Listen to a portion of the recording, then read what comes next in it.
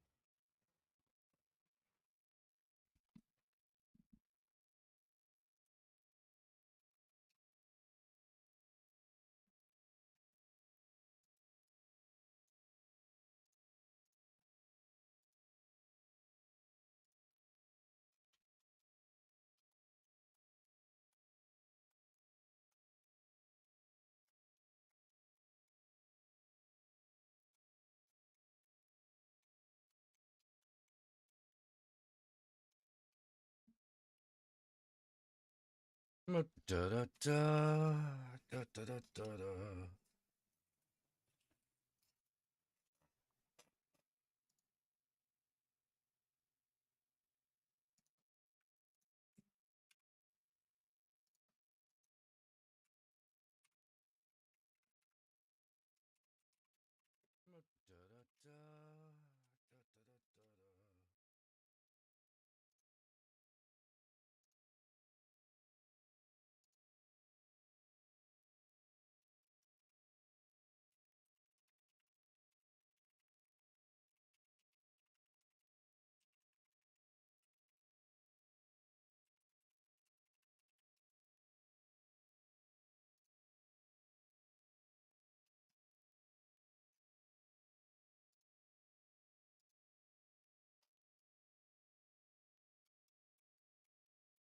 Watch a guy on the internet do random shit as he tries to figure out life. That's what we should call this.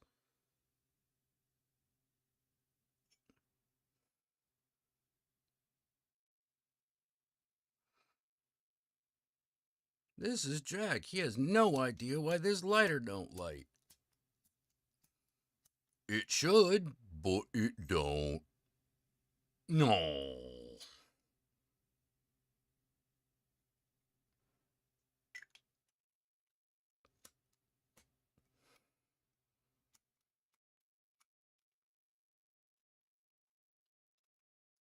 So he looks it up on the internet. Why it won't?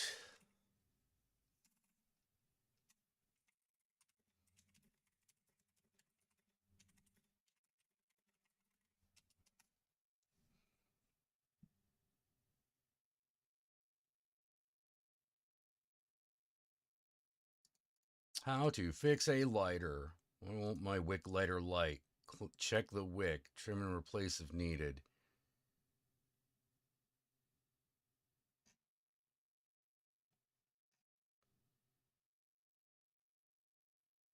Mine won't light up, just some sparks. That's exactly what's happening here.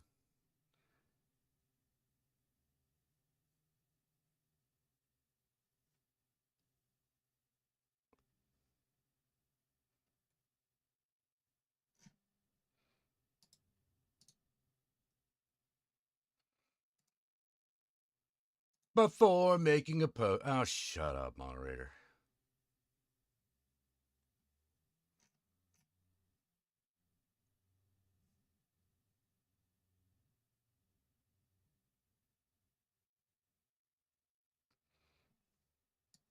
Hey, Cat Hermit. Does it have fuel in it? It totally does. It totally does.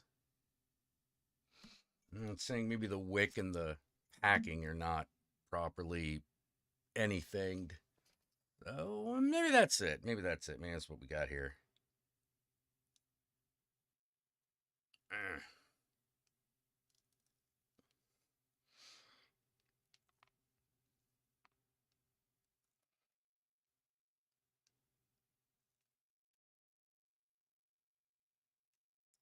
Ba-ding.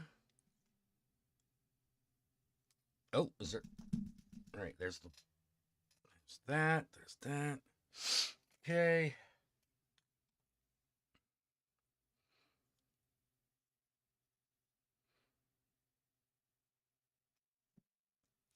Hey, how you doing? How you doing, Joe Care? I'm apparently trying to repack a lighter. Get that old cotton out. Unfortunately, I don't got no new cotton. We don't cotton to that.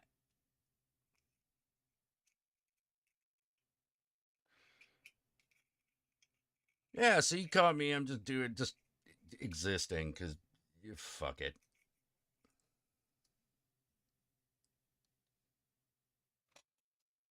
Fuck. What is this?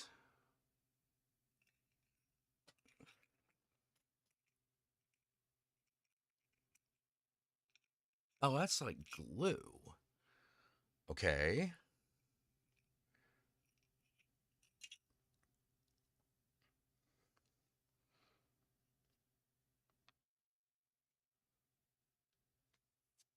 Okay, there's the wick. Clip this off.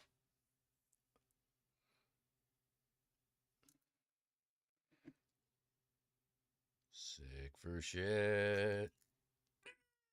Sorry, but sick, man. Does not sound fun. All right. Let's see. Let's put this back in.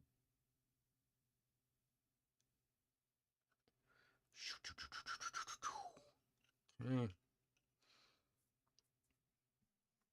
Now I guess we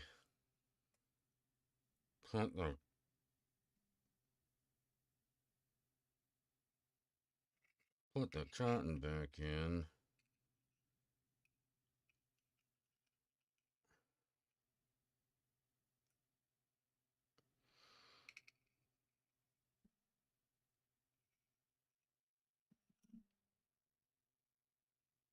Be watching Earth Girls Are Easy. Oh man. Actually, you know what? I start following Julie Brown on her like TikTok. That's kind of fun.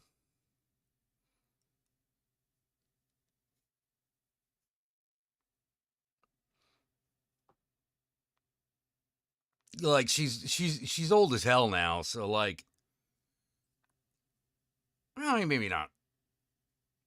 She's definitely looking a little long in the tooth, so she's kind of doing the Phyllis Diller thing.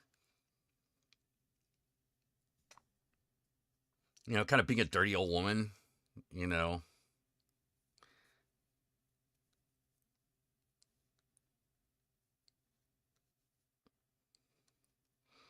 So, like that's fun.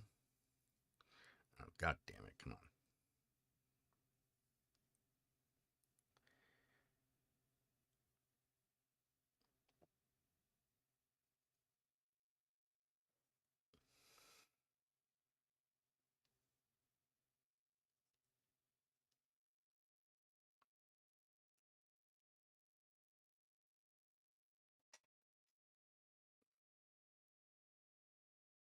Daddy gotta go to rehab. Bum, bum. Yeah, I hope you get better, Joe Carrot.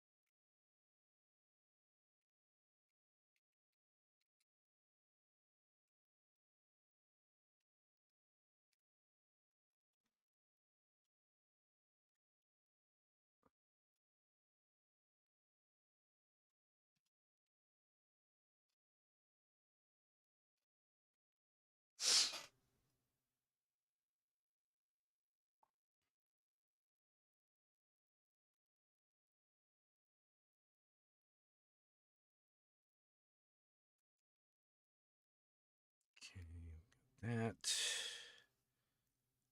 Just turn this fucker.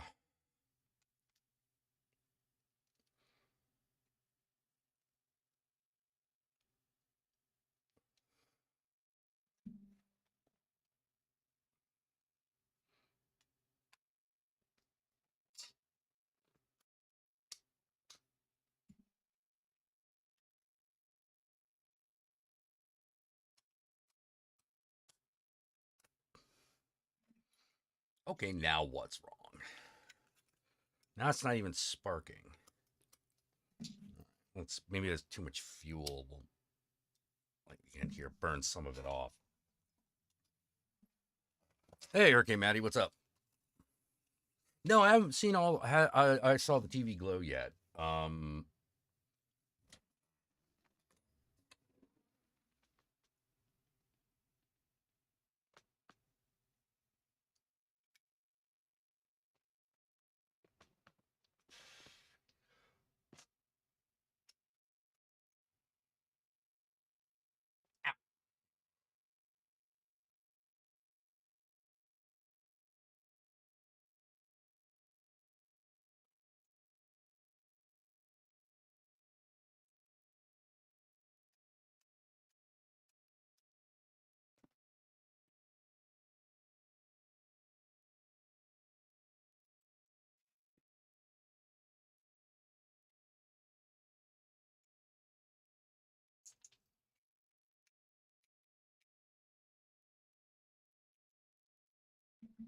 Okay, now we got a different problem.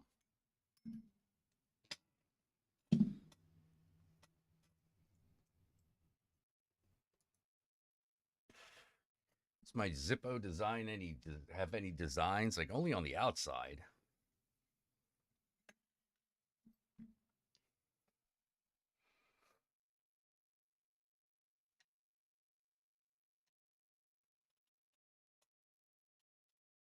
I don't know. I haven't seen it. I'm hoping it's a good movie. I'll probably watch it. Hey, hey, no.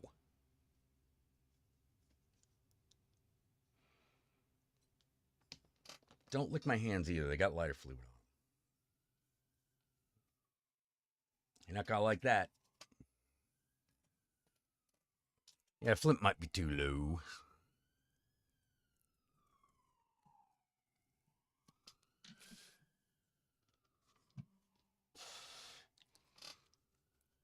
I don't know if you can tell, but my place is kind of a wreck. Part of the reason I was late today is I was trying really hard not to doom box shit. If you don't know what doom boxing is this thing the ADD people do where they just put shit in a box and then put the box away because we don't know where anything goes, man.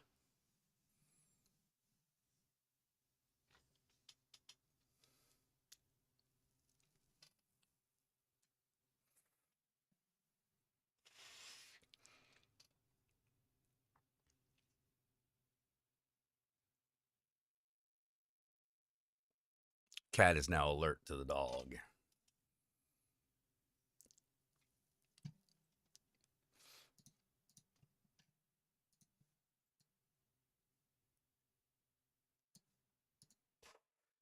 No, we'll just cover up that mess.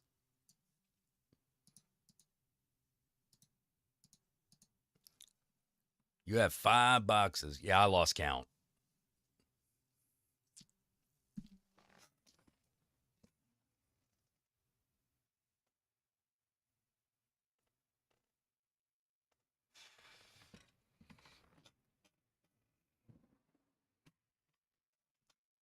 All right, maybe.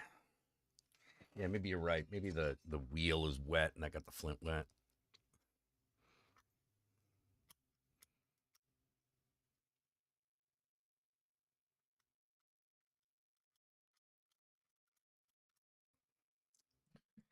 Dag nabbit.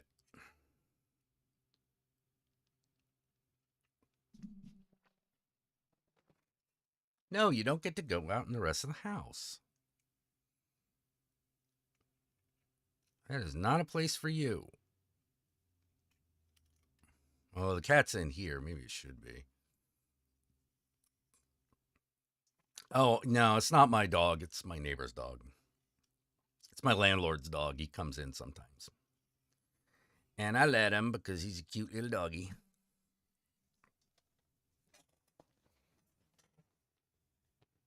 I don't need him eating cotton with lighter fluid on it.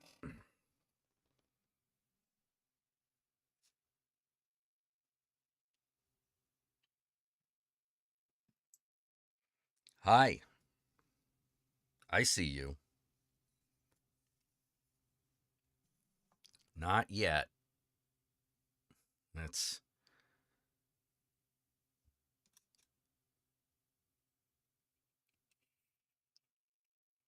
it's not going to go well. So what have I been watching as of late? Well, last night I saw Exhuma. It was a Korean film.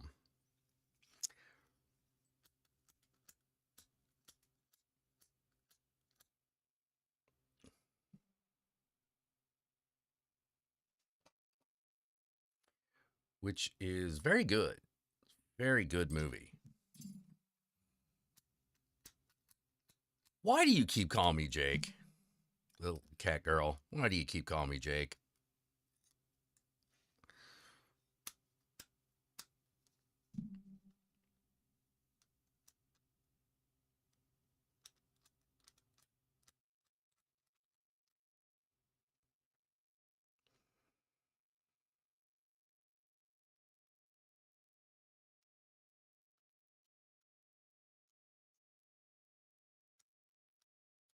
Oh.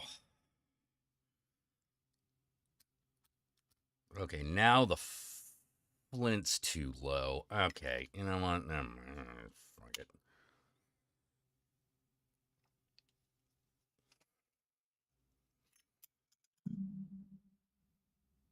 Why is the flint too low?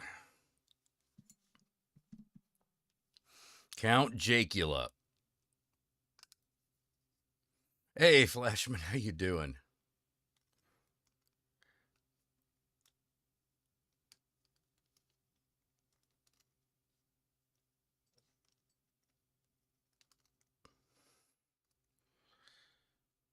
Maybe I can. Maybe I can do something about this. What do we got here? Oh boy.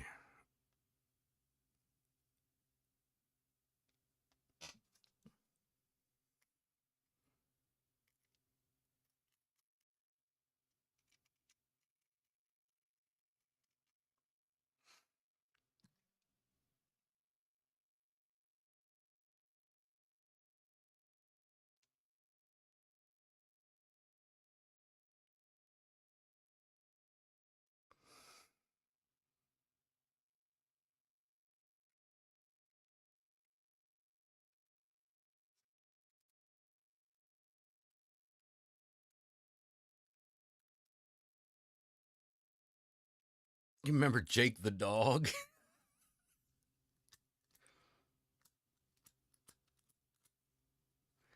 Okay, yeah. Flint is too low. I'm not getting anything.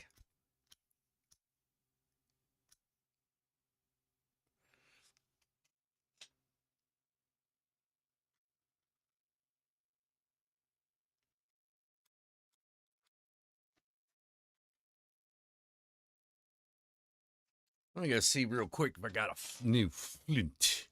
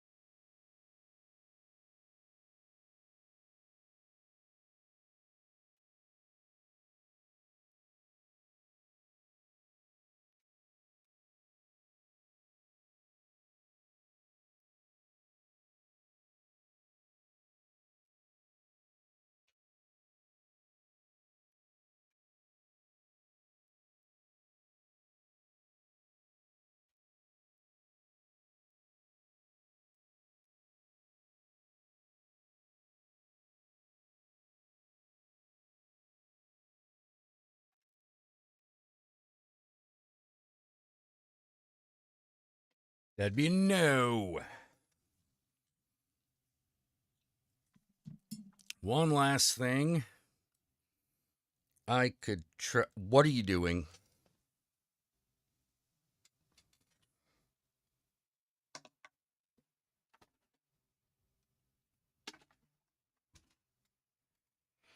Don't do that. I know you're a dog, but don't just chew whatever's on the goddamn floor.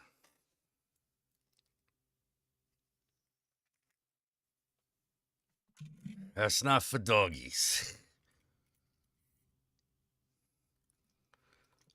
All right, there's one other trick I can try to pull. Hey! Hey, Jim, what's up?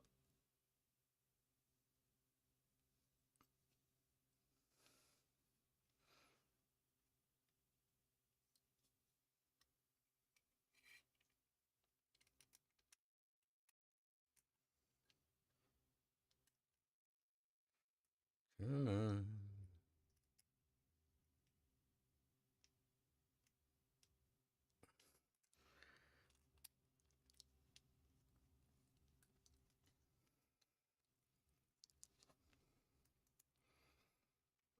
I did see that Prince Charles picture. It was weird, man. Fucking weird.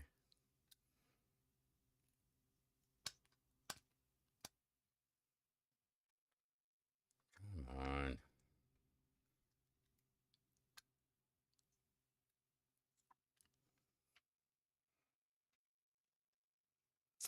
Dude, yeah, I haven't gotten through the whole season of the new Doctor Who, but I'm loving it.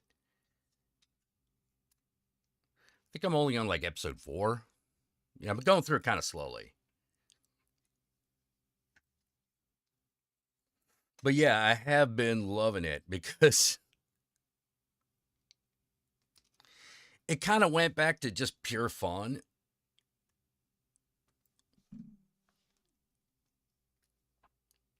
Gayest doctor fights the gayest aliens, like it's kind of amazing.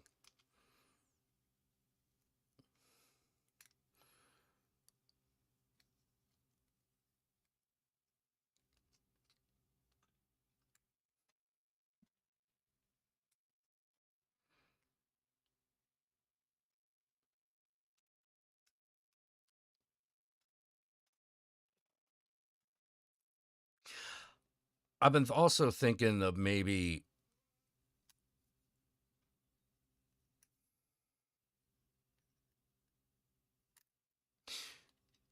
Jim, do you know when Jace's birthday was? Because I don't think that fucker ever told me.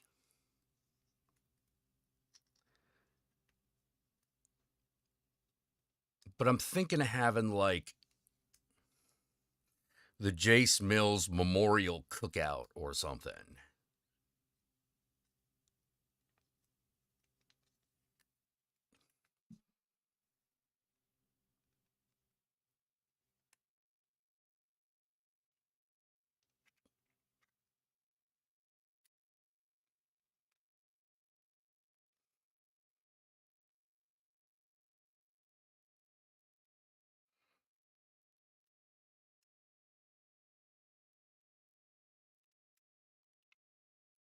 Like have a barbecue, maybe fucking.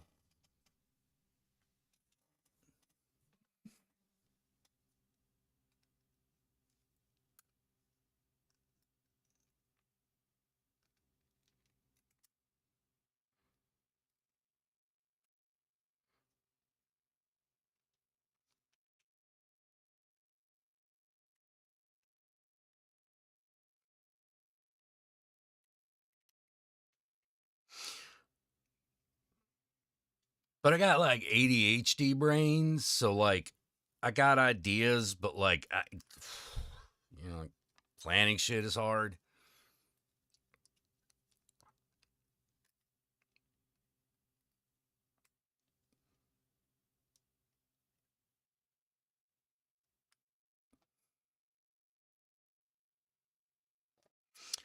God damn it. Gotta get a screwdriver. Hey, Massimo.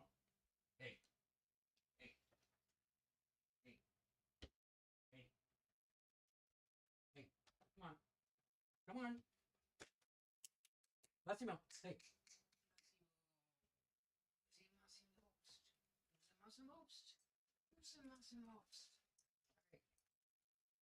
All right, there we go.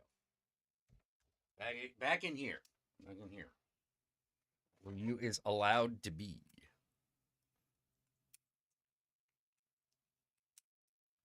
Ha, there we go. All right.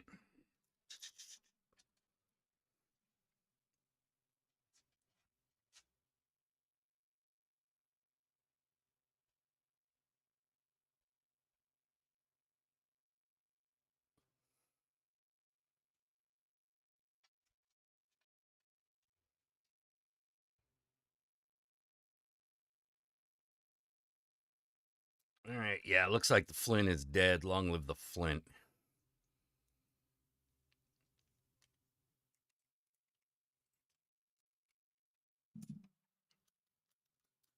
Yeah, it's not even sparking.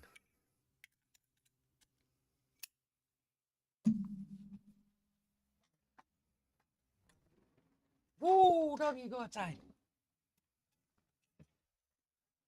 All right, he's happy. What do we got?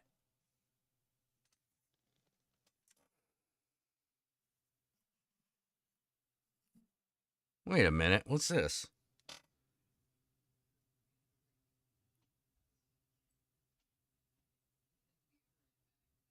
Is this the other is this the other part of the Flint?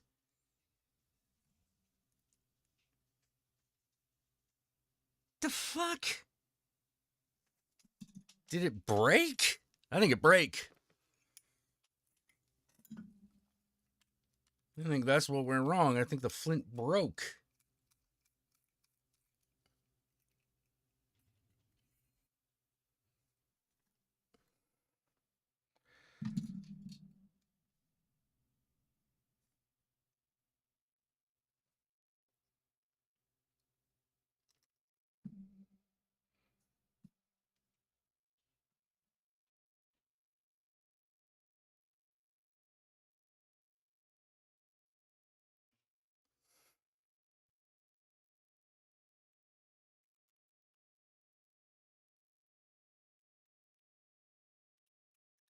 Hey, Perry, what's up? Perry of the Ages?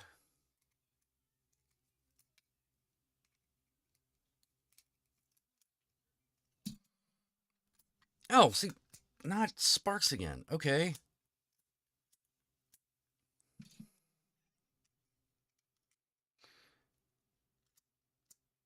Didn't you have the fucking... We didn't have the shit in it? So what the fuck was... What have I been grinding down?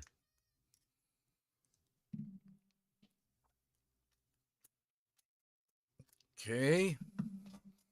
God damn it. Oh, hi, cat. Okay. Oh. I was just coming in for him. I grabbed something. Oh, stuff.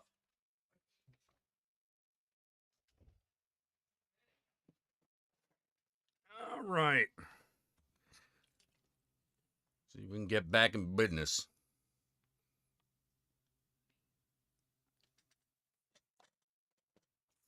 Do.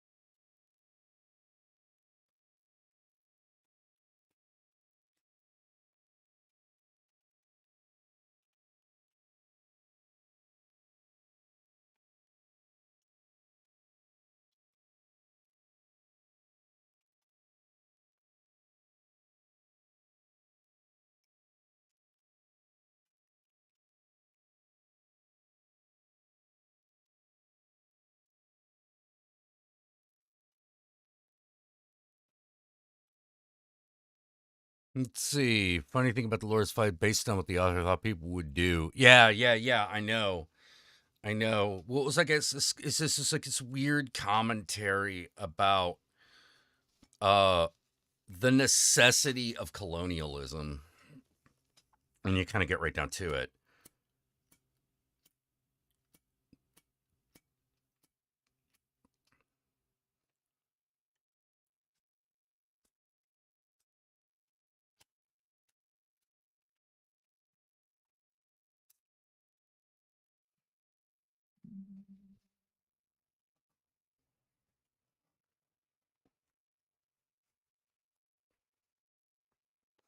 Well, yeah. We simultaneously expect too much from children and don't give them enough credit.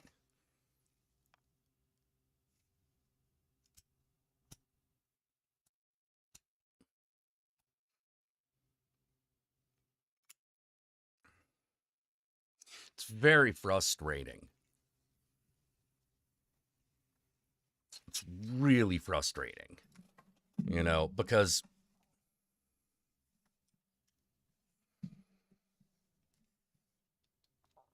like we keep wanting him to do shit like stay still.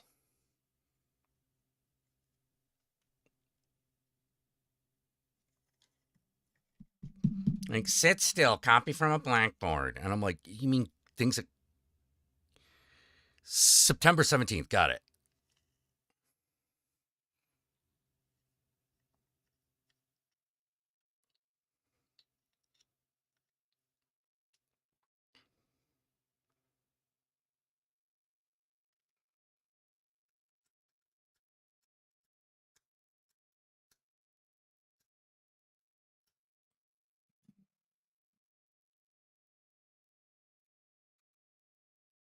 Yeah, but the thing is kids are actually quite clever.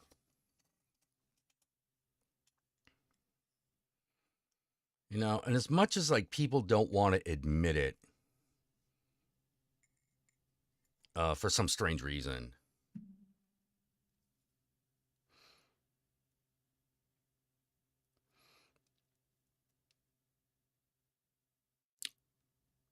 boys are actually quite clever.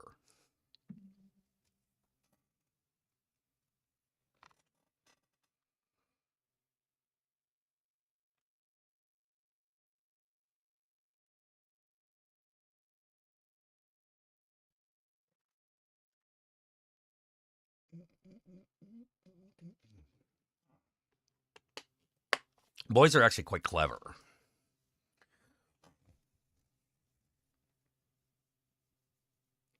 We're just for some reason we're invested in making sure that we keep telling them they're stupid.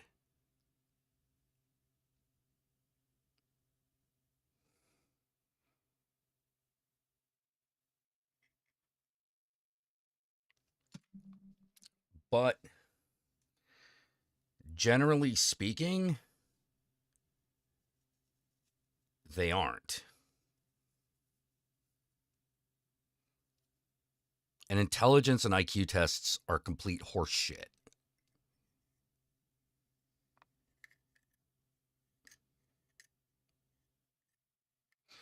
Beyond like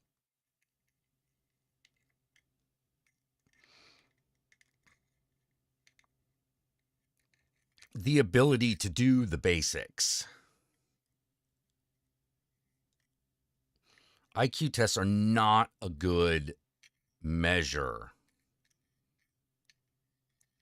of a person's intelligence.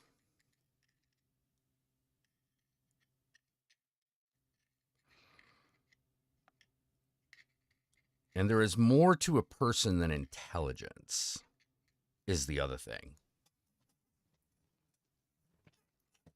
Like, one thing an IQ test is really bad at finding, I mean, like absolute dog shit,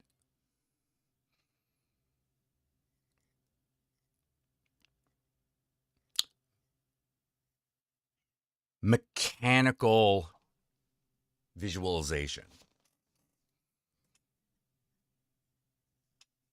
Did you ever did you ever take an intelligence test?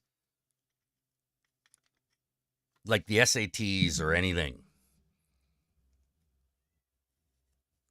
that asked you to solve a mechanical problem? The answer is no.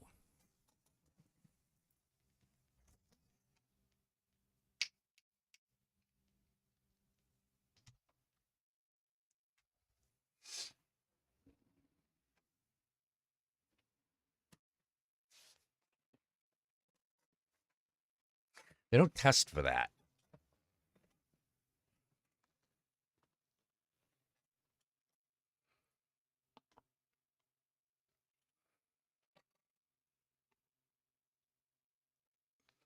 It's not something they look for because we consider mechanical ability, we consider mechanical visualization to be a dummy skill.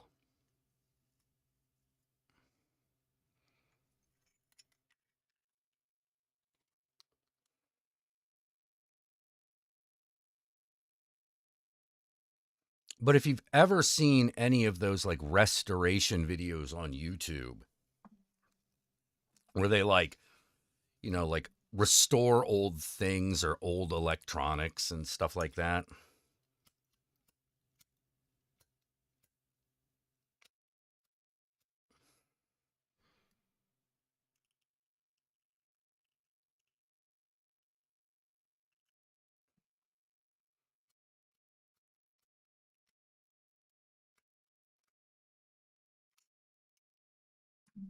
Let's see. There's got to be stuff in there. Yeah, there's stuff in there.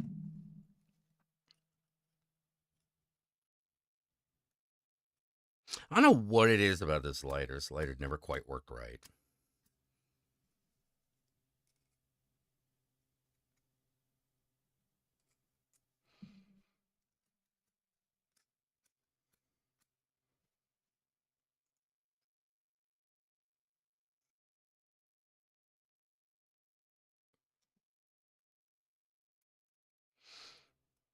Changed the wick. I've changed the flint.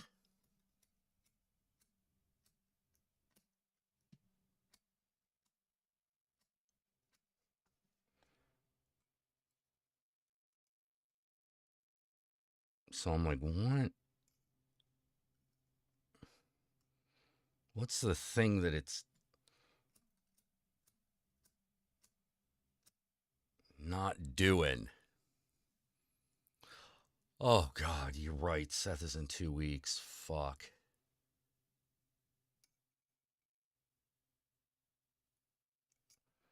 Man, I miss that guy.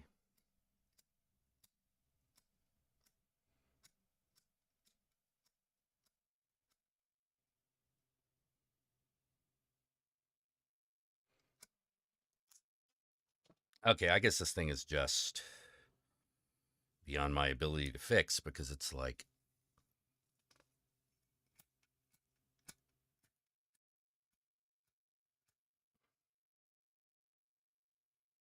unless it's the wheel. I mean, I haven't tried to replace or fix the wheel, but I mean, like,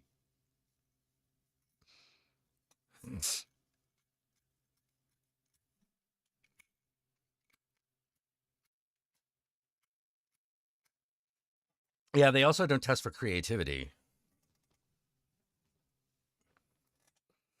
And there are things you can actually look for, you know.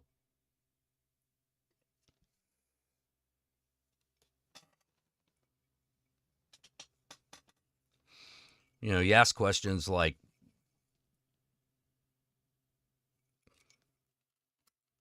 how many uses can you think of for a paperclip?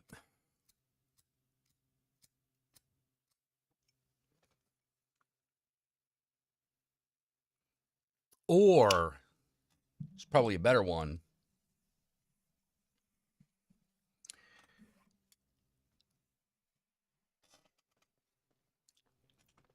how many questions about a paperclip can you come up with?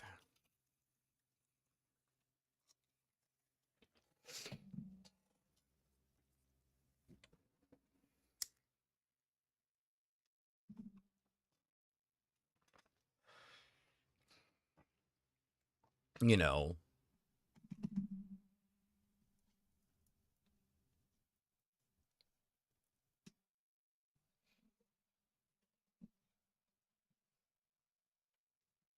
like for example,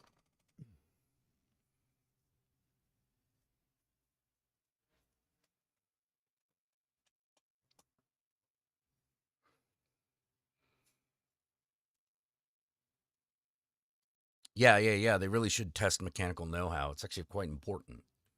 Um,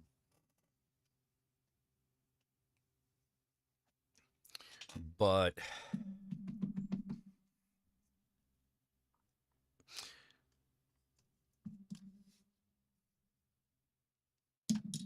to a lot of people, that stuff is like art skill. They don't prioritize it. They don't think it's very important. And so there are a lot of kids who go through life thinking that they're not good at anything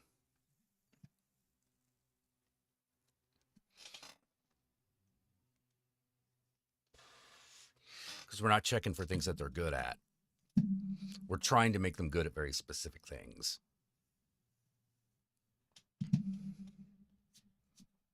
which is a terrible, terrible way of getting anybody to do anything.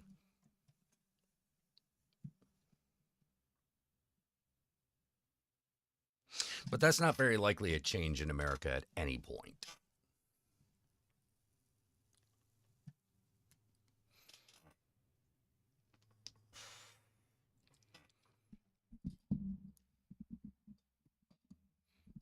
The IQ test was also built with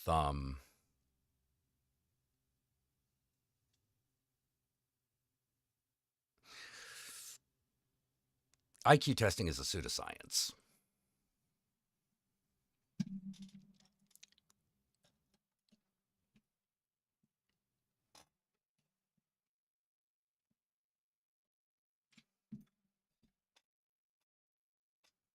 No one knows how smart anyone really is.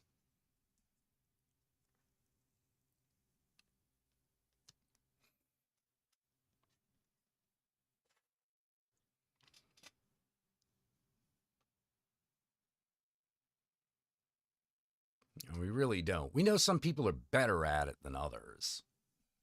We know some people are smarter than others because we can see it. But we don't, yeah. IQ is racist, classist as fuck. As fuck.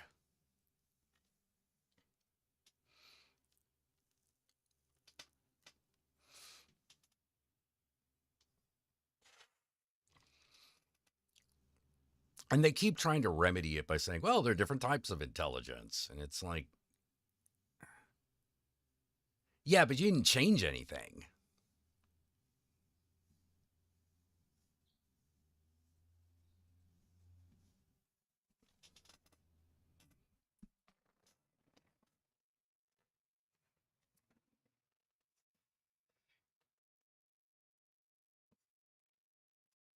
You didn't actually change anything about the testing, about what we were going to do with it. Yeah, it's a new age of phrenology. It's 20th century phrenology.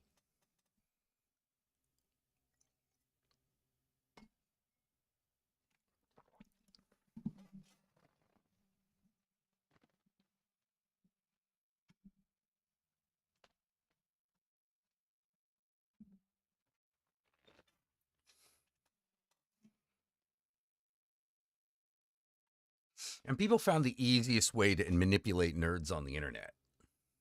You tell them they're smart.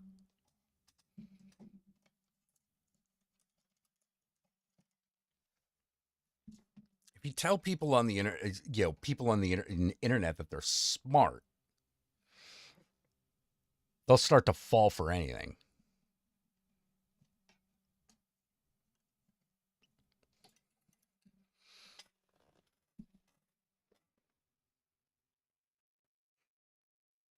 It's upsetting.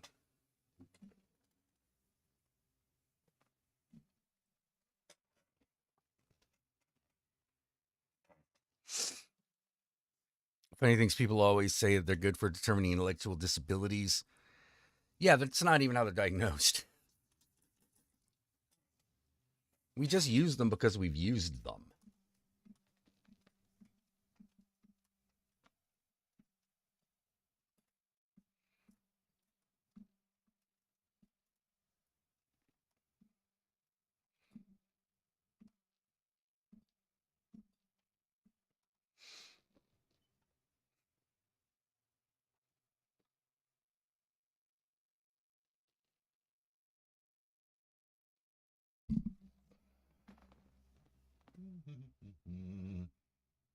Checking out my screen. Does it look good? Now we're going to clean the camera lens live. Look at that. Now it looks like we're in a dream. Oh, hey, Chloe. How you doing?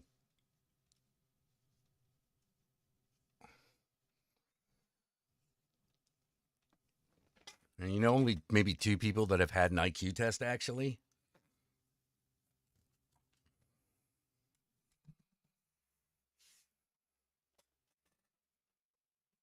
Gave me so many of them.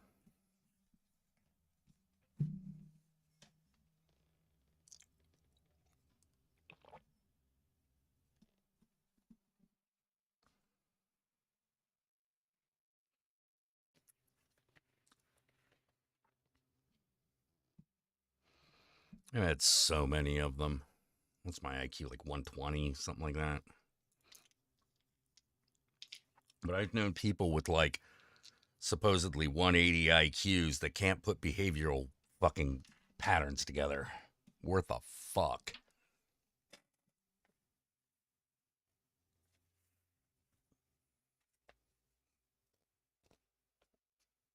That guy can't be a pedophile. He seems so intelligent. Wait, what? Nothing to do with it.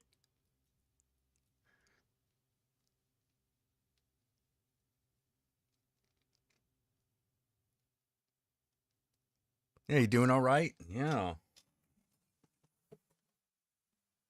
Yeah. Yeah, as you can see, I'm kind of like futzing around the old video workshop, just kind of cleaning things today.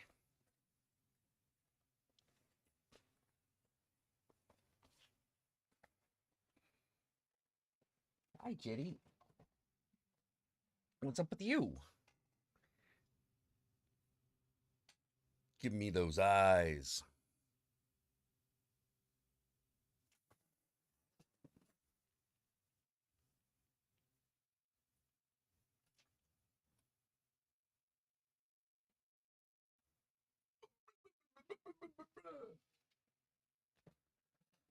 Oh,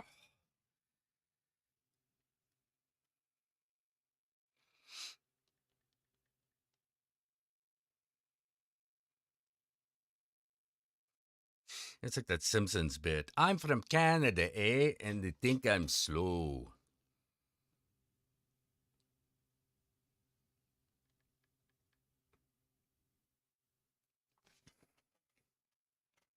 I forget where you're living these days, Chloe. Are you living in I know you used to live in Phoenix and then you moved. Like you're in is it Colorado? Oh, if I can meet one horror actor who's no longer with us. Oh, Vincent Price. Oh, what would I say to them or ask them? I don't know. I don't know. Can we be friends? Like it'd probably be something like that. Well,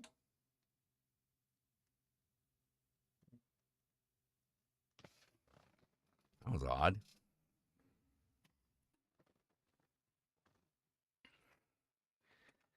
Yeah, I don't like IQ tests either.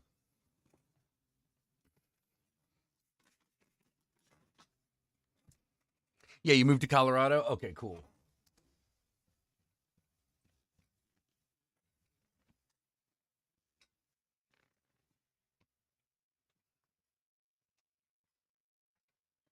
Actually, I gotta tell you, Chloe, like one of my favorite stories that you told me was of the guy that took 2 hours to shit.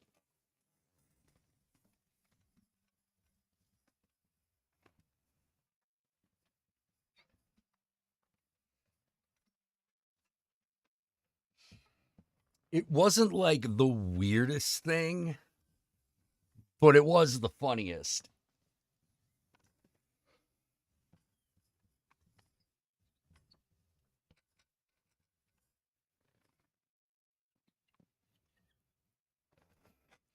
Yeah, it takes me 2 hours to shit. Mm. Just like anybody. Well, no. No, you need to go to the doctor, man.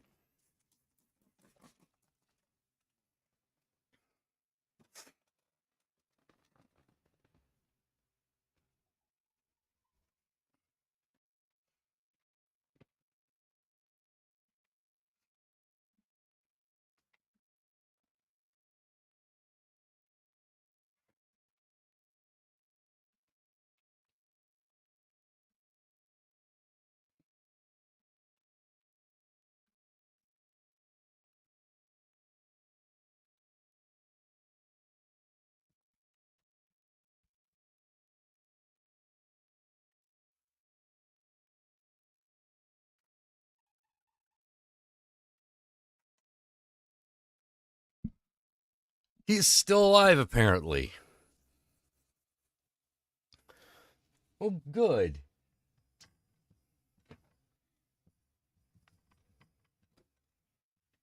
Because if he had died, everyone would be like, did he die of a colon obstruction? You'd be like, no, hit by bus.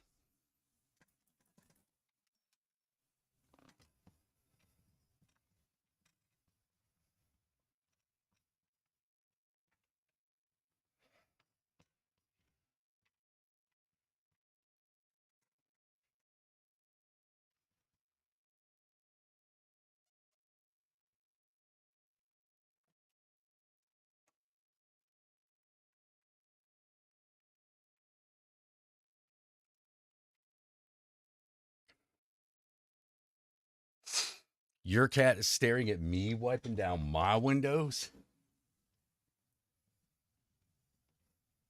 He's trying to figure out the magic.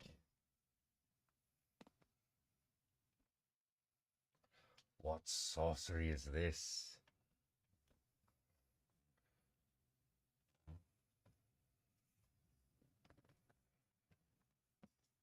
It can make dirty things clean again.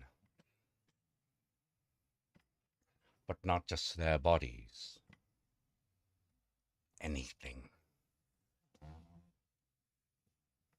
They have these odd appendages like paws, but they got little curly bits at the end. Not like claws. Just pads that curl.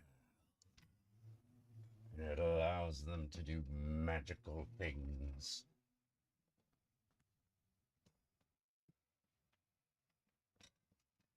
I sometimes wonder if like animals think we're like the equivalent of elves.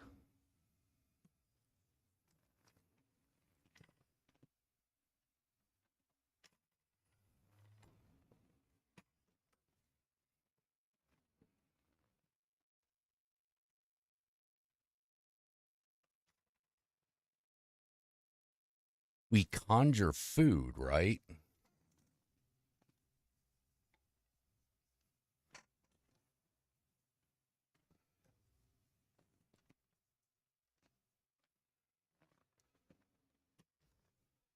I keep thinking about that. In a world that has magic, isn't magic just like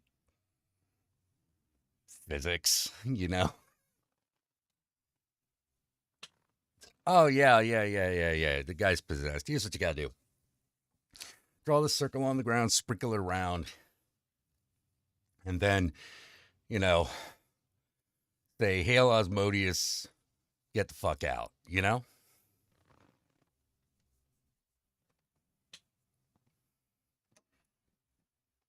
I'll fix it right up.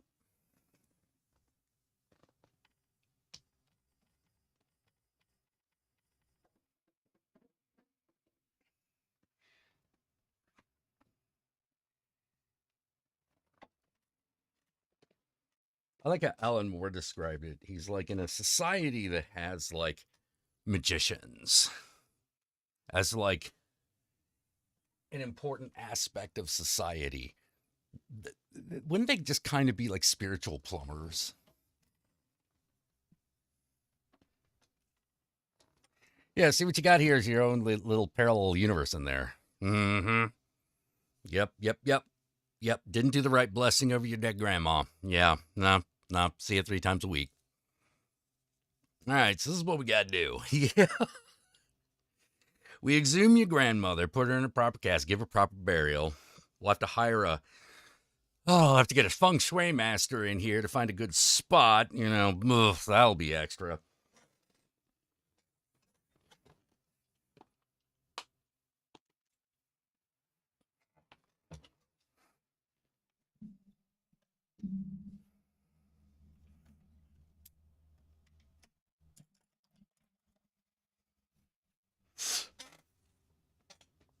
You know, but then we'll need to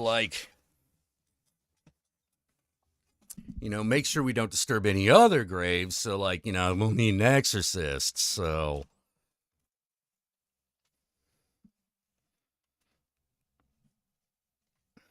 yeah. Oh, and what's that?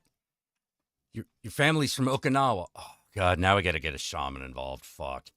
Yeah, yeah, yeah. This is gonna be a lot more fees.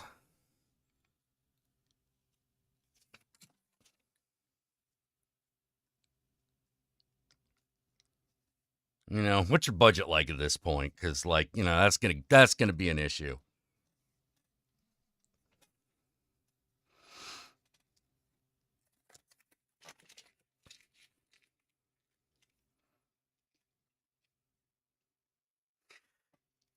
So yeah, like one of the movies I saw recently was Exhuma, which is a Japanese, sorry, not Japanese, Korean.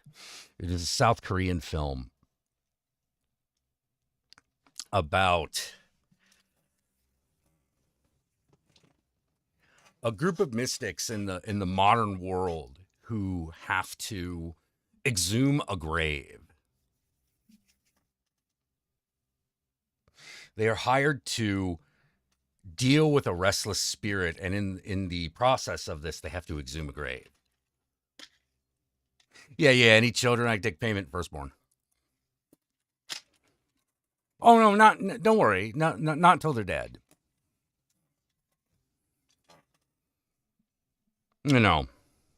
Just promise me the ghost of your firstborn. That's it.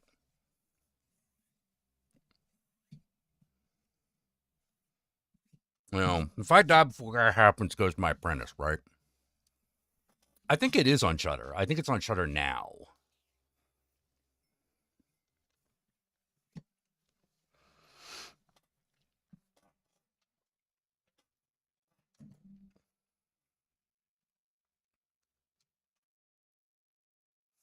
It's kind of cool because it has the actor that played Old Boy as a feng shui master. And the interesting thing is now he's an old dude. Like Old Boy always looked like a little rough, but now he just straight up looks like an old man. So you're not going to necessarily, you're not going to recognize him at first.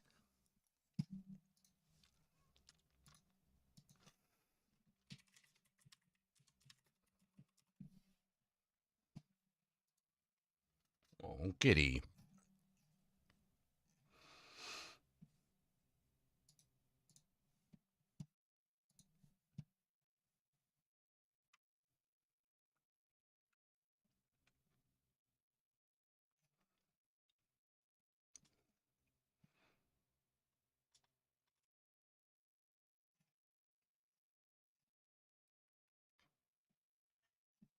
Aw, kitty.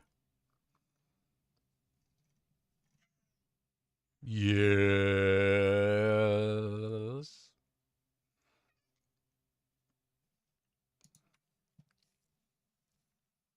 Yeah, he's great in I Saw the Devil.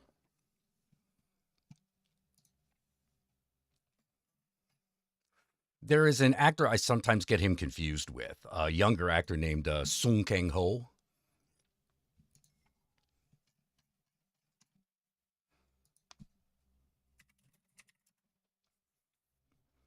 Because he looks kind of like Dude did back when he did Old Boy.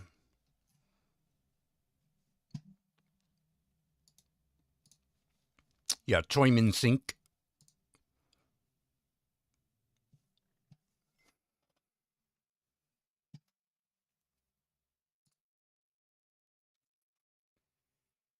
You know, like if you look at pictures of him of Sung Kang Ho, uh, now he looks like Choi Min Sink did when he did Old Boy.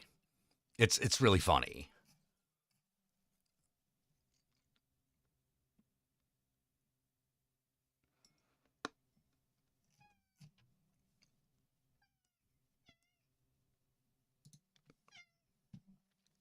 Hey, Jilton,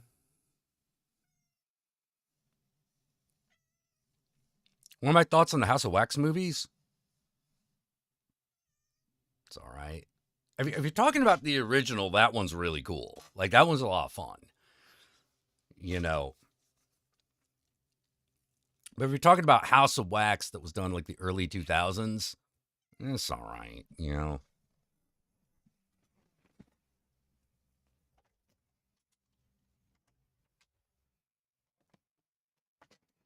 it's not my favorite. On a scale to A to F, I give it a C.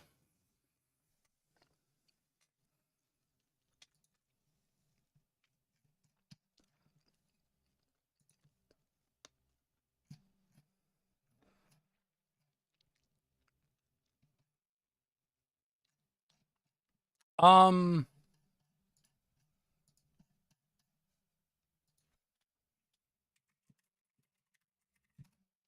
no, it's not the guy from Fast and Furious.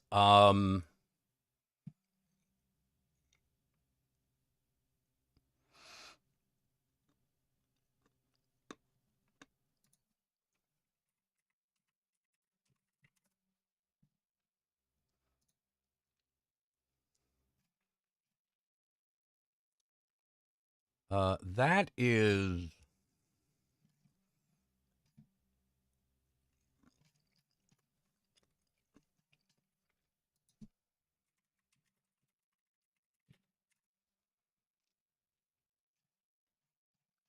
I'm looking it up. Hold on, I have to look it up. Like that's a different actor. Sung Kang.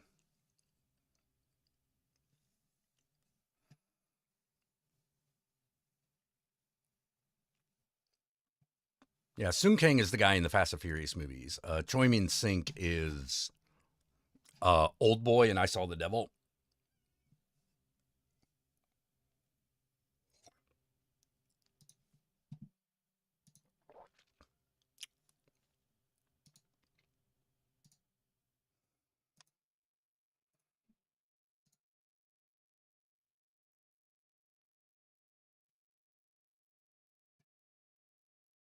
And the other guy is Sung Kang Ho.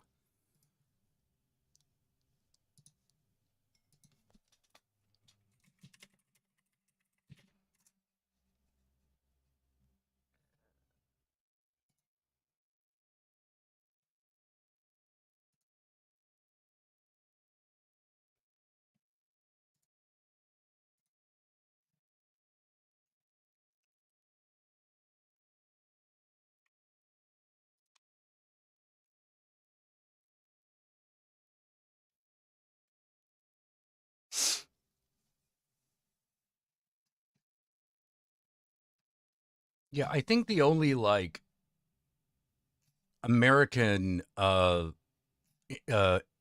English American language movie that he's been in is Snowpiercer.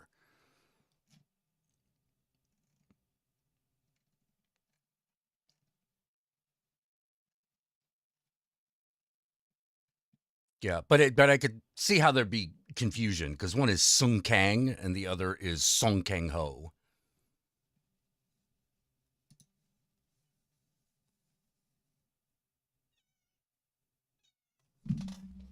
Dude, what is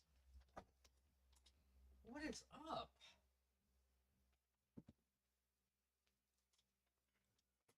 Oh, he's really upset. Yeah, yeah, yeah. The guy from Parasite. Like all three of those guys have like kind of classic Korean male faces, Korean like leading man faces.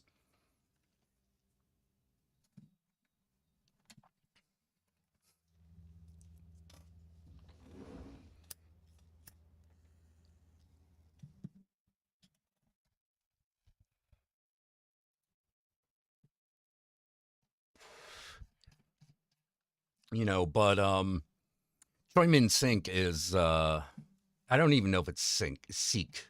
Seek might be sick. Choi Min Sik. Choi Min Sik is like he the one that looks the roughest. Like he looks like a guy who survived a gang war. Like he looks like he fucking had a heroin problem. Like he looked like he lived rough.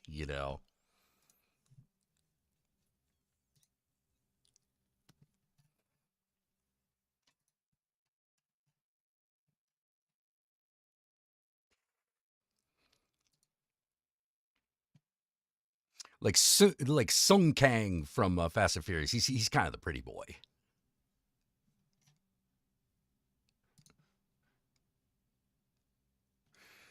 Whereas Song Kang Ho is like your aging, good looking dude, but he's not quite old yet.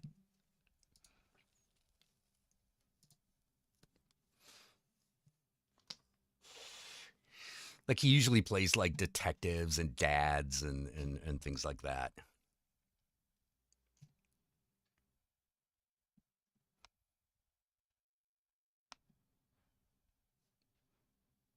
Yeah, he was also the guy from The Host. He's the lead character in The Host, Song Kang Ho.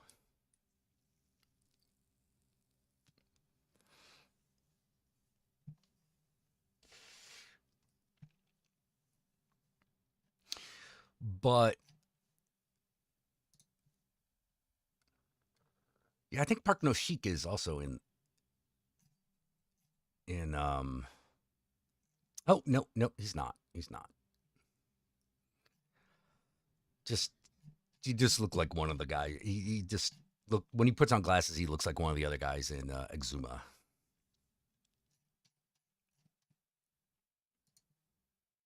The thing I kind of like about Exuma is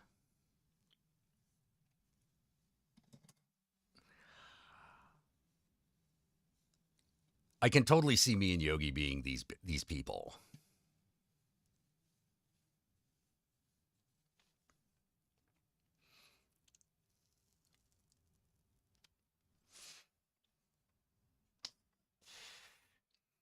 I don't know who would be who though. You know,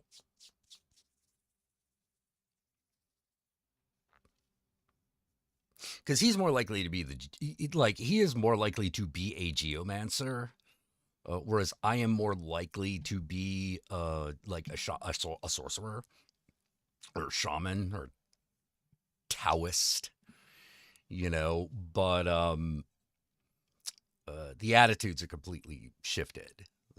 Like I act a lot more like I'm a lot more like the fucking geomancer in the fucking movie.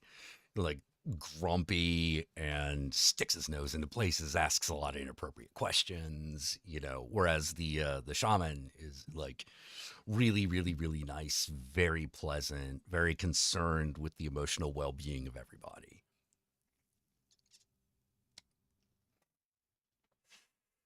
Where the geomancer don't give a fuck.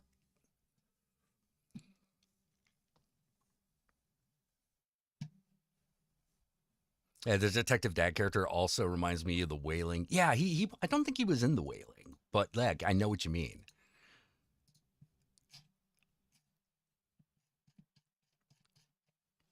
Hey, let me double check that. Like Exuma was like that was Boffo at the fucking Korean box office. It like broke records. Yeah, no, no, no. Neither of them are. None of them are in the. None of them are in the Wailing.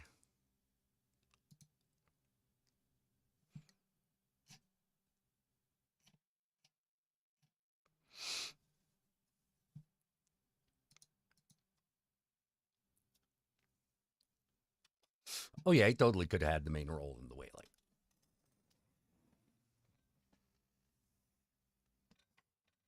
But funny enough, like The Wailing, Exuma also is also about deals with Japanese Korean relations.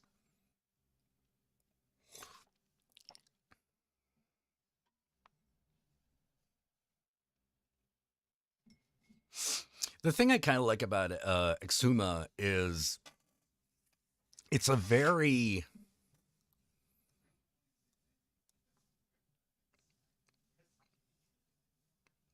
it is a movie that does not do the oh, is it a monster? Is it a ghost? Is it a whatever? No, no, no. It's like, straight up, the minute things go wrong, they're like, oh shit, we know what this is. Quick, get out the glutinous rice. Like, quick, we gotta sacrifice 5 pigs.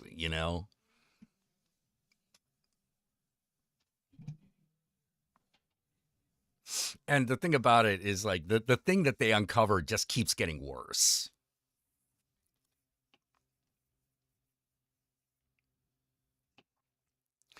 It starts out with, yeah, we got to move this body because it's like not buried in a proper place. That's not good because it's turning it into an angry spirit. And so they move it and they realize, ah, fuck, it's not just an angry spirit. It's a gaki. It's a hungry, it's a thirsty spirit. It's a thirsty ghost. Fuck. Okay, now we got to deal with that. And then it just keeps going.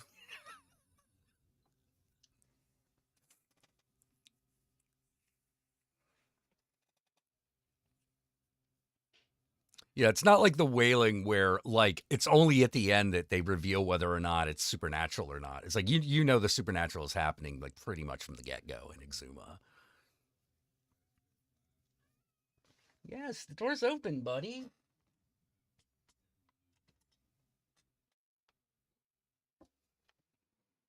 Why do you sound like nobody loves you?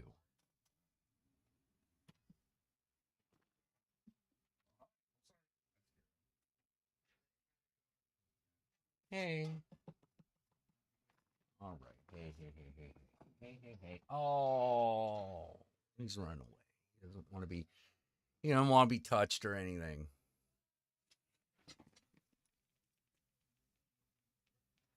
Oh, I'm not trying to. He's unhappy. Kitty is unhappy.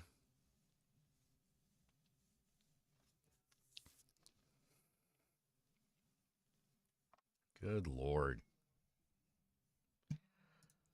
Uh so yeah, with the now that the first draft of the Babylon manuscript is done, I'm now working on the Kickstarter and everything for that,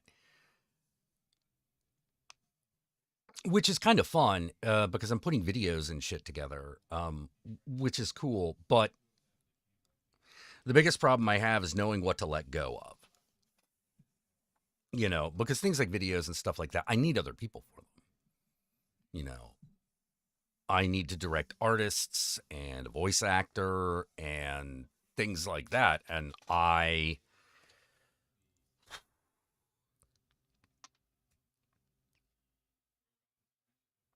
not sure how much of an artist I should be with it.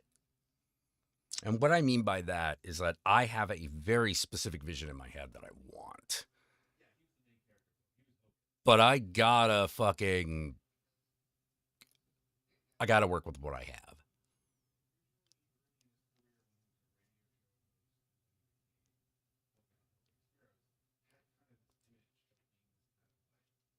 And so that's hard for me. That's hard for me.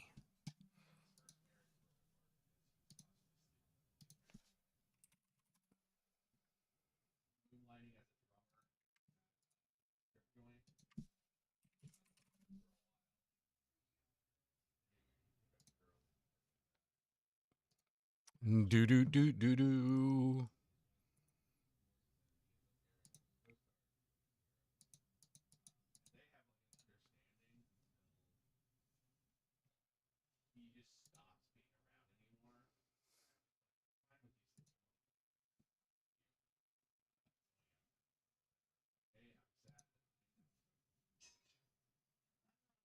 Man. Ugh. Yeah, yeah, yeah. So that's occupying a lot of my days. So my days are filled with a lot of stress, which oof. And like me admitting things like that is kind of my way of not being like not acting like a CEO asshole boss, because I don't want that. I don't want to be that, I don't even know if I have the option, quite frankly, but like I definitely don't want it.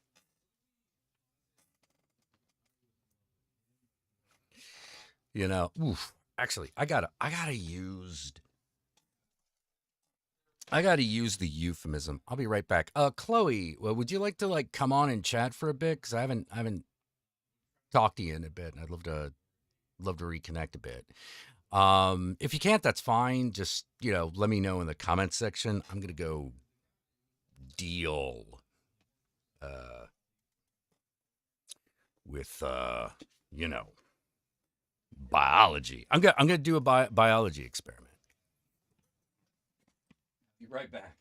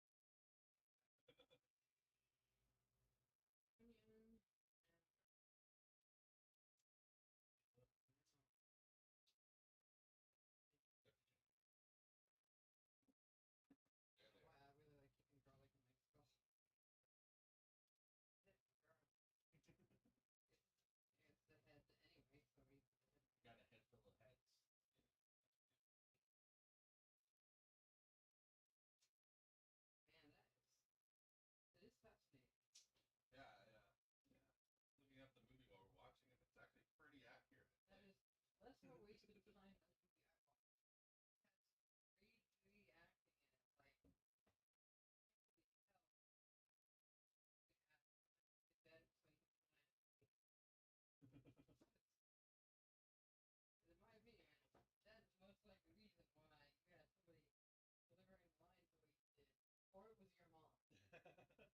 actually really liked about the movie adaptation of this story was um, the way Greg Kinnear plays the part, and you have like this. At the beginning, he very much is almost like a Boy Scout, like family man kind of guy. Very kind to everyone, very nice to everyone, and everyone loves him and all that stuff. And you get to the end of the movie, and he still thinks he's that guy, but he's become such an asshole that no one wants to be around him. He doesn't understand why. Yeah, he still thinks he's that guy. He still thinks he's the likable guy. Yeah.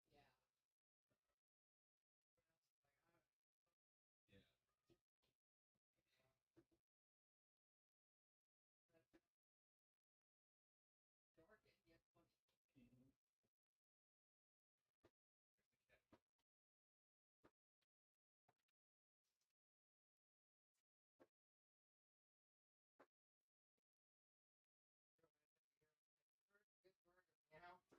Oh, Odin's out there.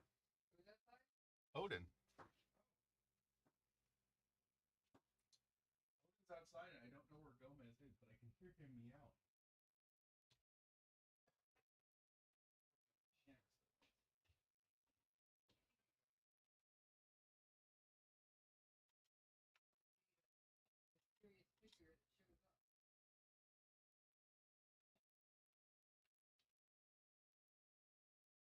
There's Gomez. You just had to leave the kitchen, Josh. Yep, now Gomez is here. He was like, fuck that scary giant.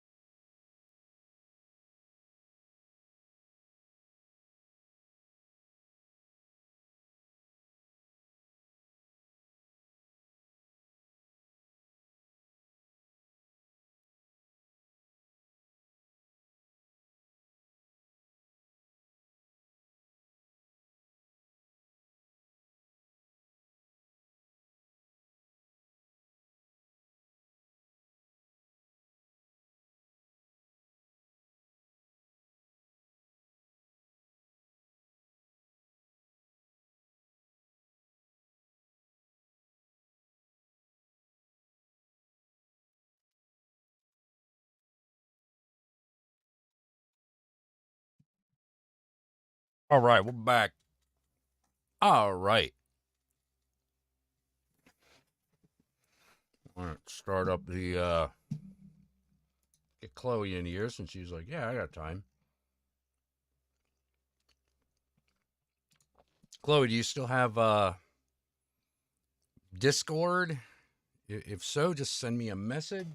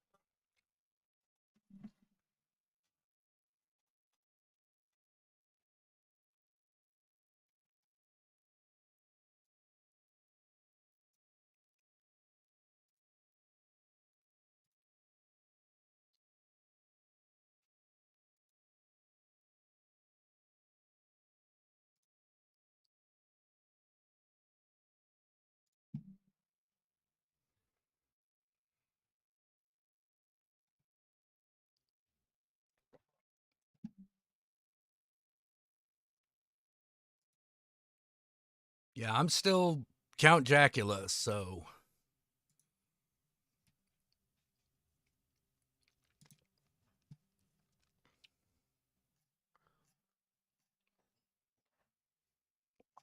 I'm easy to find.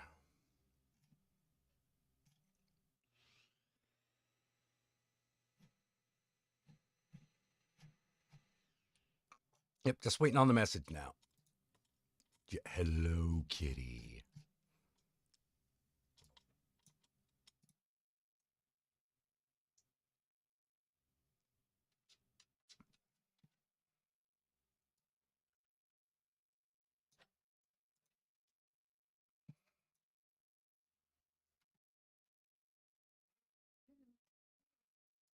Dang cat. Goes back in the door. Oh no, it's a puppy. Woof, woof. Woof, woof, woof. Okay. Look for a band recommendation. Ghost. Ghost is good. What's my Discord ID again? Okay, no, you don't get to go in there. Don't go in there.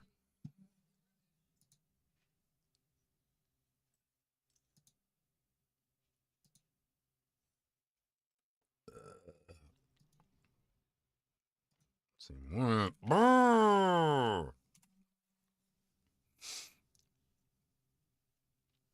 You know, my Discord idea should be Count Jackula.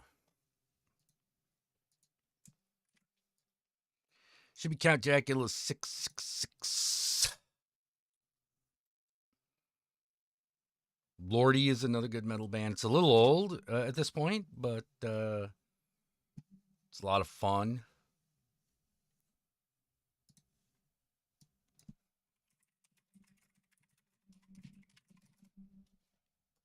You know, like here's one from Lordy that I love.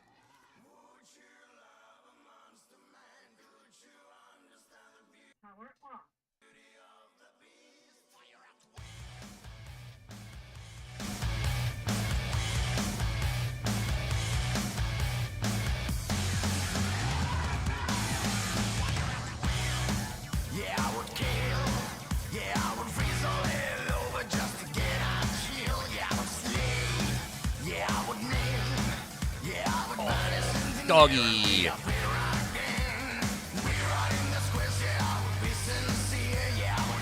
Yeah, it's Lordy.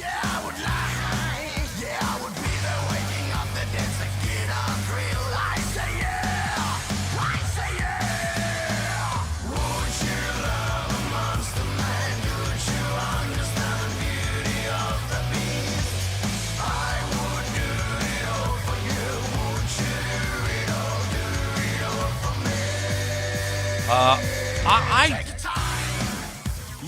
don't know if they did. They had like a female character that was actually played by a guy, but like.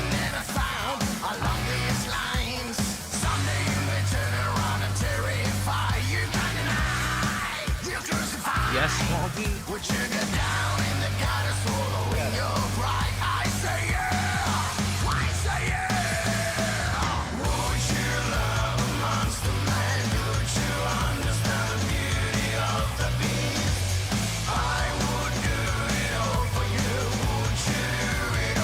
That friend request. I see it.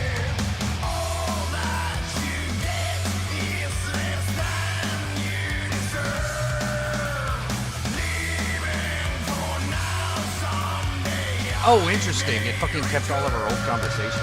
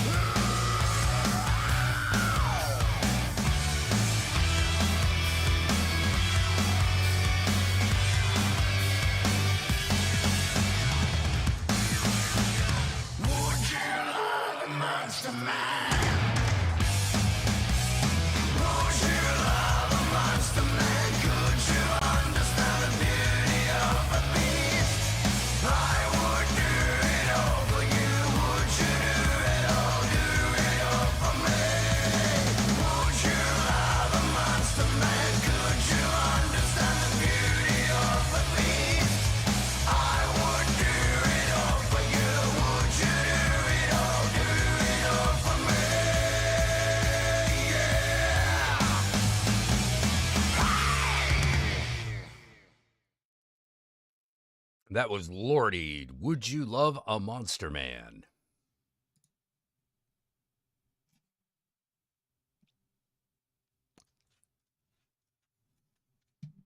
Good stuff. Oh, they did an album back in 2023? Shit, I missed it. It's called Screamwriters Guild. Huh.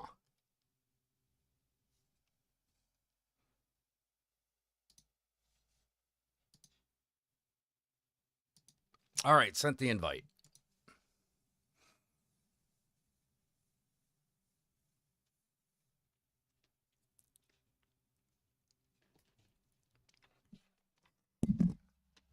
Oh, I love I love role-playing games.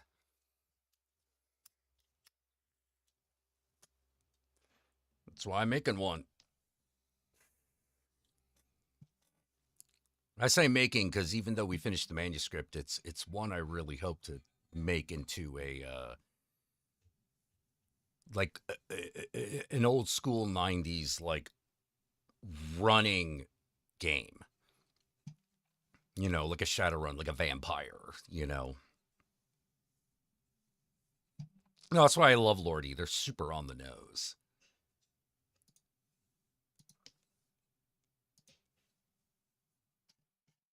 I think about the only thing that Lordy did that I didn't like was Floors. I think it was called Floors or Dark Floors. It was like a horror movie they were in. It's really bad. Yeah, Dark Floors. It's a really bad movie.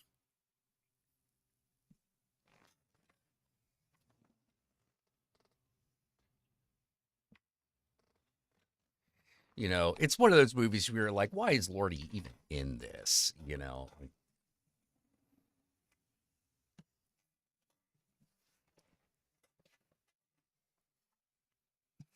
I kind of wish it had been if it had been one of those movies where like, oh my God, they go into a haunted house and it's haunted by Lordy. Like that'd have been okay, but no, it's like in a hospital, there's an elevator and like there's an autistic girl with like psychic powers. You're just like, oh, come on, stop. This is bad.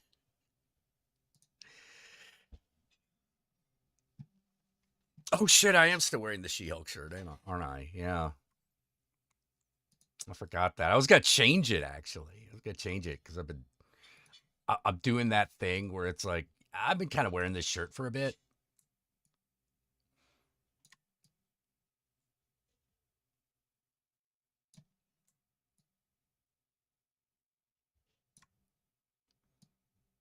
Okay.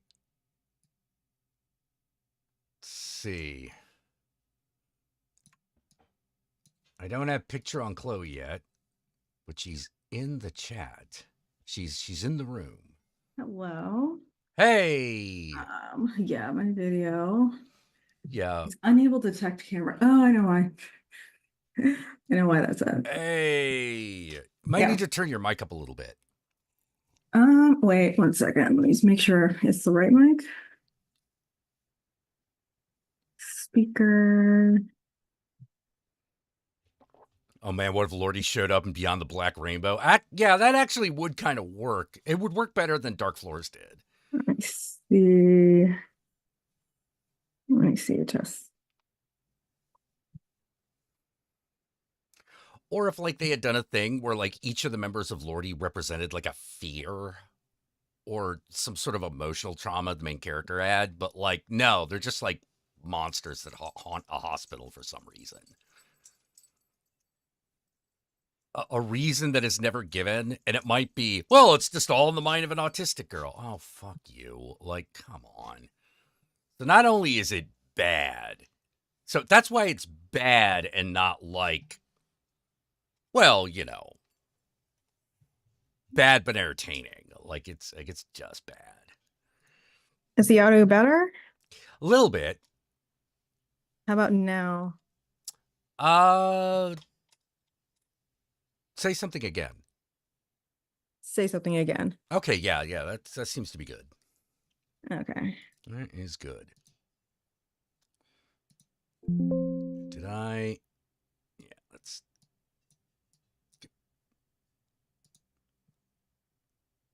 All right, there we go. So how you been? I've been good. I probably should not watch myself on stream. That would be like kind of trippy. Oh, it's cute. You get the cat is like behind you, like yes. Yeah. He's like you're sitting there like a familiar. That is Nicholas, but typically Babs is always there, and he just started coming up there now. Typically, it's his like name is Nick. Ooh. Nicodemus. Nicodemus. Full Good name and is spooky, you know. But yeah. But yeah, mostly it's Barbara that's up there, which is his mother. But she's somewhere. I just remembered I had this weird dream that I was like training this bird that talked. But it was like a parrot with a demon voice. You know, it was, you know, and it wouldn't say Polly want a cracker. It would say full sentences, but it would be like,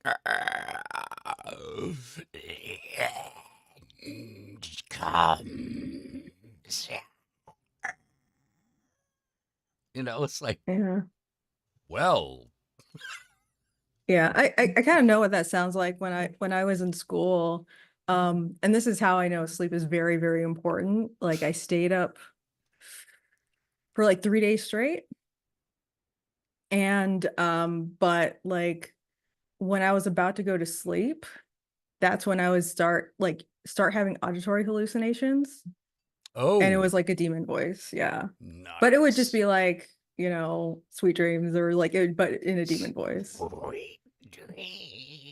But yeah, or like it would make it sound like someone opened the door, their footsteps come closer to the bed, and it was like sweet dreams.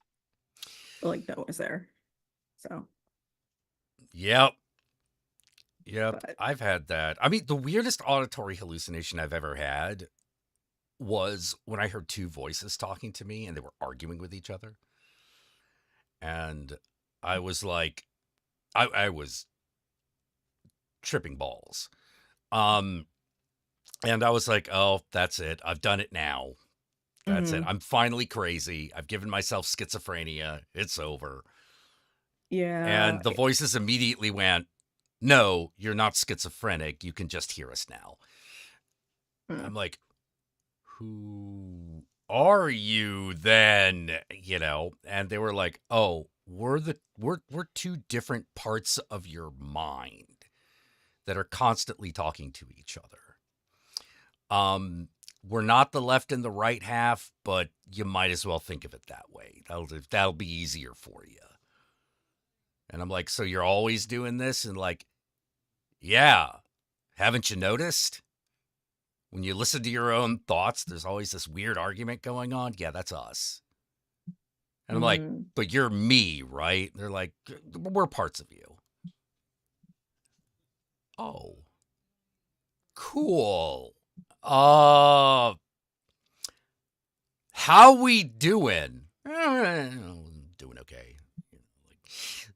My inner voice is always like, yeah, everything's fine. Don't worry about it. Everything's great. Or as great as it can be.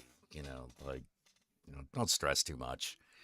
And I'm like, that is an odd like come to Jesus / Buddha moment to just be like, we okay? Yeah, you're fine. Sorry. Yeah. I just remember this video. It was like a skit of like, like how it was kind of like set up like, a Hannibal Lecter type of character, and the FBI is like, we know the location of this hideout, and the guy's like, yes, absolutely. Let me go into my mind palace, and then it's like all the hijinks of can't find anything in the mind palace, and then he like talks to his like assistant. He's like, but you're part of me, and he's like, yeah, but like we've had great and then he gets stuck in the elevator, and ultimately just like an occurring theme in my dream is I don't really have a mind palace. There are several locations that keep showing up, one of which is I refer to as the Chapel Perilous, which I see as like this gigantic library in a Gothic cathedral that is just filled with books, and they're all over the place. Like some of them are properly on shelves, and others are just in big piles.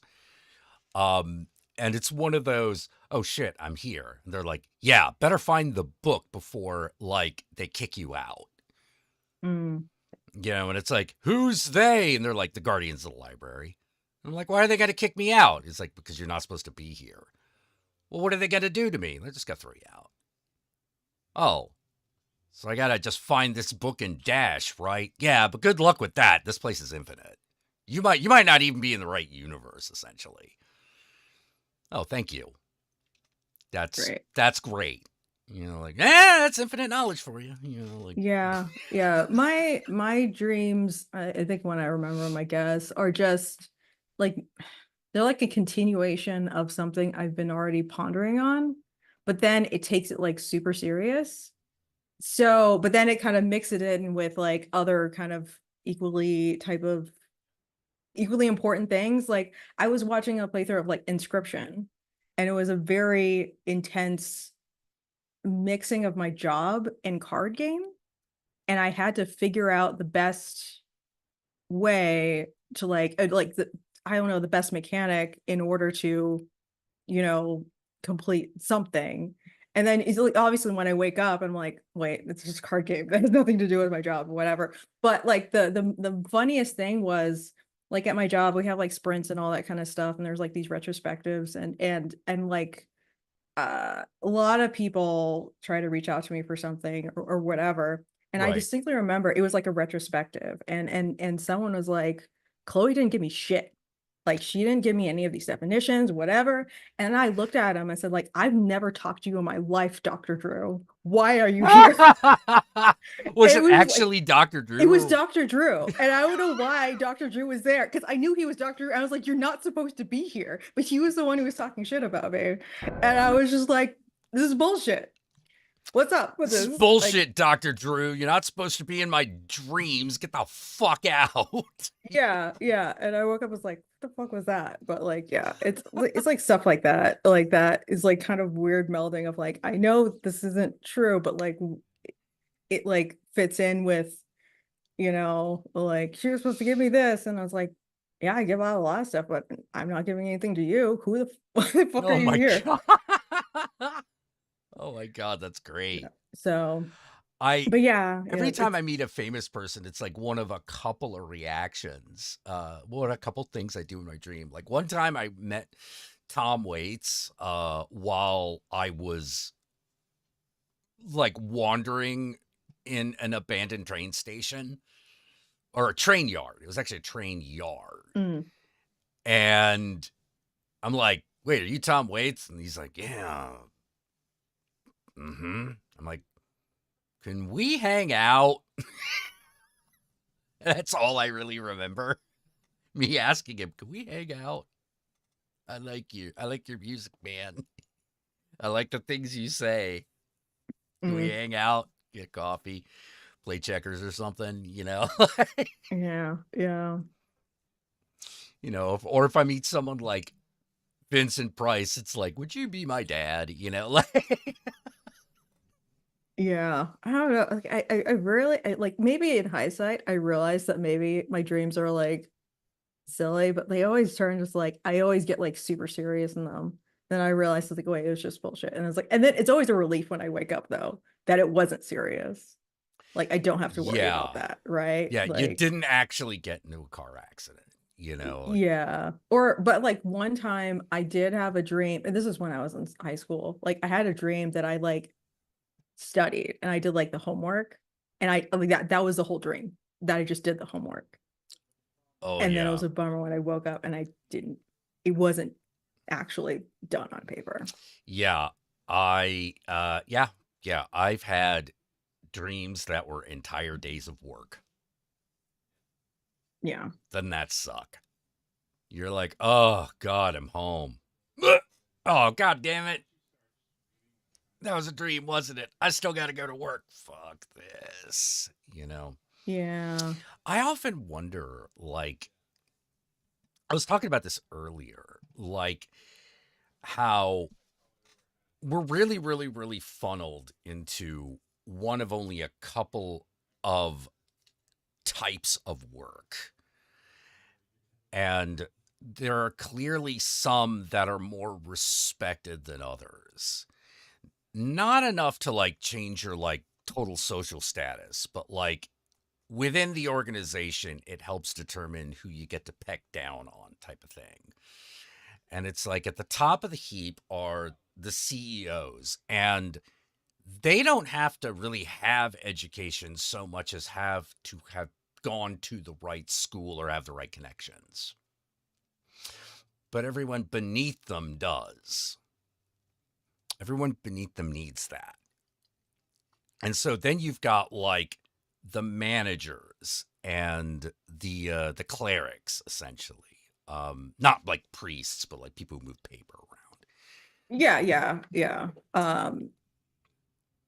Like shuffling. Like yeah, it's oh yeah, continue. Yeah. And then you've got the technicians who are higher status only sometimes, like when you need them. Other than that, they're like non-existent on the totem pole. Like no one even gives them any mind. And then finally on the bottom, you have whatever it is the rank and file does. Like your new hires, the people who have the cubicles or in days past would have had cubicles, and they're kind of on the bottom unless you count cleaning staff. Yeah, I guess I mean because I guess I work in a tech field. It's kind of, or at least in the portion of the industry that I work in. How I mean there are certain qualifications or certain things that like we in my company there are like 7 levels, right? There's like Right. 1 2 3 4 5 6 7, which is like I think like close to like the CEO levels 6 Isn't or it 7. isn't it like a defense contractor kind of place Yeah. that you work at? Yeah. Yeah. I mean like I guess maybe my industry is a bit biased because, and if you look at a lot of other industries in which there are certain industries that are like more heavily regulated, right? Like you like legally, like you can go to a DoD website to see if you are at this like level, if Yeah. you're a manager, you have to have these certifications. Yeah. And you have to have this in order to, have this role. If you, and if you don't have it, it's a violation, right? And you officially, like one of the associate managers for me, like, like there was one cert that like he had to, like he got hired, and then, well, no, he got into the role, and then he had 6 months to get it, right? And that was Yep. like a lot of pressure.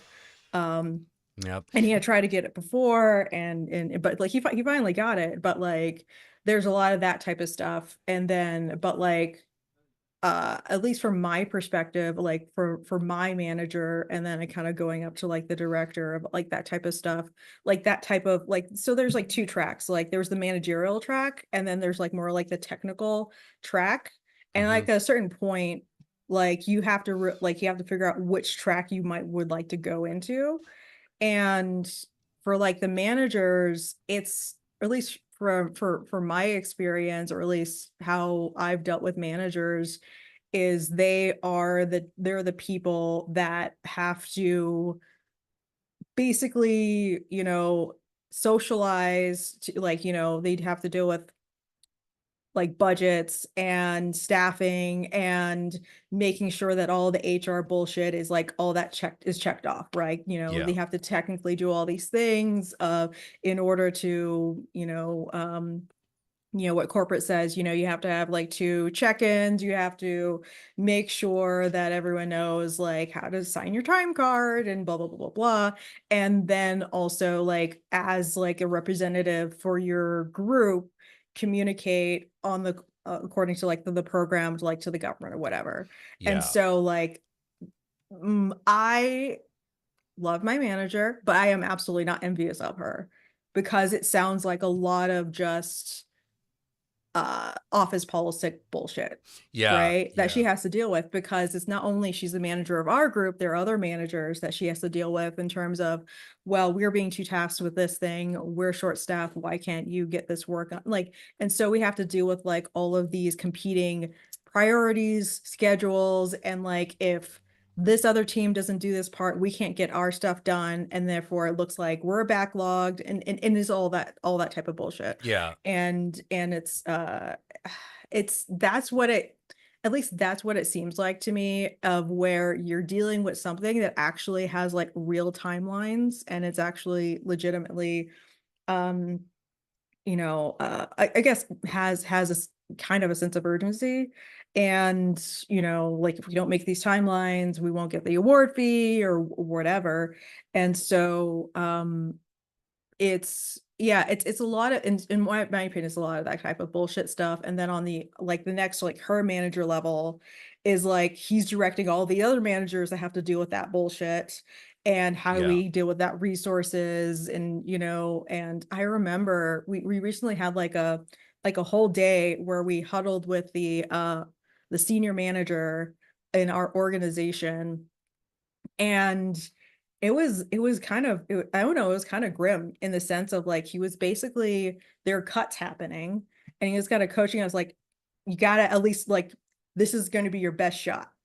And then someone just blatantly asked him, was like, are there going to be more cuts? And he was like, I'm not going to lie to you, Yeah. Yeah. it's going to happen, right? And so they have to deal with like that type of bullshit. And then the director is like, I mean, there is some like bullshit training that we have to do. And I see my manager, she knows it's absolute, like, she's like, what's this crap? But she has to actually pretend to like, this is a great point. And it's like, good attempt. Yeah. Yeah. But Yeah. Yeah. and at least that's kind of how I see it, because I mean, at the end of the day, they do rely on, the actual work that's being done, the technical staff. And so, like, at least, for like the technical, like for the technical people, like that is our company's bread and butter, and actually like executing that stuff. And so there's a lot of there's a lot more organization around, like, just like even like for like the technical track as well. And so Yeah. how that knowledge is transferred, and how are we, Yeah. like, Yeah. The organization of a defense contractor of a defense corporation is very clear. It's very clear because it has to be, because there has to be this absolute like chain of command. It Mhm. has to be done. And you have to prove, like, the advantage that it has is if it's like, oh, okay, if you do these things, you get this promotion. Like, Yeah. very few questions asked, you know. They're going to ask you whether, oh, well, did they do it? Like, how high was the score? Blah, blah, blah. But no one can overlook it, because if you do that, the chain of seniority breaks. And then Oh all of a yeah. sudden you cannot communicate effectively. And these are corporations that have to deal with the military, you know, and so they need things to work, and they need communication to be very, very clear. Um, Unlike a lot of other corporations that don't understand how clear this all needs to be, hmm you Yeah, know. I mean, like, so I do follow like game industry news and all that kind of stuff, and like, and I even work with some really talented people that at one point did want to be, in the game industry, and they like realized, oh, that seems like bullshit, Oh, it's a right? mess. It's a And complete so mess. it seems absolutely crazy and illegal, like, for a lot of things that happen, because it's yeah, there's nothing clear. It's all kind of wishy-washy. I was seeing many, like, a tweet thread about someone who basically they were given a promotion but not really a promotion, so they Yeah, had that all the happens all the time. responsibility but none of the money associated with the Yeah, responsibility. yeah. An defense contractor, they And have to give it to you. yeah, yeah, and also, like, it's a lot of the stuff. It's because a lot of the people, they come from the military and they join, and that's a very clear way of, they bring those habits and they bring those different types of styles. Like, just the other day, our manager, we have like a leads meeting, and then she was like, do you want to should we still have this every day? And then someone said, this is what we do in the military. We have a meeting at the beginning of the week and we have one at the end of the week. Stand down, like, stand up and stand down. And we're like, yeah, let's do that. Right. And he brings a lot of suggestions like that, which makes sense because we're all tired of meetings. Like, Well, yeah, it also cuts down on emergency meetings, because it's like the meeting is Monday, Friday. I think a lot of the time is like, we would have the meeting every single day. Like, and it's like not everyone would be able to join. And I mean, we don't necessarily like, we have a lot of meetings, not as many emergency ones, but just like a lot of stuff that just fills the calendar, right? Mm-hmm. It looks like a Tetris block when you look at my calendar. And like, realizing is like, okay, do I actually want to go to this thing? Or like, is it actually, what is it useful, or did anyone miss me? Right. And that's what Yeah. I kind of go to. And so, but like, yeah, sometimes I just don't show up. And if no one says anything, it's fine. But like, I mostly try to identify, like, okay, I need to go to XYZ meetings. I'll make sure I go to those, and then everything else is if I have the space for it, right? Yeah, like the type of meeting I really hated was the, sir, is it important, like, is it important for everyone to be here, or is this to just watch you guys jerk each other off? Mhm. You know, the thing you're never supposed to say. I wasn't popular, and I'm not popular in a corporate setting. Um, and that happens a lot. That happens a lot in the video game field. That happens constantly.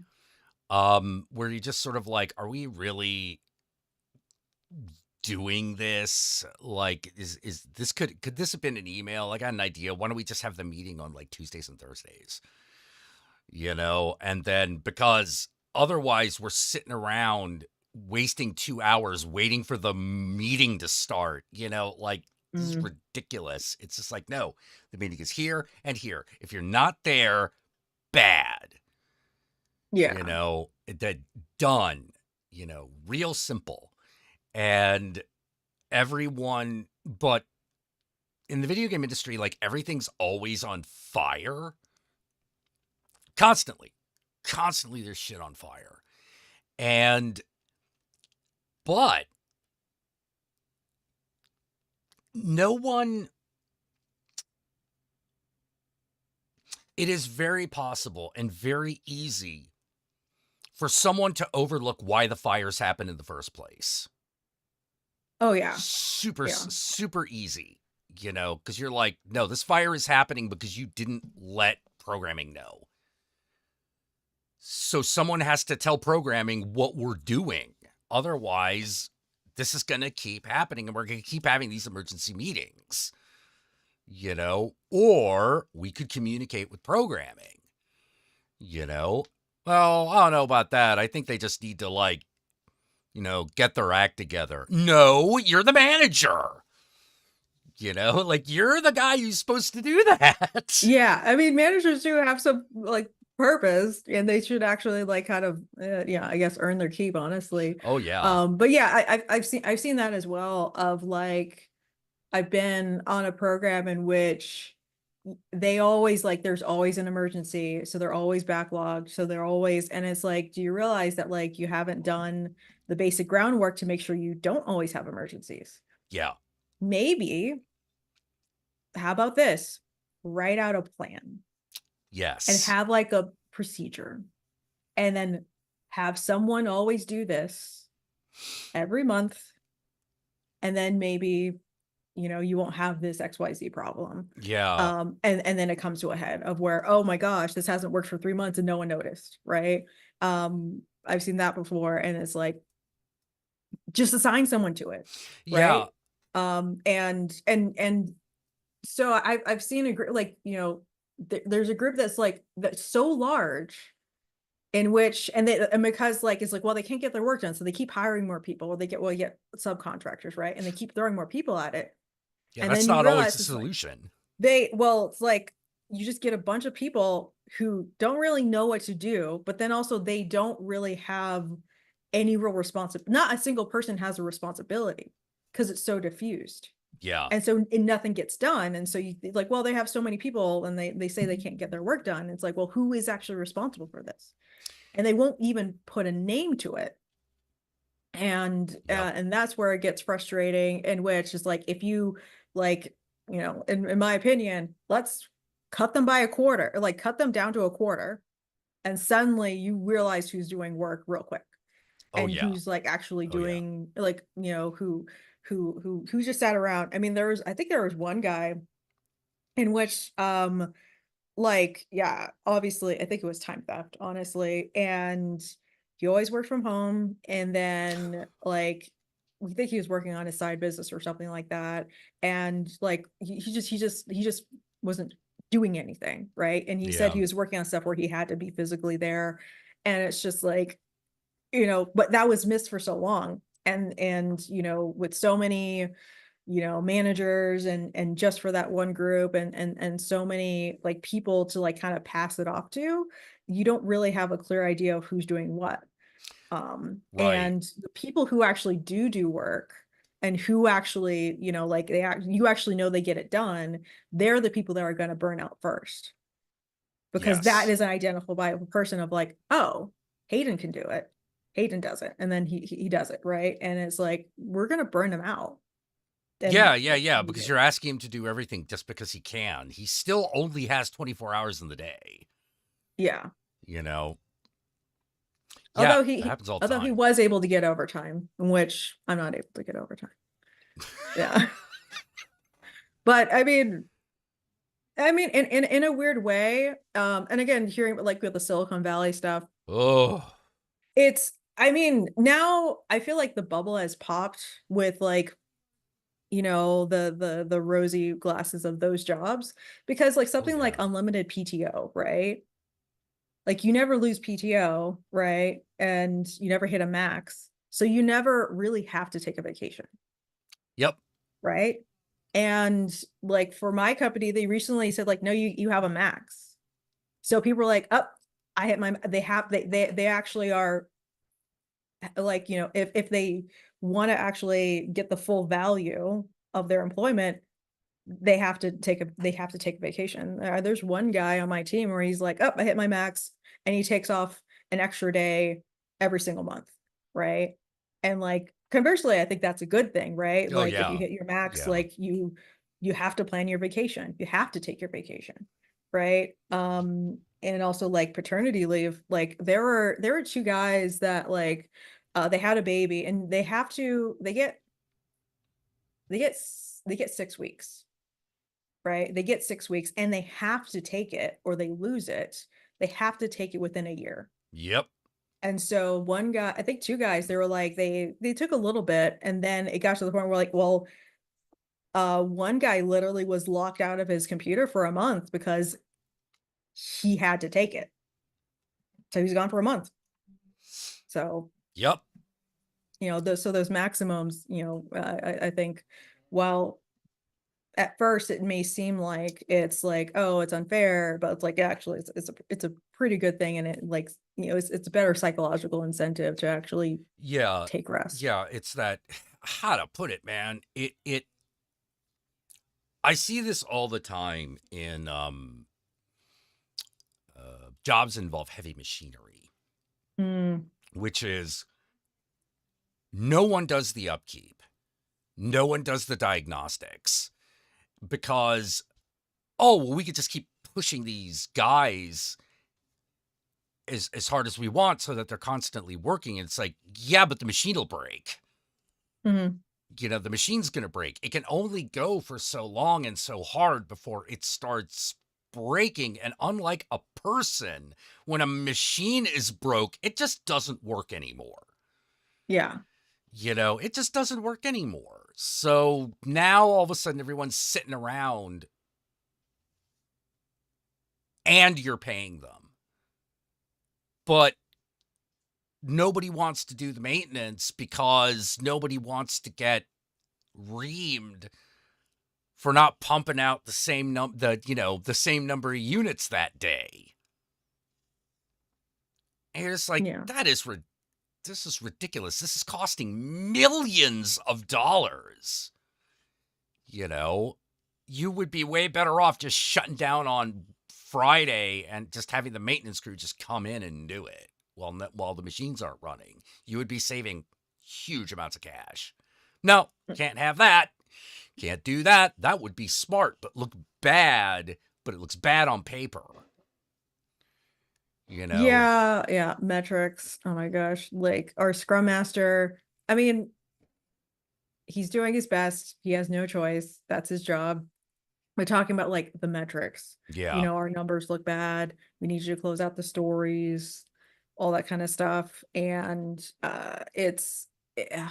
Scrum is a scam. It's a trap. Like the whole agile Scrum stuff. I mean, it doesn't actually do what, I mean, it tries to apply metrics to, you know, knowledge work, technical work that it doesn't actually mesh very well with, right? You know, how many, you know, like we kind of joke of like, I did a cyber today. It's like, yay. Let's go home. We did one today, right? Like, Yeah. It's this thing that looks like a very, very efficient process, but it's not. yeah, I mean, it's a lot of busy work, and it kind of causes like, oh, you have a story. He's like, well, I'll just make it so that if I didn't really close it out, like I could set a metric where I can achieve that, right? And Yeah. if it's actually, you know, it's kind of like, you know, when a metric, when you identify a metric, that's when it fails to actually be useful, right? Yeah. Yeah. And it's just, you know, there are certain things of like, we can't close it out because I don't know, the whole servers were deleted. Not our fault, Yeah. you know, and we can't control a lot of this stuff. Um, but we still have to close our stories, or we still like, you know, there's this whole thing that I had to roll out that's like, well, it's 3 months late, and it's like, I can't control these other teams. It's these other teams' responsibility to like actually finish it. I did my part. but I just have to keep hand holding people through. And yeah, they're doing their best because they have all these other responsibilities and all these other mixed priorities. And Oh that's yeah. what I have to live with. Yeah. Right. It's so many things go wrong when you come in with the best of intentions and really good people and good organization. So it's really, really frustrating when you see someone be an imbecile, Mhm. and just be incompetent, because you're like, well, now we're going to have 10 times the problems because Oh yeah. we got someone who's really not pulling their weight. Oh yeah. So I was dealing with someone like that, and I felt really, really bad. Well, so I was really busy, and but like he had attached himself to me, and but he's like, oh, I'm doing this stuff, and it's like, sure. But he was telling people that like the stuff that I was doing, he also helped with, but he didn't do anything. I realized that like he had even less of a knowledge base in that. And it got to a point where I had to literally, like the moment I assigned him something, it was so obvious that he had never produced anything for like Yeah. 2 years. He would just like hang out in meetings. And it was working with my manager and talking to her about him that I realized how hard it is actually to like fire someone like that. Yeah. Like it's so much paperwork. It's like because it's so abstracted with like this abstract HR type of thing of where you have to have all these documentation and have to like all these like you have to have a record and they have to have like a performance period and blah blah blah blah blah. But he was friends with the director. Oh, you're So, shaking. What are you shaking over? Was it the loud oh, noise? cute puppy. I Um, don't think you're cold, or are you? but yeah, it was really difficult, and like having a direct conversation with him, he just wouldn't take any of my criticism seriously. He just thought I was joking about like stuff. And I'm like what I literally asked him, was like, why would you do that? And he was like, oh, like was it half-assed? Yeah, sure, ha ha ha. And he would just laugh. And I'm like, okay, I have to give up on this, right? Yeah. I need you to be Yeah. using at least 80% of your ass, okay? Yeah. He Half literally ain't gonna do said it. he literally said he had a scrolling capacity to explain why he didn't read a full document. How big was the document? Well, it's just like 20 pages, but like he had 3 months. Oh, Like the thing, so it was something. So there's a particular process that, I'm I control this process. I beefed up the process, whatever. Right. And there's a process document says like, this is how you write this report. And it literally goes step by step.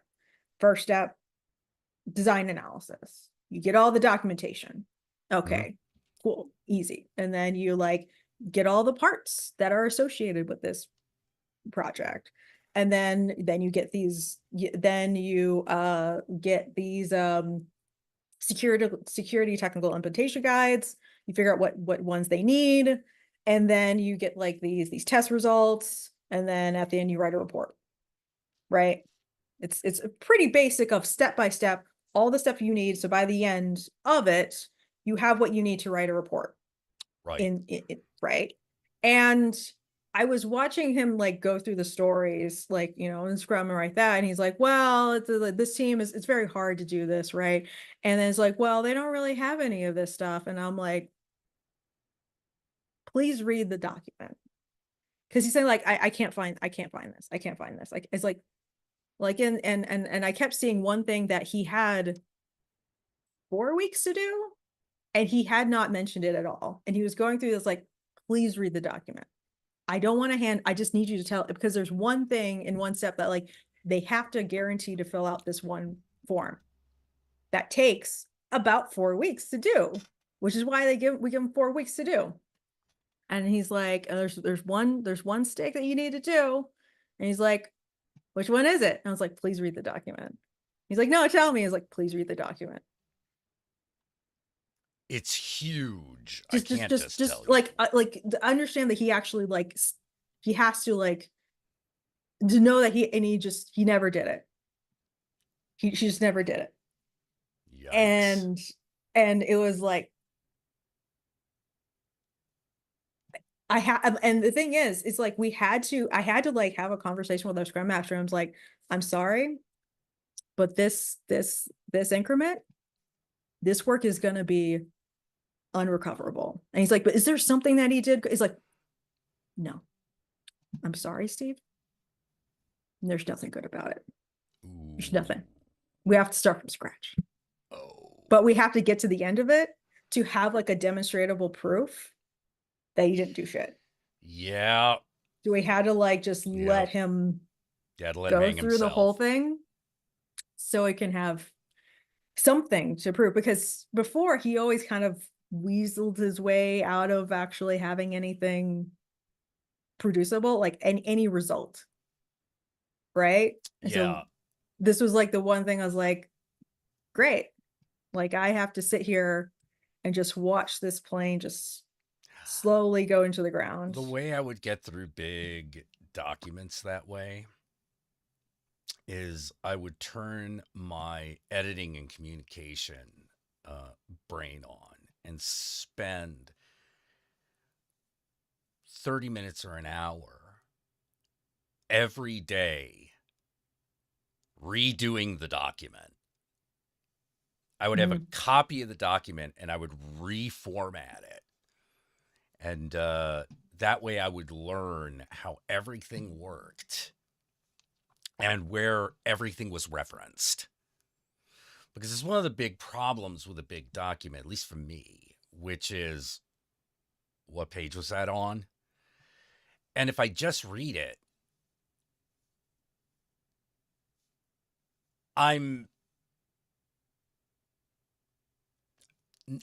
the information's not necessarily going to come up in my head when I need it. But if I rewrite and redocument it, then I just have it. Then it's just in my head because I spent that time really poring over it. Yeah, yeah. I did that at school. Like if you write your own notes for something, like a lot of times when I write the note, I don't actually have to revisit it because I had to cognitively understand it to write the note, right? Right, exactly. And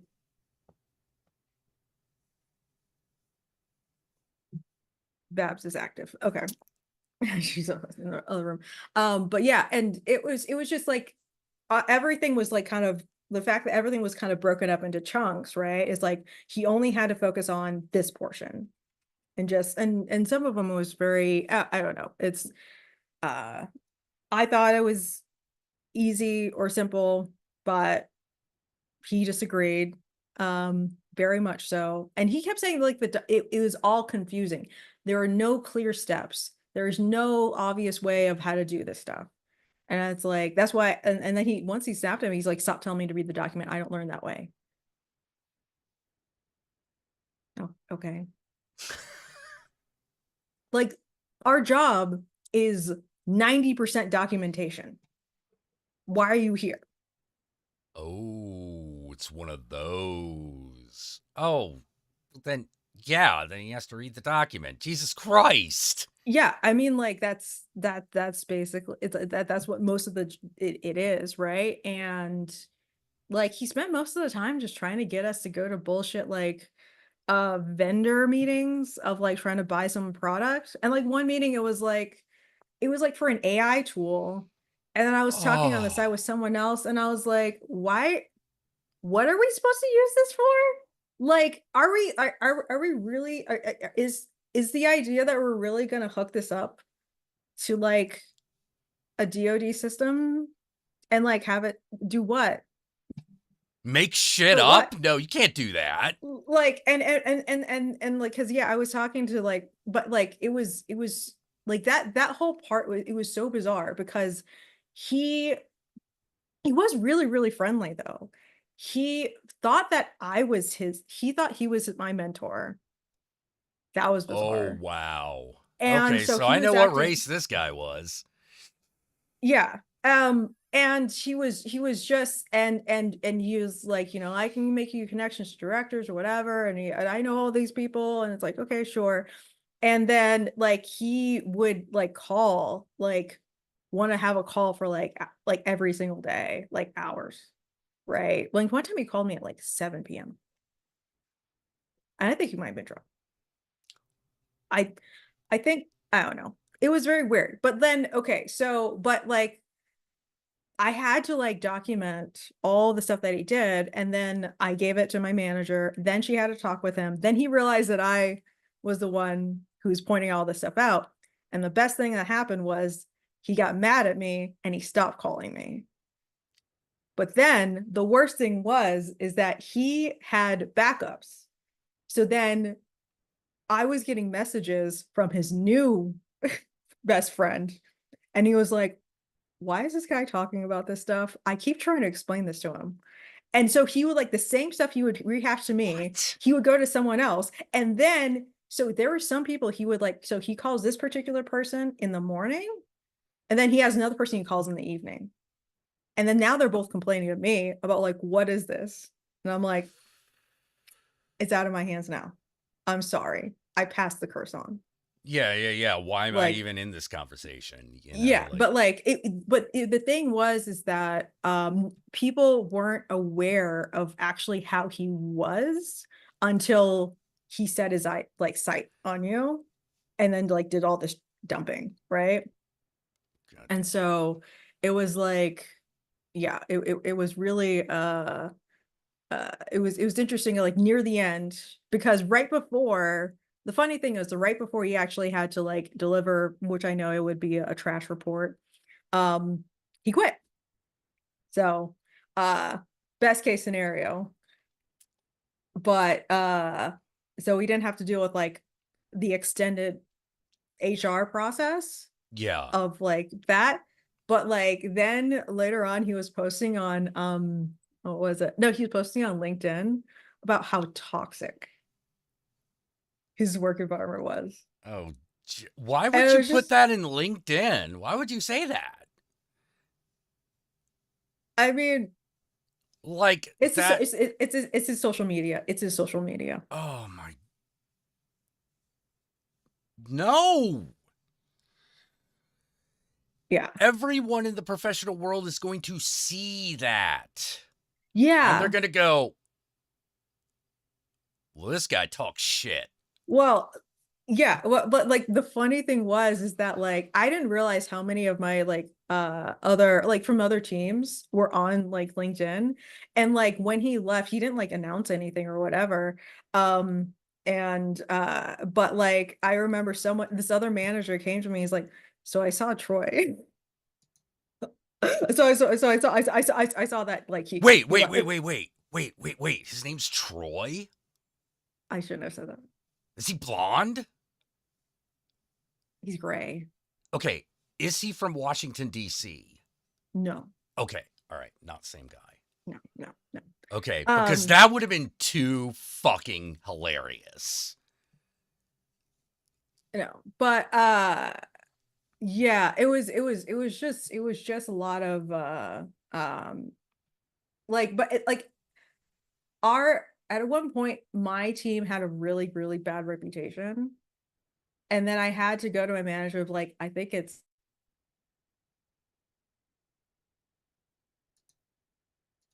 Oh, we lost sound. I'm like, is that my fault? Did I do that?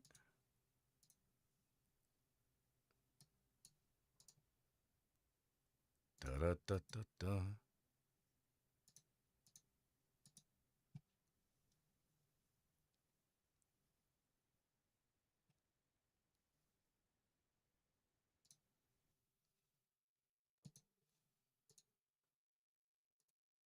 All right, let me just do some tests to make sure it's not me. I have to Ah, probably go to my mic on my laptop itself. oh, So there was a power surge on my USB port. that's odd. Yeah, but it was like, no, but like I remember like what he would do is he would say some like weird conspiracy type of stuff about our job. Oh, okay. About our job. Like Not like, do you know that Robert F. Kennedy is in communication with reptilians? You know, more Yeah. like, I think our manager's out to get me because I'm a white guy. So what he would do, he would say some stuff of like, this team, they haven't done any of this stuff or whatever. And then I would like, so I would go over to like this other team, like the team that he's talking about, the manager. Mhm. And I would say, okay, I just want this, because I knew it wasn't true. I was like, I just want this kind of confirmed and due diligence, right? Trust but verify type of thing. And I was like, okay, do you guys do validation testing? And then he was like, did Troy say that? Like immediately identified where I got that from. And I'm like, oh. And he's like, yeah, like I never want to talk to that guy ever again. Like he's like, he just Why? shows up in our meetings. Like he immediately knew who, like he's like, oh, so, like you're saying someone said that. He knew exactly who I was talking about. I didn't even like, I just had like a Wow. preamble of like, I just asked like a question, you know, I heard someone say, and he's like, oh yeah, it was this guy, right? And I was like, oh shit, like this has affected the reputation of our team He's so lying about what significantly. the teams actually are in charge of. Well, if what he is saying were true, it would be fraud. It would be like something like if the government thought that we could potentially like lose a lot of money. Oh, it's one of those, if you're lying, you're fired. If you're not lying, the company goes to court with the government. Yeah. Ooh. And so it's like, I know this can't be true because like there are so many jobs on the line. There are so many processes, people in the like that this has to be happening. This has Yeah. to be happening, or else like there is massive fraud that is going on. And I haven't seen anything of that type of sort yet, but he was just making like these wild accusations that these teams aren't doing the fundamental piece of the work that they have been paid billions of dollars for. Yeah, because this is the government sector, you know, like Yeah. they take that very seriously.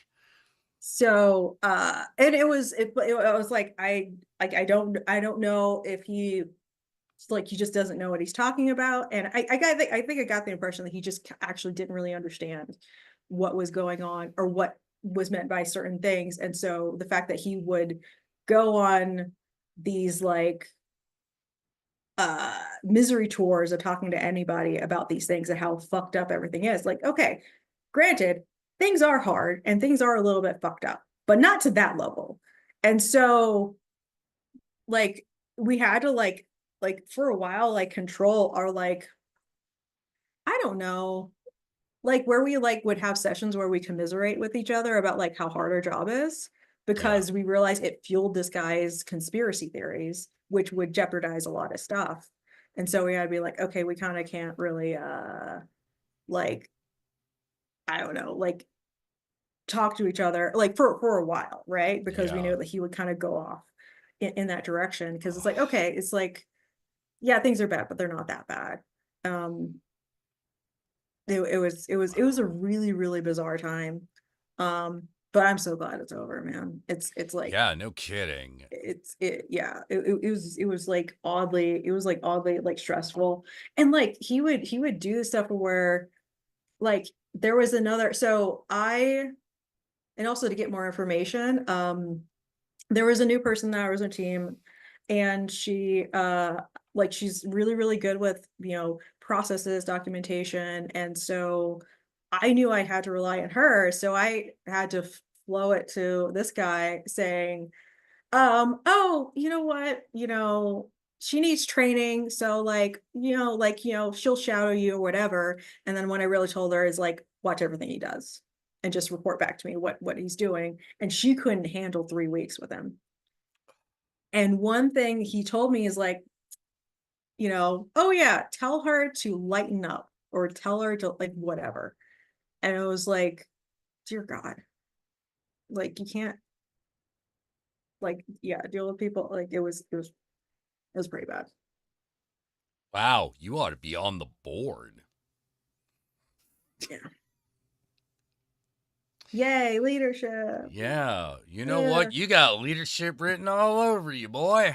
Like, oh, God. Yeah. But eventually he just kind of like bailed, and we saw the job description of what he was doing, and we're like, good luck with that company. He was claiming to know things that I had done, which I knew 100% he didn't do. He couldn't do. He didn't know how to do. Wow. Like he charged 14 hours to do something that could be done in 5 minutes.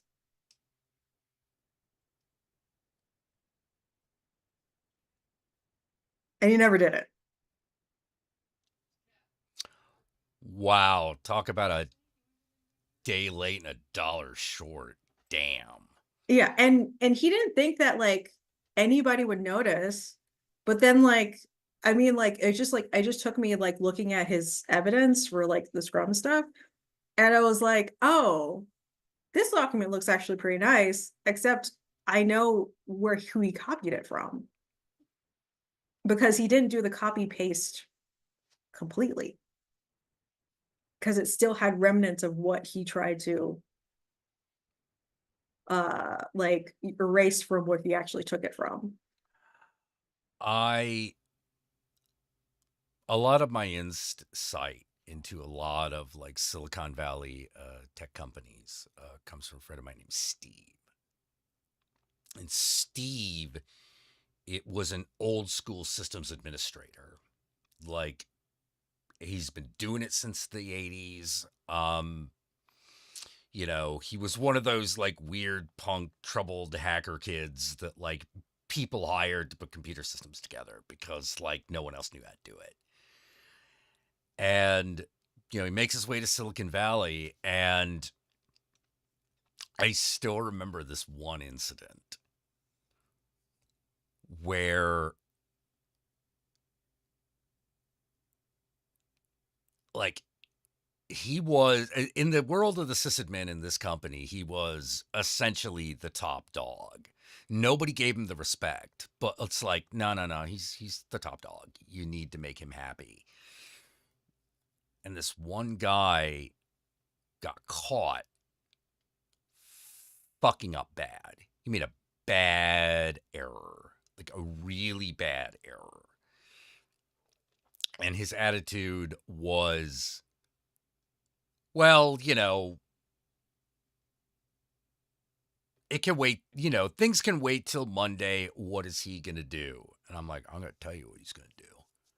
Two things is going to happen. One of two things is going to happen. Neither of which are good for you. One, he's going to call you up and ream you out and force you to fix it, because he's not going to want his name anywhere on this fucking problem. Or he's going to go over your head, and tomorrow, the first day of your vacation, you are going to be fired. Okay? So don't discount the guy. Look, I know I'm the guy's friend, but I'm going to tell you how this is going to go down. And I even was like, and I know the guy. You think I'm not going to tell him? Mhm. I have no stake in not telling him. You got me? I don't work here. I don't even know why you're telling me this. Now, turns out I didn't have to tell him, because that guy walked out, and immediately Steve's voice, fuck.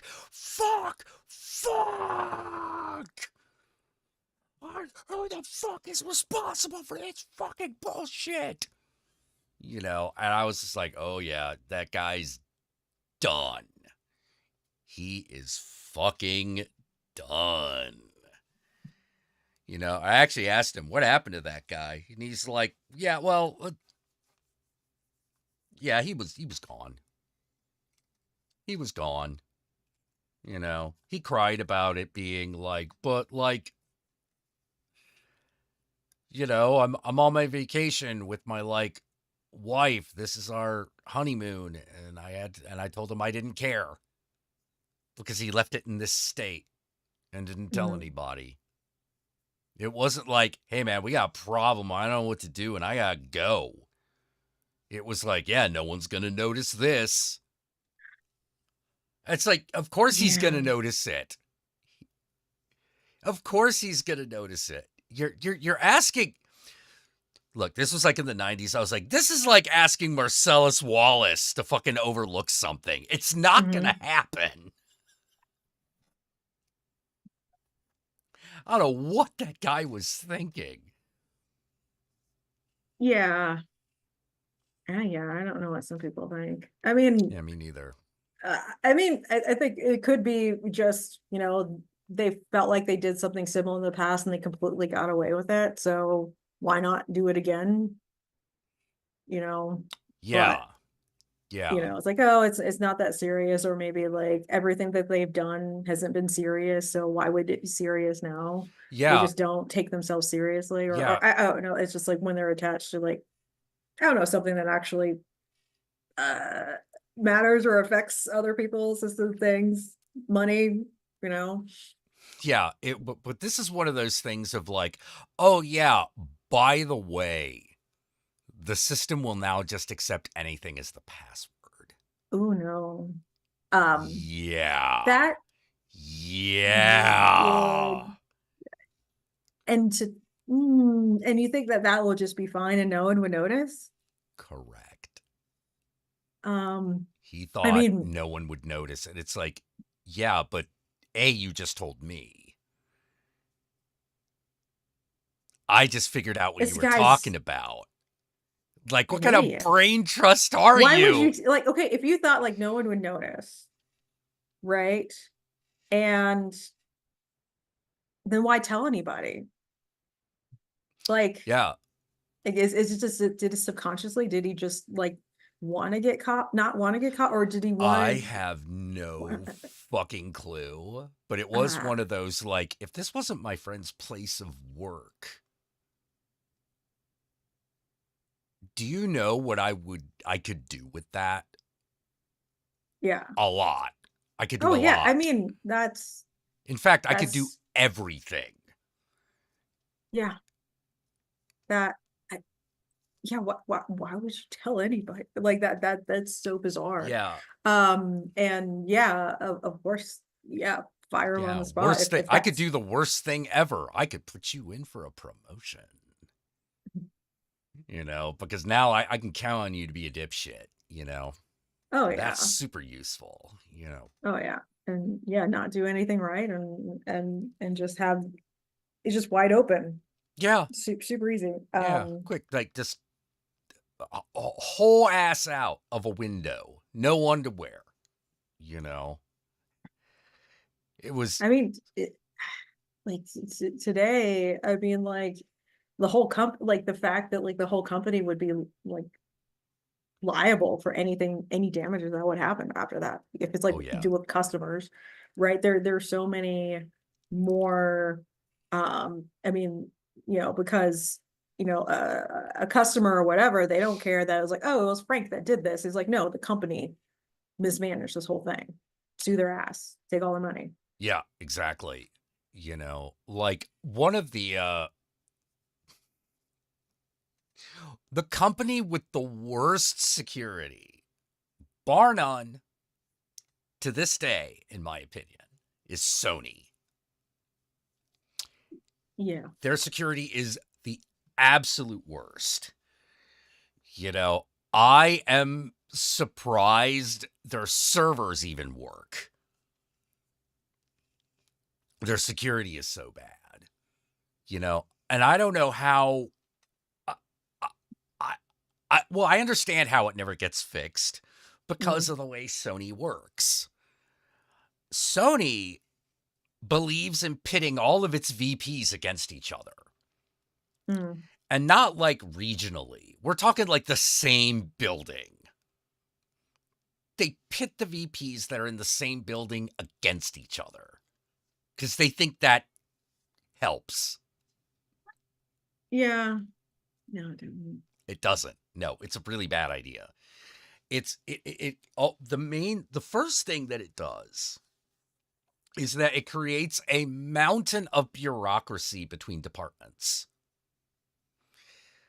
Because now everything's got to be checked and double checked because they don't trust each other. Mhm. Then you have to take some time out of someone else's day. You have to get a flunky like me to pass the communications between them because they won't talk to each other. And I'm walking in, and we got they're like security airlocks, okay, in Sony buildings. It's insane. The only place I've seen that had more security was LucasArts, which I thought was hilarious. But at least they took their airlocks seriously. Sony didn't. Yeah, it's like, yeah, just having an airlock there, that's good enough. We don't have to have anyone watching it. So like air gap systems as well, or Yeah. I mean, Yeah, no, it was crazy. It was insane. it seems a bit overkill. Oh, it was super overkill. There's no need for it. Like for example, if I had to on a few occasions go between the PlayStation department and the music department. Same building. The technology, I had to be given access to the elevator, first of all.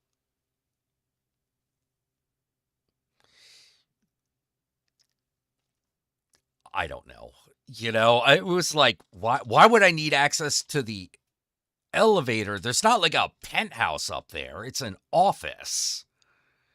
So it's like, okay, no, you need this card to get onto the floor where the Sony Music guy is and deliver this manila envelope to him. And I'm sitting there the entire time going,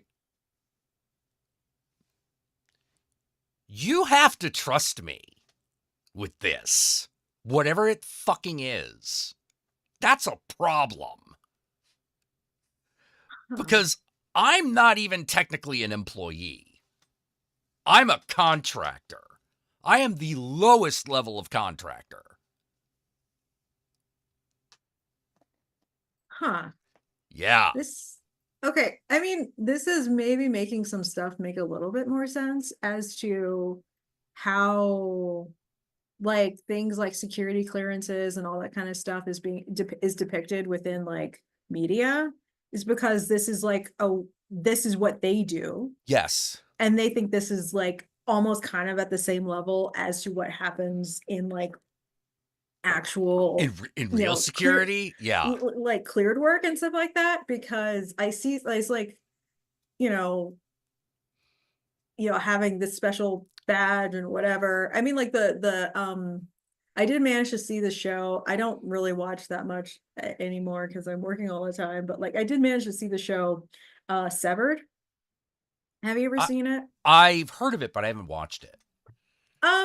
It's an interesting show, and it's basically, the concept of it is that there's this company and you could be a severed employee. And what that means is that you literally don't remember what you do at work. You have a work self that only has context of what's at work. And then you have your outer self that doesn't know what you do at work. And so neither the two, like you have, like your memories are completely severed. Right. So you don't know who you are when you're outside of work, and you don't know what you do at work. Right. And so I was seeing the show, I was like, okay, that's an interesting concept, especially, doing like stuff with the government, whatever. And it's like that, like, I wonder how they would do it, and like, what is the work? And the most missed opportunity that I will say about it is that even when they're at work, they don't know why they're doing what they do. Right. Mm. And so like they have separate employees for the person that places the pictures on the wall. Like, he's a separate employee. Actually, Yep. Christopher Walken is in the show. Nice. There is a sweet, romance between John Turturro and Christopher Walken in the show. I'll say that. But I mean, and it kind of gets into like most of the drama of like, who are you, and it's like more of like, it's interesting more for like the philosophical kind of idea of who you are, right? Yeah. Who are you really, right? And so it's interesting in that sense, but I felt it was a wasted opportunity. Like, it was a wasted concept for like what they were actually doing. And I understand that like depictions of a lot of type of work in Hollywood has to be like generic enough so that like people understand like what is being done, and they can't be like necessarily too hyper specific. But if it's Yeah. like hyper specific, then you get into like the connotations of like, if it's security, they're like super hacker, and if like they're all in a dark room and it's all like green text or whatever. But in reality, cybersecurity is a lot of paperwork. It's just a lot of paperwork, Yeah. right? And it's not as interesting as is depicted on television. And I mean, like, it's or like, kind of doing, like cleared work. It's like, once you get used to it, it's just another office that Yeah. just has Yeah. more security And just to get through the door. And the tendency is that the more boring the day-to-day of the security of an organization is, the better it is. Yeah. Because they just, I don't know how to put it. Like, the difference between moving around a company like Sony and a defense contractor is night and day. Because there's no talking around a problem. You're not cleared, so you're not getting in. And it's even more than that. Like, let's say you have like the highest clearance, right? Mm-hmm. You still can't be in a conversation because it's need to know. Yes. So, it still doesn't matter. You're like, well, I have this. And it's like, but do you have a need to know? And is it a demonstrated need to know? And also, like, you have to actually be connected to a program that makes sense, like that has that need to know. Yeah. So like, it's all like kind of segmented in that way. And that's where I think it's funny of like, again, in media, they give themselves the highest clearance, and then so like to see everything. It's like, that's not even how any of it works. Correct. Right. Like, it's a lot more bureaucracy that, it makes that paper trail, that makes that like it's very obvious if you like really have no reason to need to know this. But if you do want to know, you have to make a lot of moves in order to get into that position to know. Yeah. Right? Getting into the system is one thing. Getting in the system in a way that gets you what you're looking for, way different. Mm-hmm. Way different. And honestly, the bureaucracy helps because it creates data. It creates data. And the thing about that is, the more data and the more files a system has, the harder it is to sift through. Mm-hmm. Just because of like choice paralysis. You're like, oh God, there are 10,000 files here. Fuck. Well, and there's also, it's this non-repudiation, right? Like, Yeah. if you do try to, fudge something, then it doesn't link up with all the other information, and then you Exactly. kind of know exactly where the discontinuity is, and you can identify what date and time and whatever. Yeah. And I mean, yeah, and again, that's basically, yeah, that's a lot of our job, is to create that paper trail of making sure that we are confirming that they are doing the right things, or like, you know, by asking them the question, we're making them do the thing. And then we have to document, okay, they did the thing. And if we don't get the answer, then okay, they didn't do the Yeah, thing, yeah. and that's a finding Yeah, in that's why itself. in those situations, in like defense contractors, government work, if there's a hack, it's always an inside job. Oh yeah, You it's have insider to be threat on the is inside to know what you're looking for. uh-huh. Oh yeah, that insider threat is the obviously, yeah, the biggest thing, because you know, like air gap systems, right? And I mean, it's interesting that, like, you know, a lot of like our training, you know, where it's like it's about, hey, Frank has been drinking a lot lately, you know, like we literally have to report if we are started seeing a therapist, Yep. right? Yeah, because you could tell them something. Yeah. And also, like, so I remember this is at my last job, and the VP, who was the head of the R&D department, which I was in, he would give me resumes for the position of a different job, right? And it was just radically different, like a range of resumes. I only found out later, when I actually looked at the job listing, of like, this is bullshit, this is so vague that anybody who needs, like, whatever, this is why they were so weird. But he would kind of try to select, oh, this guy looks good, right? And there was one guy who had he was very experienced. He was very well educated. He worked at Sandia National Labs. He was like almost at a director level. He had like a PhD in like, you know, computational logic, and like, you know, like he could do all this analysis and all that kind of stuff, because what the work was for a it was supposed to be a system to well, the idea was to automatically detect to see if a pilot of a plane was ignoring alerts, or if they were compromised or whatever, right? Whether through sensors. Yeah. The reality of it was an alert aggregator. It was bullshit. Like Oh, okay. the actual product, if it worked the way that it did, I was like, okay, then this would require machine learning or whatever. And I was like, so do you need a machine learning person? And this person seemed like intelligent enough. But then when I actually found out what the actual job was and what the code looked like, I was like, we don't want to burden anybody with this. This is bad. But anyway, I looked at it, and then I was looking at it, and then suddenly he's like applying to this job. And so I was like, okay, this is weird that this guy was so high up in a national lab, and suddenly he's applying to this job. He obviously has a clearance. It says he has a clearance. All right. So I was like, okay, Yeah, something happened. You don't tend to lose that So unless something happens. what we basically, me and the other person, were like, let's figure it out. And so we actually found out what happened was 3 years prior, he had a DUI.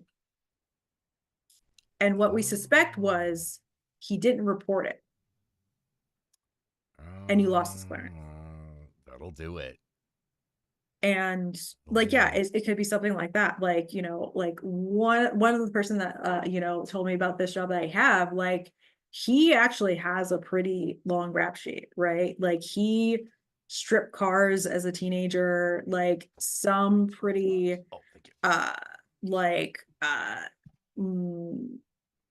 violent stuff or whatever, you know, like he did some stuff. He had a violent record.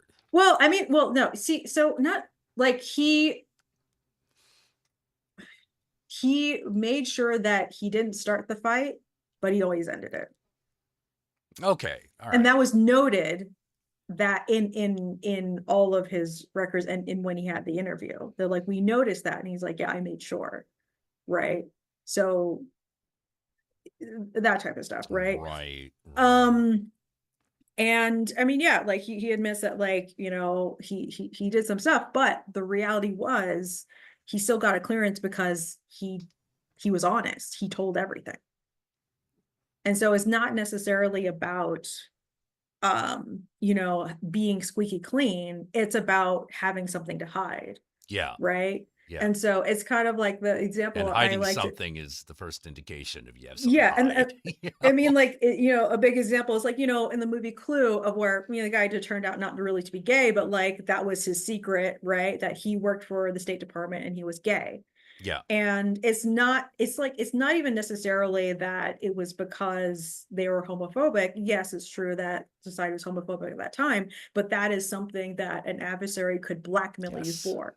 Yes. Because like if someone is like out and proud about being a furry, no problem. But if you're hiding it, Yeah, then it can be used against you. and so that it's all of those things, that something like if there is something about you that someone can twist the screws on you for, you have to report it. Yep. Yeah, that's why like drug problems are a big deal.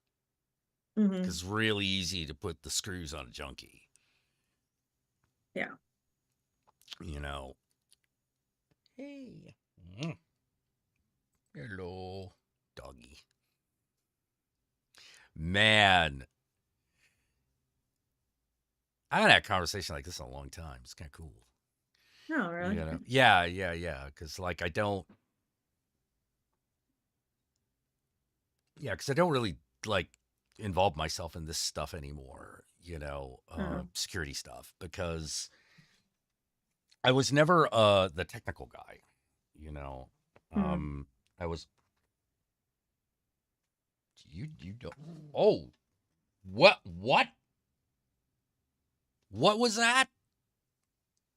Yeah, he's out moving. You just want to move. He lives there now. All right. You're worried about it's those noises out there, isn't it?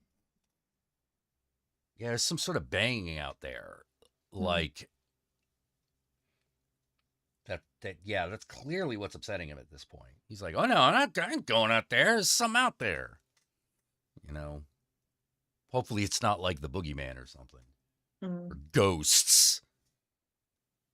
You worried about ghosts, little guy? He's like, I see things. I see Nikki here things. keeps searching for moths. As cat do. Yeah. Yeah, Puffer's giving some sass. But yeah. I was always the you know, like back in the day, I was the I can get inside guy. Mm. You know, it's like, oh, how do we, you know, get past these security guards? And it was like, okay, well, first of all, is it private security or is it military? And it's like, well, we think it's military. Okay, no dice. You know, like, Yeah. no So dice. like social engineering. Social engineering was Okay. yeah, that was my thing. Yeah. It's because it's amazing the things that you were like, this should be really secure because of what they're dealing with, but it's not. My favorite example, Wall Street. Massively insecure. Massively. You know, and the problem is that it's a security problem you can't fix.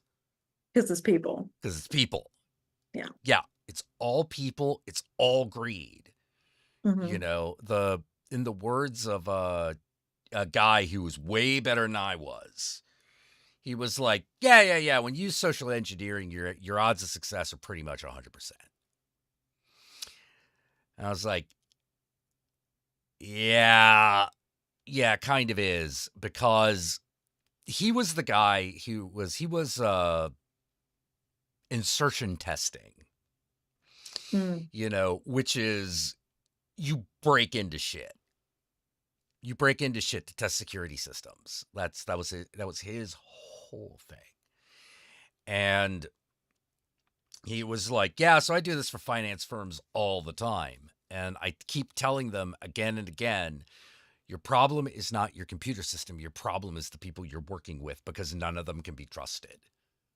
Yeah. You know, and they're like, whoa, what do you mean? And he is like, I have access to everything. Like right now. Here, let me show you. And they're like, how did you break in?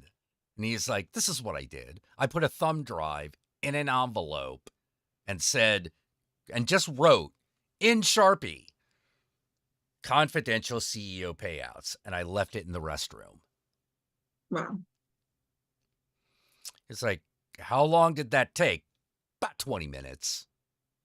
20 minutes before someone put that in a computer. And when that happened, it was over. It was over. I had all the access I needed. Yeah.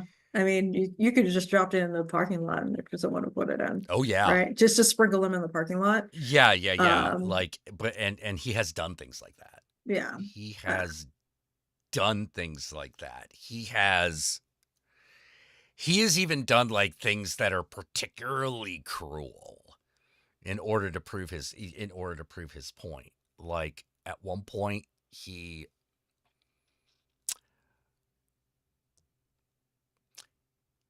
found out who in the office had a missing pet Mm. and got the information that way.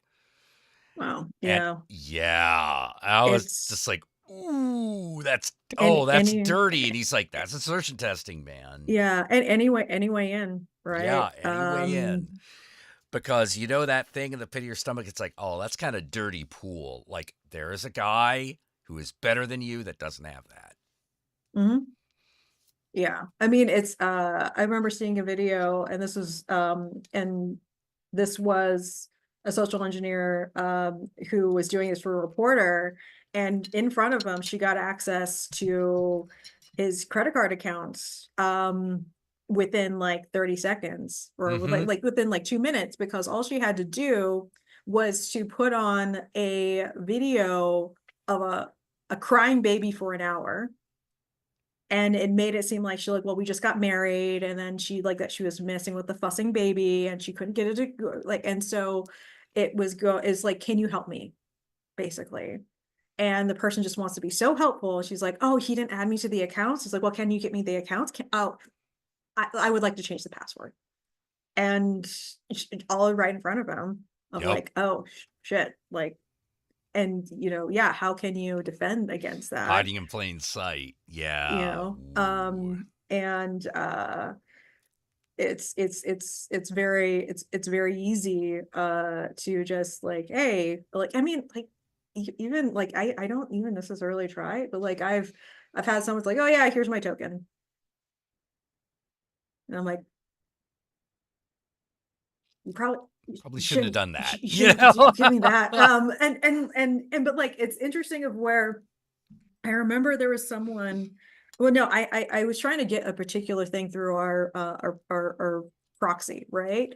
And then like this person who is a part of the proxy team said like, well, I need the signature of this. Can you just download it on your personal machine and then get it on a thumb drive and put it and give it to me? And I was like, is this a test? Is this a scam? Yeah. What or why are you asking me to do this? He's like, well, I need to close this out. And it's like, okay, I don't need your help. And I was like, no dice. Yeah, absolutely not. Yeah. But yeah, like when it's kind of crazy when sometimes like someone either gives you a piece of information or like just asks you to do something. And I'm like, is this a test? What is happening here? Like, this is absolutely insane. But sometimes people just think nothing of it, right? They just need to get the job done. And what's the problem? It's like everything, all of this. Like, do you understand what any like everything is at risk? But yeah, I just think that guy was a dumbass though. So you can't fix stupid. Yeah. Shit like that happens all the time. It's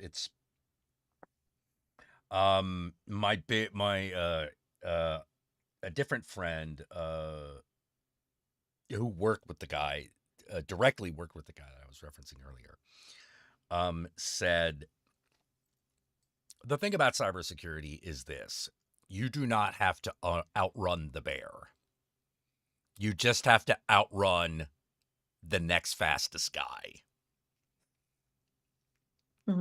you Or know. the slowest guy, right? Yeah, you just have to outrun. You just have to beat somebody else. You don't have to beat the bear, because really, honestly, that's all you can do. Mhm. Everything else is just because a person who is determined to break in will get there. Yeah. The best thing you have to do is like, put as many obstacles in the way, and make sure there's as much of a paper trail as possible.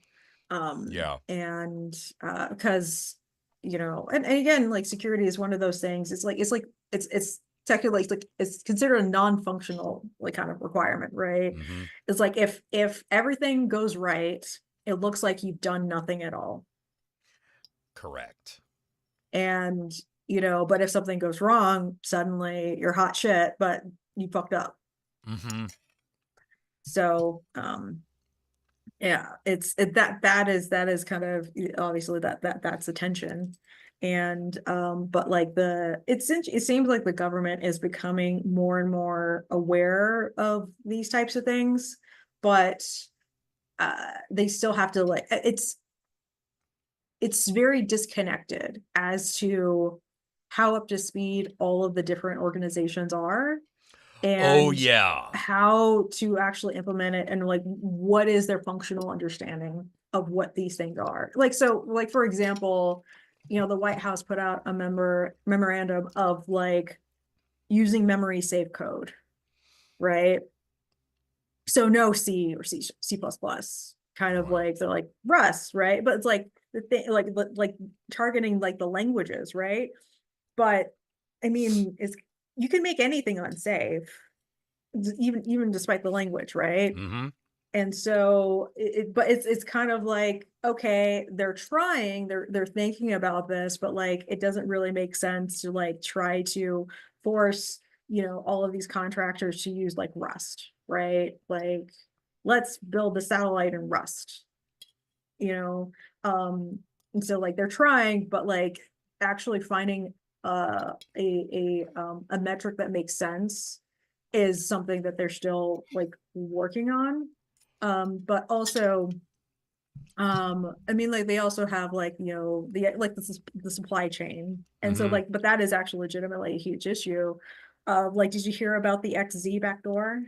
No, I Oh my didn't. gosh. Oh my gosh. Okay.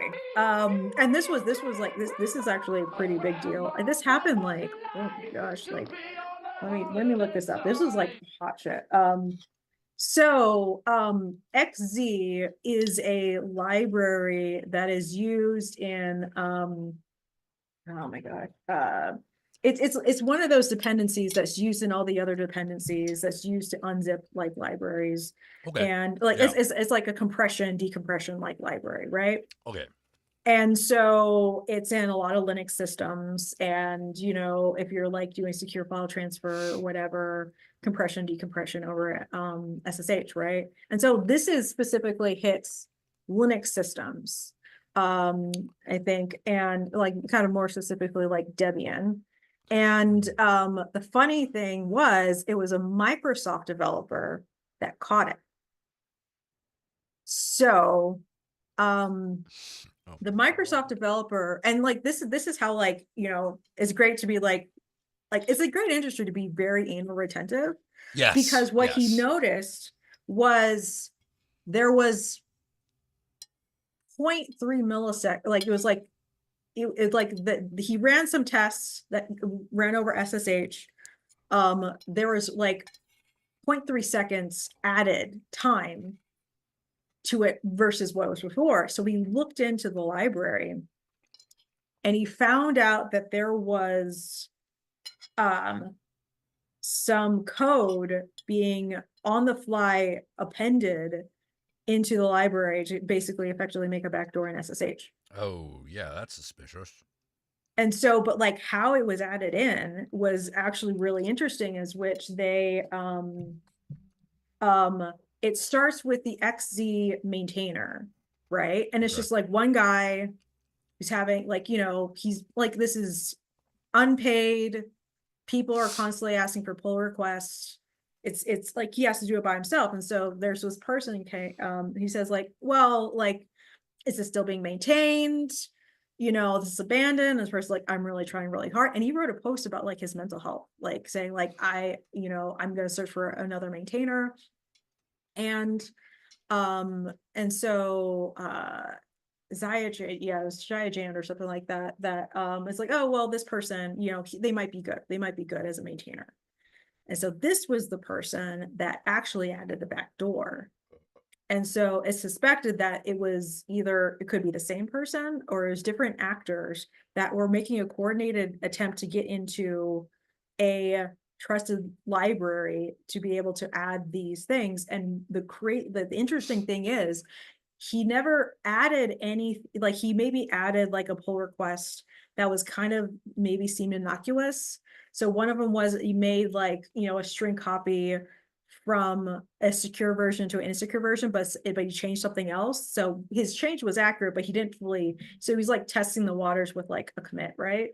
But then when he finally like did that, like added like where it was like obfuscated code to like, take these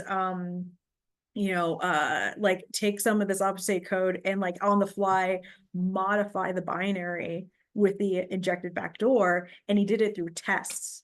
And basically through tests to test like this is a bad compression or a bad decompression. So like you wouldn't have ever actually had seen it, what the malicious code was in any of the source code, because he added in the test binaries.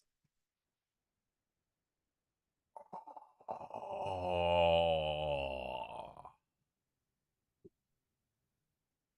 And it almost made it all the way into like Red Hat. Like it was like Red Hat wasn't yet going that way, but like, Whoa. and so like, and he was actually like, so the delta of time that like this is taking a little bit longer, there was that issue in itself was he had the person who added the malicious code, he added another fix to hide that it was adding extra time. And it was like certain things were timing out. So there you are had two to updates. actually have someone actually notice the lag. Yeah. Wow. And yeah, this was discovered like this year.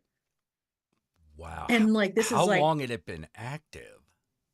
so I think like it had been active probably for like a couple of weeks, right? But it was more so newer and Debian, and because Red Hat is a little bit more bureaucratic and formulaic, like it could have made it, it didn't hit Red Hat yet, but that version of XZ in that package library, It could have gone in. yeah, could have gone in. And so if that guy hadn't caught it, like that, they got for Microsoft like researchers, right? Because I mean, like if you're dealing with cloud stuff, you're gonna be dealing with Linux, right? So even Microsoft has their own distribution of Linux called Mirror. So Oh, I didn't know that. yeah, I mean,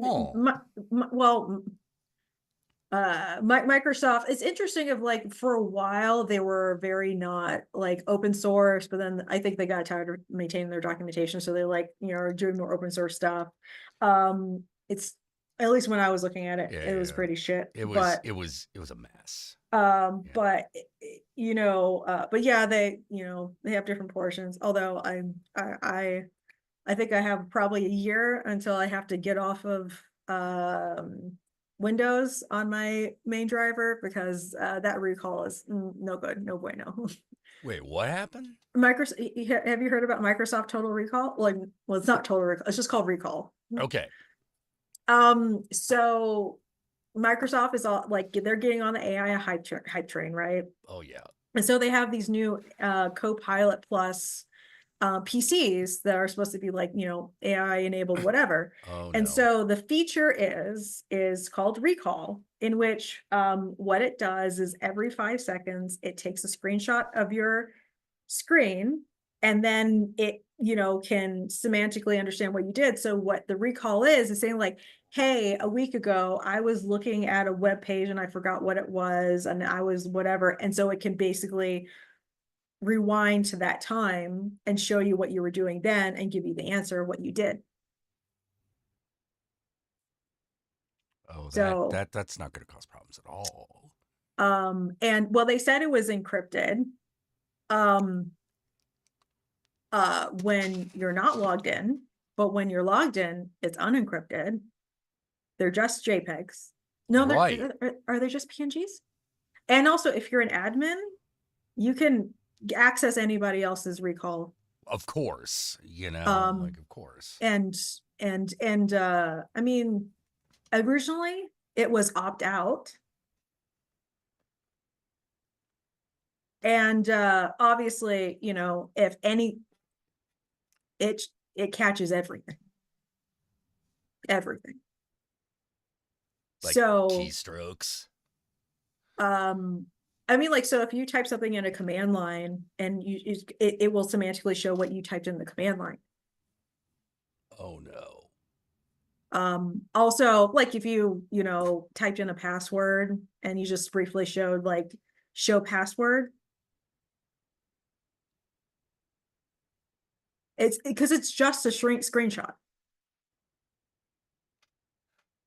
It's just a literal history of everything that you did, and and all everything you typed in Brain. command Oh, line, my and brain. My brain.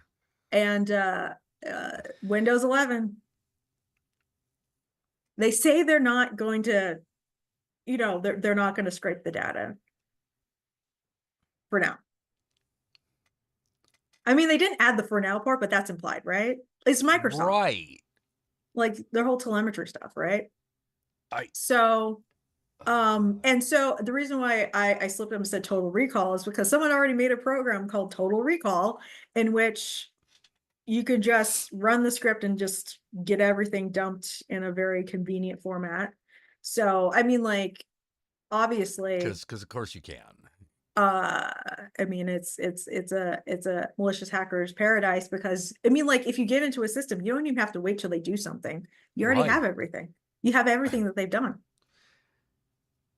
Yeah, you have it. You get that on a security person's computer, it's over.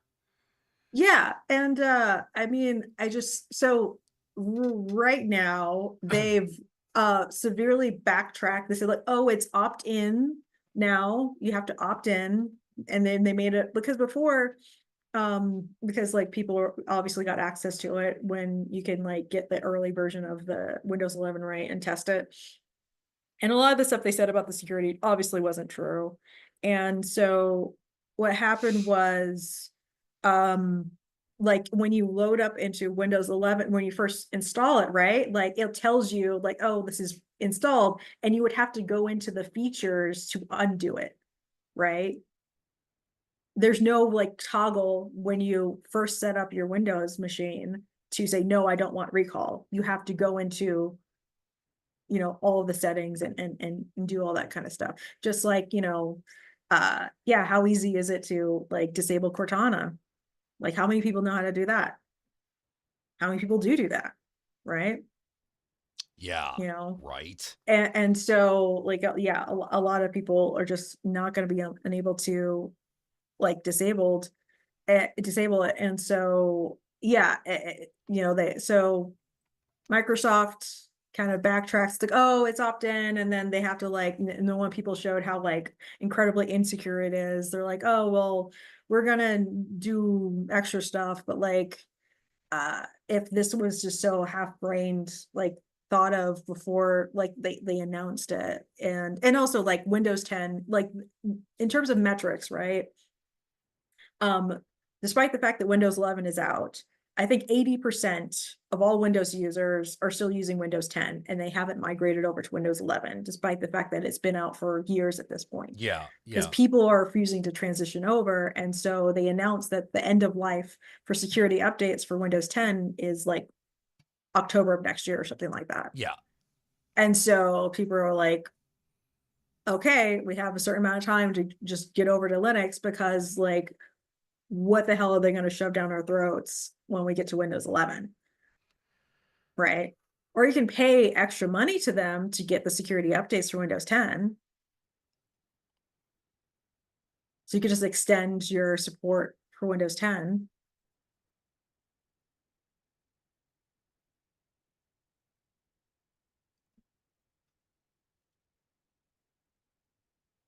So, I mean, yeah. Fucking.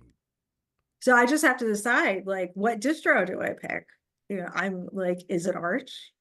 I mean, and Debian, I've done Linux stuff. It's just like it hasn't been my like main driver. So like I'm shopping around. Yeah, I just. You know. Oh my god! I feel. I.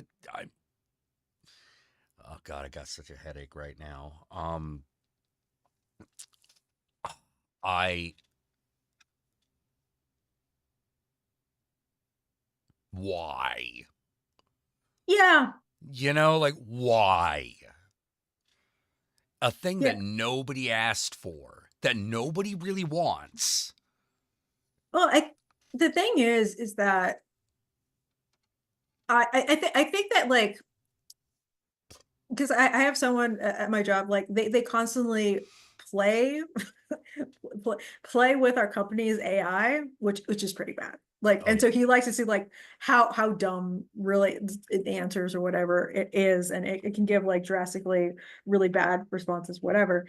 And but like have you seen Marquez Brownlee's like review in which they claim that like he killed the company or whatever? There's like the No, humane pin, and no. then there was like the Rabbit R1, right? In which these are personal devices that are supposed to be for like AI, right? And so the humane pin, it was that like really ridiculous pin in which you would be like, so you can be in the moment and like take a picture or like tell me what my day, like like order sushi or whatever. And so you're just gonna like in very conversational tone, you're able to communicate with the AI and then it have it help your day, right? And then the Rabbit one is kind of similar, except it's in a more like handheld gimmicky device that's like was made by Teenage Human Engineering or something like that, and it's like bright orange, and it's and you're supposed to like you can talk to it and ask it questions, and it will give you a response, whatever. And but like Marquez Brownlee's kind of point is, like these AI tools, right? They can't really do anything useful that we kind of think should be useful in terms of like our conception of what AI should be, like an AI assistant, right? In theory, like if you want to say like, hey, cancel my meetings, that means the AI has to have access to your meetings. It has to have access to your calendar. It has to have access to your emails. It has to have access to your actual information for it to be useful, or else it's just another way to Google, right? Yeah. Even just like what is this, right? Like you could just take a picture, you could just do Google search on the image, and you can figure out what it is. We can already do those things. And so like the really novel things that like OpenAI, they're showing like these demos, they're really flashy, and it's like, oh, that's interesting, but they're cherry picking as to what looks impressive, but the reality of how you're going to use it It's a scam. is it's different, because it's like, okay, I can't really like unless you give this thing your information, it's not really going to do something that's useful if it can really do anything useful with it at all. And so that is the huge security aspect of it, as to how is this data going to be secured. And of course you're sending it to a cloud, right? You're going to send it to another server, and who has access to all that data? Are they going to train it on that data? And so like I think we're coming to the reality of, with our capabilities and AI, what it means to actually have it do something useful. And I think we're coming to like the public's limit as to what we're willing to do, because if it really was like an AI in which like it was truly running locally and it was just on your machine, which like all of these models, they cannot run as well as we see them demonstrated to run. It's too big.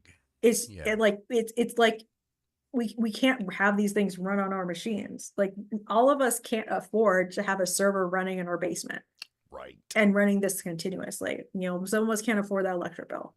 So like with how these models actually work, like we would have to like just like completely just send all of our data out and hope that it's secure and it's not going to be used against us.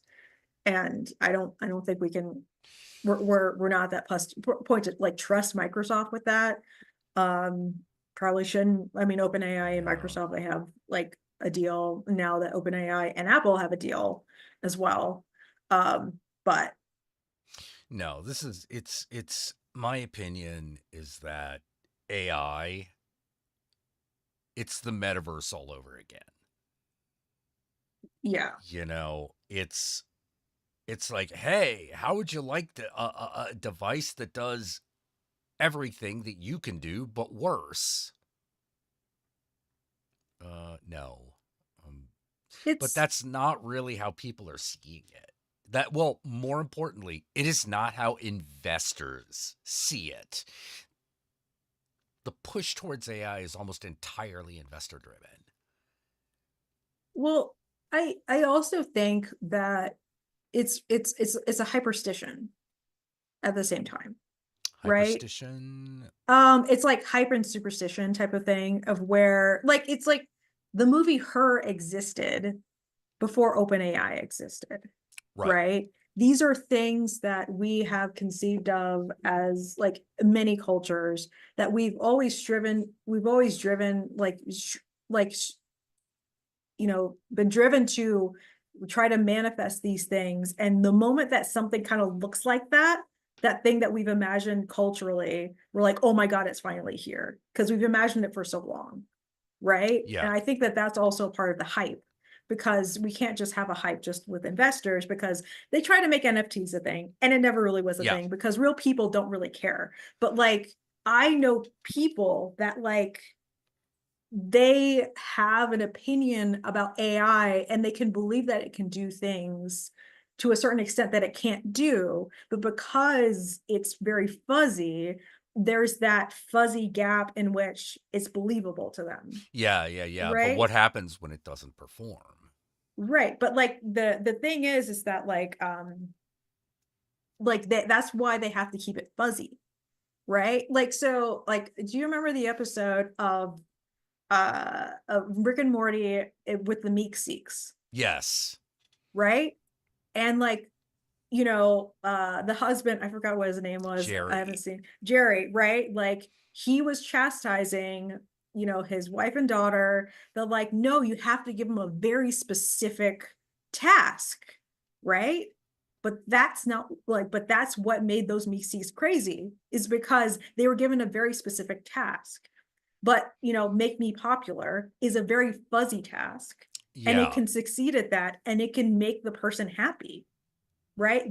They're satisfied with a very fuzzy, blurry task that can be completed in any way. As long as the person feels like they've been satisfied, they're Yep. happy, right? But once you give it a very specific task, that's where you find the issues. And I think that's the same with AI, right? Once you tell it to do something very, very specific, that's where you see all the faults.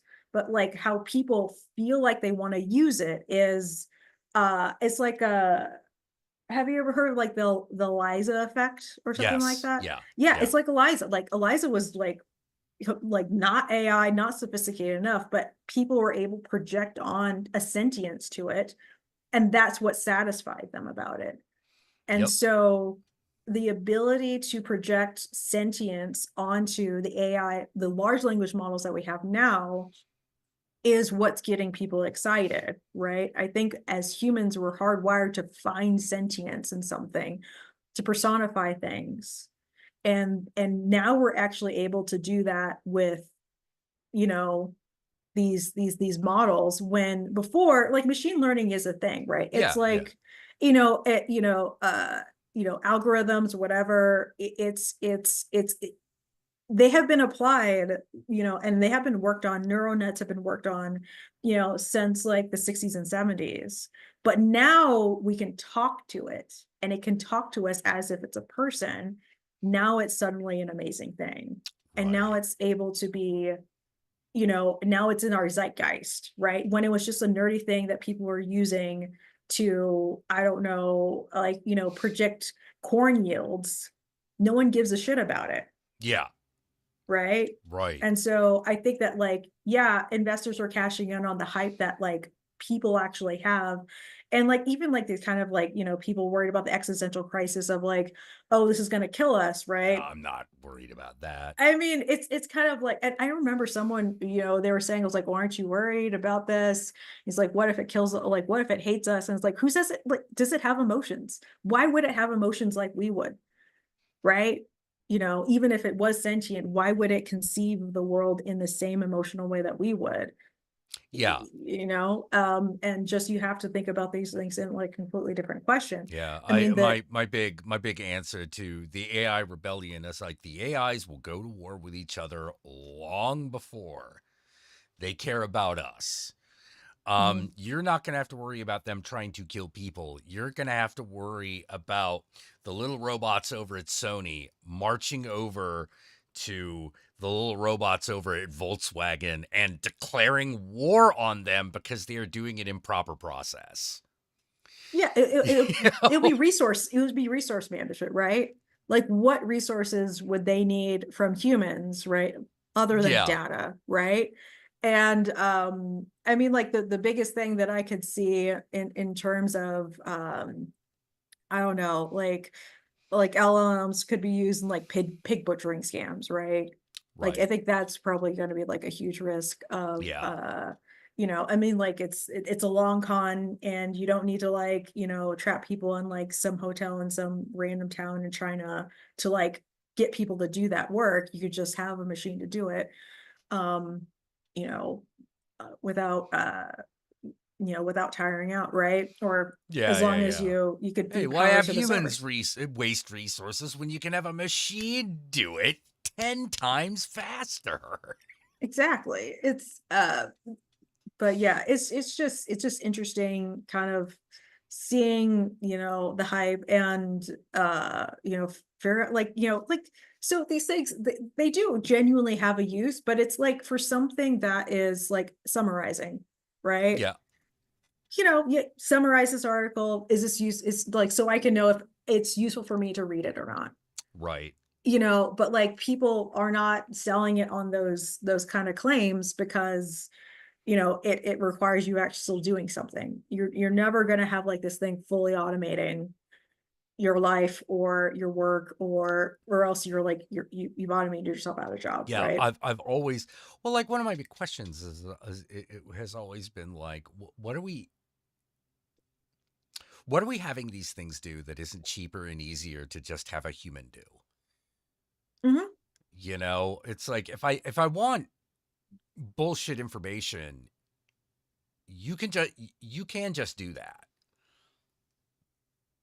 If you want bad information, you could just have that made. It's very easy. You know, um, but it's like this is my favorite story of AI. This is my favorite story.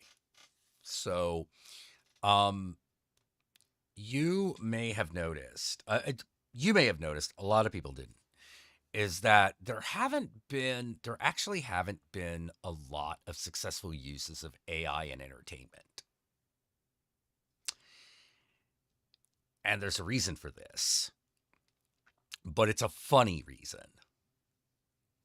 And that reason is because when the studios tried to implement it, they could not give the AI prompters notes.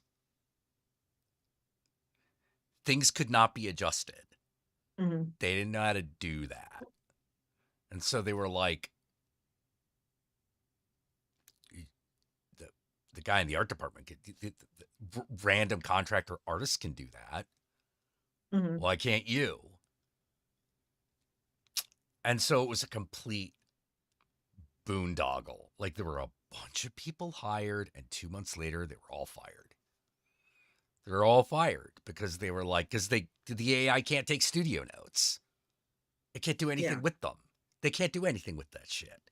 And at that point, it's like, well, wouldn't it just be easier to train the artists on how to use the AI prompter at that point? Yeah. And the answer is yes. The answer is yes. Yeah, the similar conversations we're having about like, oh, AI is going to take all the developers' jobs, right? And then one person tweeted out, it's like, um, like when has an executive given proper requirements ever, right? Like Yeah. even when you're talking directly to a developer, like they don't know their full set of requirements, and he has like, well, it's like, oh yeah, I wanted to do this. It's like, well, like how many servers, how much uptime, how many customers you expect, and the moment you start asking those things, like if the person who's loving the initial requirements, I want this thing, can't actually enumerate all of those sub sub requirements, then yeah, you're going to still need engineers. You might be able to, I mean, obviously there's like GitHub Copilot, right? Right. In which you can just say like, I've done that. It's like write me a function to remove Unicode from a string. Like, I just don't want to deal with it. It just does it. Okay, fine. Doing something very distinct, very simple, that probably has been done like many, many times because it scraped all the code from GitHub, right? Right. Right. That's how it was trained. But asking it to do something more complicated, doing something with like a more up-to-date API, yeah, no. Like I have asked it to do something and I looked at them like, this is wrong. This feature doesn't exist.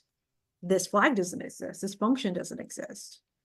And like, oh, sorry. And because it can't tell the difference when it feeds in information to train itself, it can't tell the difference between someone proposing a new feature and the feature exists. Just like how Right. Google Gemini recently recommended that you eat one small rock a day because Yeah. it read in a Onion article. Yep. And I mean, like it just you can't differentiate. And also another funny thing, I think it was also a Gemini. So remember how I said that the White House posted a memorandum saying that C and C++ were unsafe, like weren't memory safe, right? They Right. weren't safe. So what happened is that there was apparently a teenager for his assignment, he had to do something in C and C++, and Gemini notified him that because he was a minor, it would be irresponsible for it to actually advise him on how to use C++ because it was unsafe. What? Because Wow. it didn't understand the different contexts of safety. Wow. And yeah, so it knows like you're a minor. I am not going to give you an answer because this is unsafe.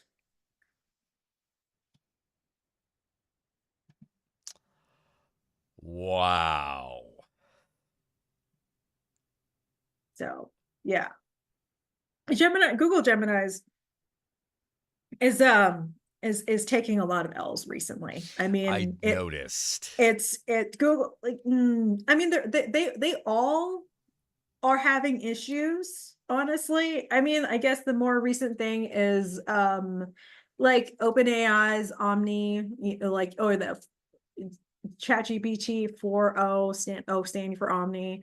Um uh I mean, it's again, it's hitting the itch of it because it's a voice and it sounds like a real person. And like Sam Altman literally posted her because it's invoking, like that's why I mentioned like hyperstition, right? Like we've had these things in media for so long and now we're getting to that, right? Now we're actually able to like intimate these things that we've seen and we've imagined for so long.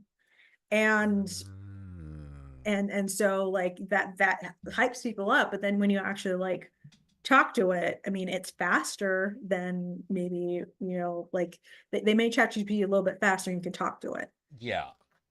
Um, Well, like one of the things, like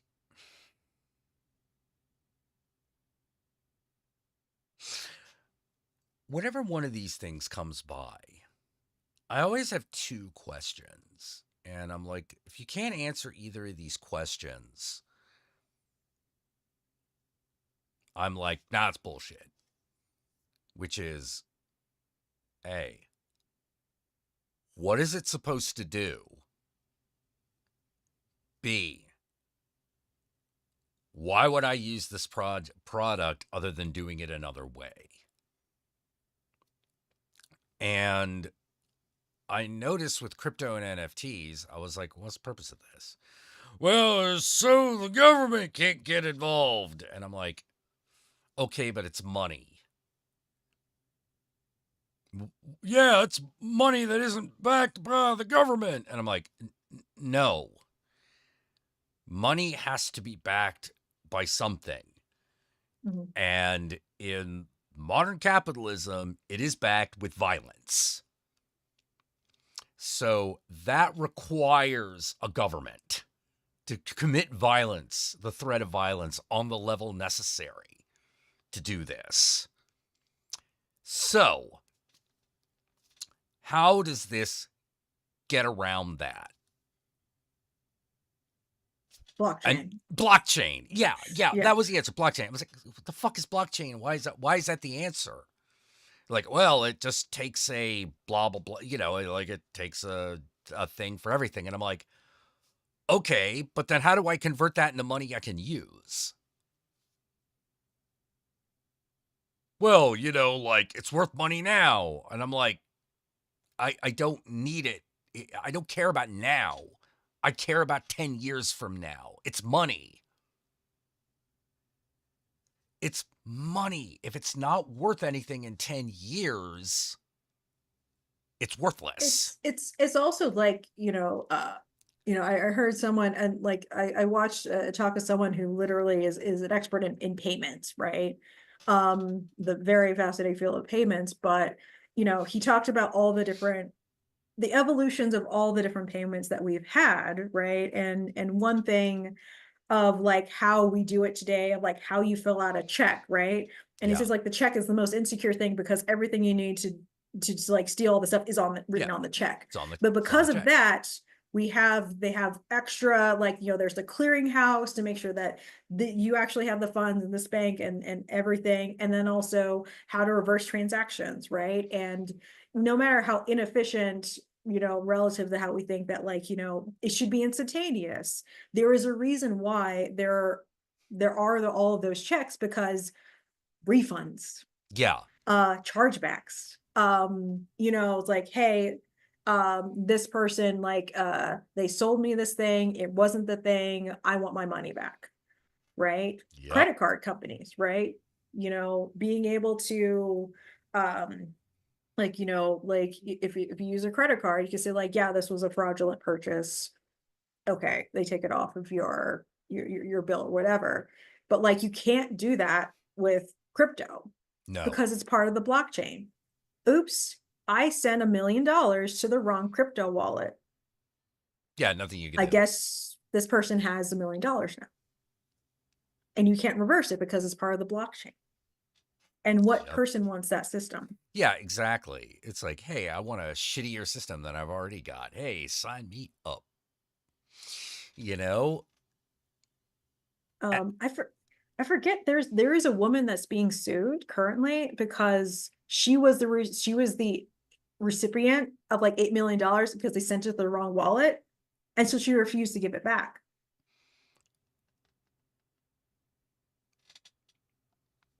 She's like, no, it's mine. You sent it to me, it's mine. I'm not giving it back. I know she's being sued, but do they have? But how is that court case gonna go? I don't know, because I mean, like, they chose they chose the blockchain. They made the decision to send it to her. She is under no contractual obligation. She has no connection to them to acquiesce with that request. Yeah. Through what mechanism Yeah. does she have to give it back? Yeah, and this is what I mean by money is backed by violence. You're making an appeal. You're having to make an appeal to the government anyway. Yeah. Because what else are you gonna do?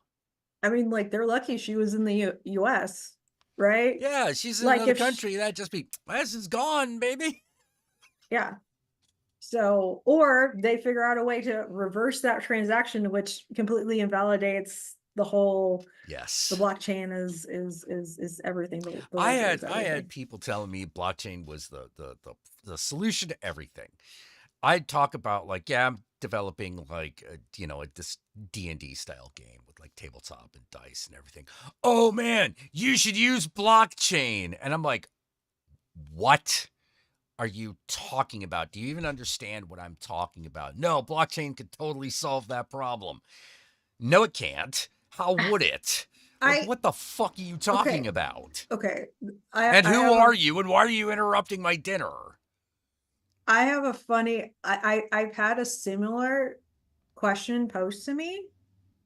So I was a part of there is uh there was a government audit, and I was a part of a government Okay. audit for my program, and because they're asking us like our processes, and I had to attest like this is what we do, this is again paperwork to prove that we Yeah. do stuff. And um it was for security. And like I expected maybe 3 people to show up. Like 9 people from the GAO's like office showed. I was like, why are all these people here, right? Okay. This is a And bit much for an it audit. was a lot of people, and I was like, there's a lot of people here. What's going on here? It went fine. It went fine. They asked a lot of questions, but the one question they asked is like, okay, is there any way that blockchain can help? And I'm like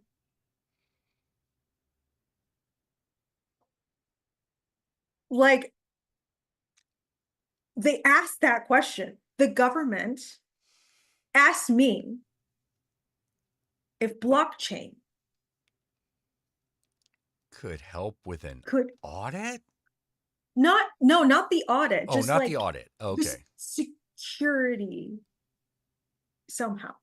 Or I No. think it was like I don't know. I think it's like maybe like okay. The only thing I could think of is maybe like registering all of the hashes of packages, open source packages, so we know that we are not getting a malicious package that's been modified. Maybe I had to pull something out of my ass, but like that's just a database. Yeah. Like it's just a database. If we had a database of that, that would be fine. But like blockchain, and I did notice one guy had like a Bitcoin like lanyard, Oh and I'm no. like, it was you. I was like, you asked this guy to ask that question, right? Like Oh it no. was so bizarre. I was like, that was like the question that like sort of went off like left field Yeah, those for me. blockchain bras were everywhere. They were like, you should use the blockchain. Like, for what? I don't need. You don't. I don't run the game. Doesn't even run on a computer. Yeah. Yeah. I mean, it's interesting of like apparently one of the early crypto guys, when he went to prison, he implemented a blockchain system in prison to keep track of who owed what cigarettes or whatever, right? You can do it on Okay. you can do it on paper. I mean, but like the thing is that like at the beginning, I mean, like the reason why it was like kind of used like on Silk Road and all that kind of stuff is that it was ahead of what the government was aware of and capable of, but now it's even worse because they track all of those wallets anyway. Yep. They can track all of it. They have the information, and they have the data, like they have the resources to track all of these ledgers. And the thing is that like, they sold it on it being decentralized and anyone can get in on it. Like these ledgers are so large that only certain people can hold the ledger. Yeah. You can't hold it on your own laptop, right? Like it's so large. And again, everyone has to wait in line to write to it, to modify it, and then that modification has to be transmitted out. It's like, it's to do that for everything. It's just a slow database at this point. And why is everyone going to the same database? That's why, like for payments, it's like a clearinghouse, right? Like I communicate with my bank. My bank has a server. They know how much money I have, and I let them communicate with, I don't know, Yeah, the that grocery store, is Discover. more decentralized than blockchain Yeah. already. It doesn't make any sense. And like all these people are doing all these like DAOs, and like we're gonna have like, the algorithms run everything. And like look what happened to Axie Infinity. Yeah. Like, so this space is rife with so many scams and so many, I mean, again, insider threat, right? Like, I mean, it just takes one person to like pump and dump schemes. Like that is where all of these issues are coming from, and they're just not learning the lesson. They're always, again, like this is what I'm saying, it's a hyperstition in which people believe in this world in which they're going to be a millionaire on their, because Because they were the bought first to into get this on the one thing. blockchain. Right. Yeah. And so like because like if you look at these people, it's almost like a religious belief at this point, Yeah. right? Mm-hmm. I mean, like I'm almost like, I would like to write an article in this sense, like for like AI hype and all that kind of stuff, because I feel like it to me it parallels the spiritualism hype, right? Oh, yes. Of like the Fox sisters, and like you could talk to your like even in China there are apps in which you feed it the information of your dead grandma and you can chat with your dead grandma, right?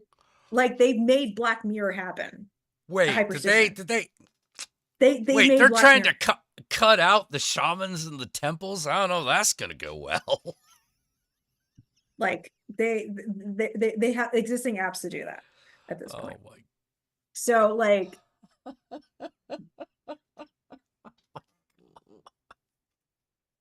Oh my God. it's all of this like, yeah, weird hype, and it's just, I don't know. Come Yeah, on, you just have really? you just have to shake your head at it. Yeah, if you look it up, like Chinese like talking to dead relatives, it's an app. Oh my God. Okay. Talking to dead relatives app. I mean, I gotta be honest. This does sound like it's a scam Chinese people would fall for. You know,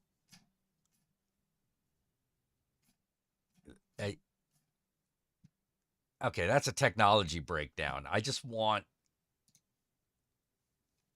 need the basics.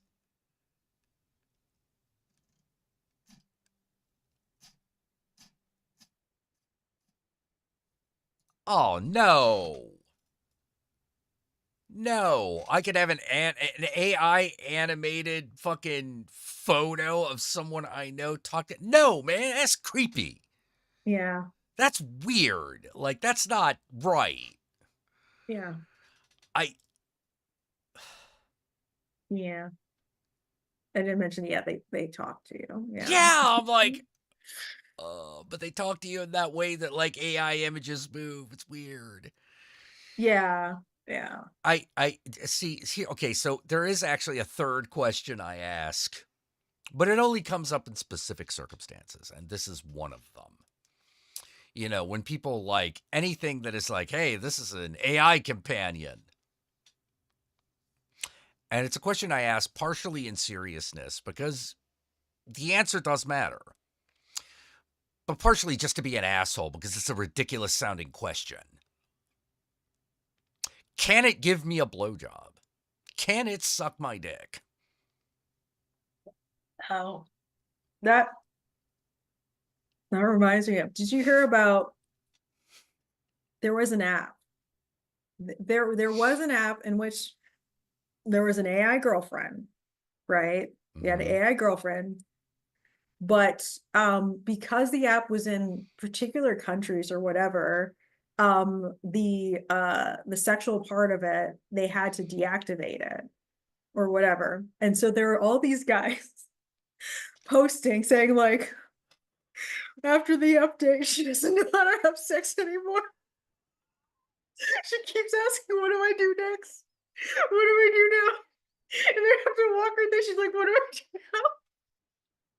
And they're just so devastated that she doesn't know how to do anything anymore.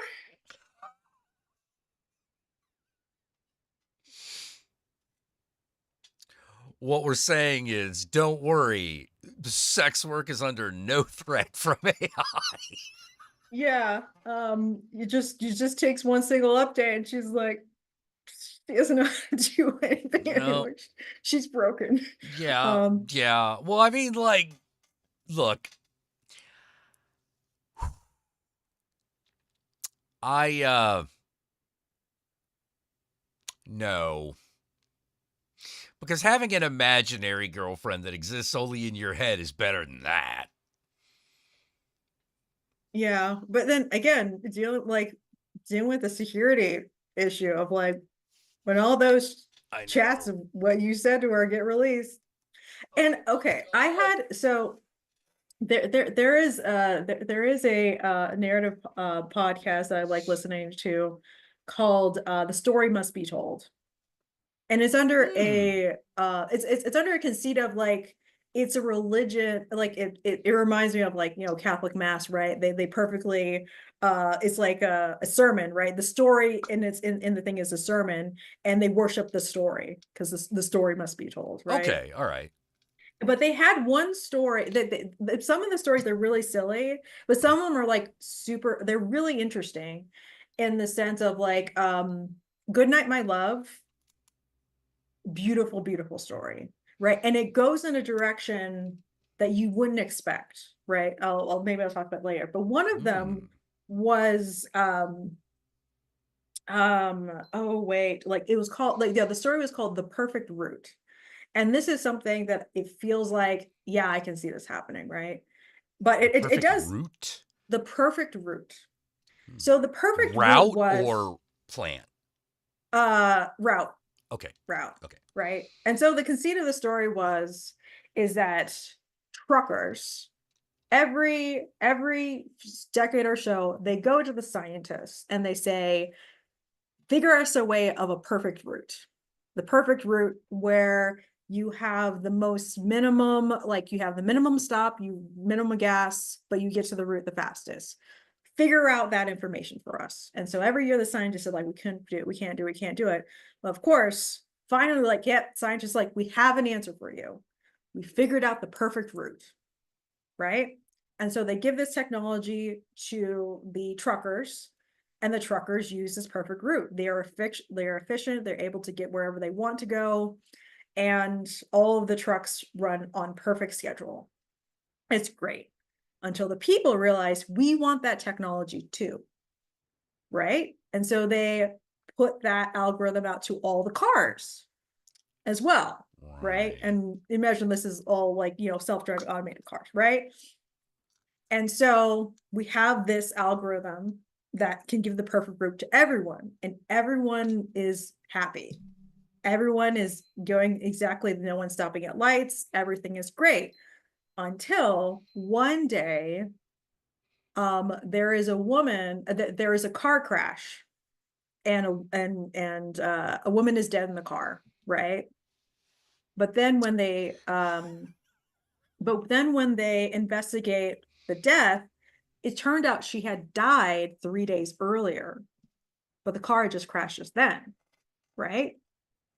And so what it turns out is that it only so happened that a tree fell and the car crashed. She was already dead because the perfect route dictated that she should die. And so what it turns out is they look at the code, and the code realized to maintain everyone having a perfect route, it has to select some people to die in order to maintain peak efficiency.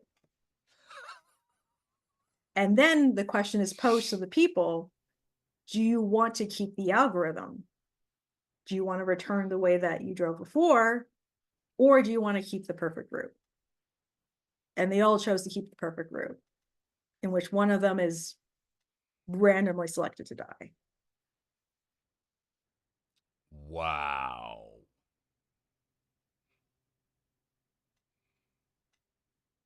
So, I mean, I felt like that was interesting in the sense of like, that's what, you know, we choose, Oh yeah. you know, Oh yeah. like it's like it had an objective, it met that objective, it did a really good job, but it had a cost. And even we know the cost, but it was very funny where I heard about that, like I heard that story, it was pretty good. And then there was a rapper, or there was someone, I think it was a rapper or whatever, he said, he's like, no, I don't trust AI. What if it takes me where I don't want to go? Like a self-driving car. And I Yeah. thought of that story, and I was like, you know, people thought he was like being stupid, but like it could it could be a valid concern, right? No, actually this was my thought with the whole self-driving car, which is, are you kidding? Do you know how many micro adjustments I have to make in 5 minutes driving on the highway? Oh yeah, There is no way. it would never happen. It would be a regulatory nightmare, Yeah. right? Because another thing about the AI, right? Just having AI do it is, who do you blame? Right? Who is Yes. responsible for the decision? And we Yes. still need people to be responsible for the decisions.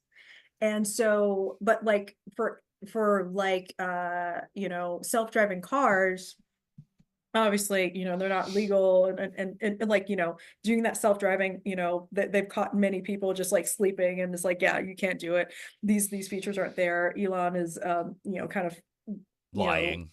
faked a lot of the demos and data and everything like that. But even if we actually did get a functioning self-driving, like an actual self-driving car, right? Even if all of those things that you're concerned about, like adjustments, and then, you know, I don't know, suddenly there's a snowstorm, and suddenly there's like, you know, sand, whatever, like somehow it actually did that. Still, we would never legally be able to do that, because that an algorithm that's able to, like, to be able to train that algorithm would take a mass amount of information, right? And we really only have certain models, and that one model can't be used in another country because they have Right. different priorities.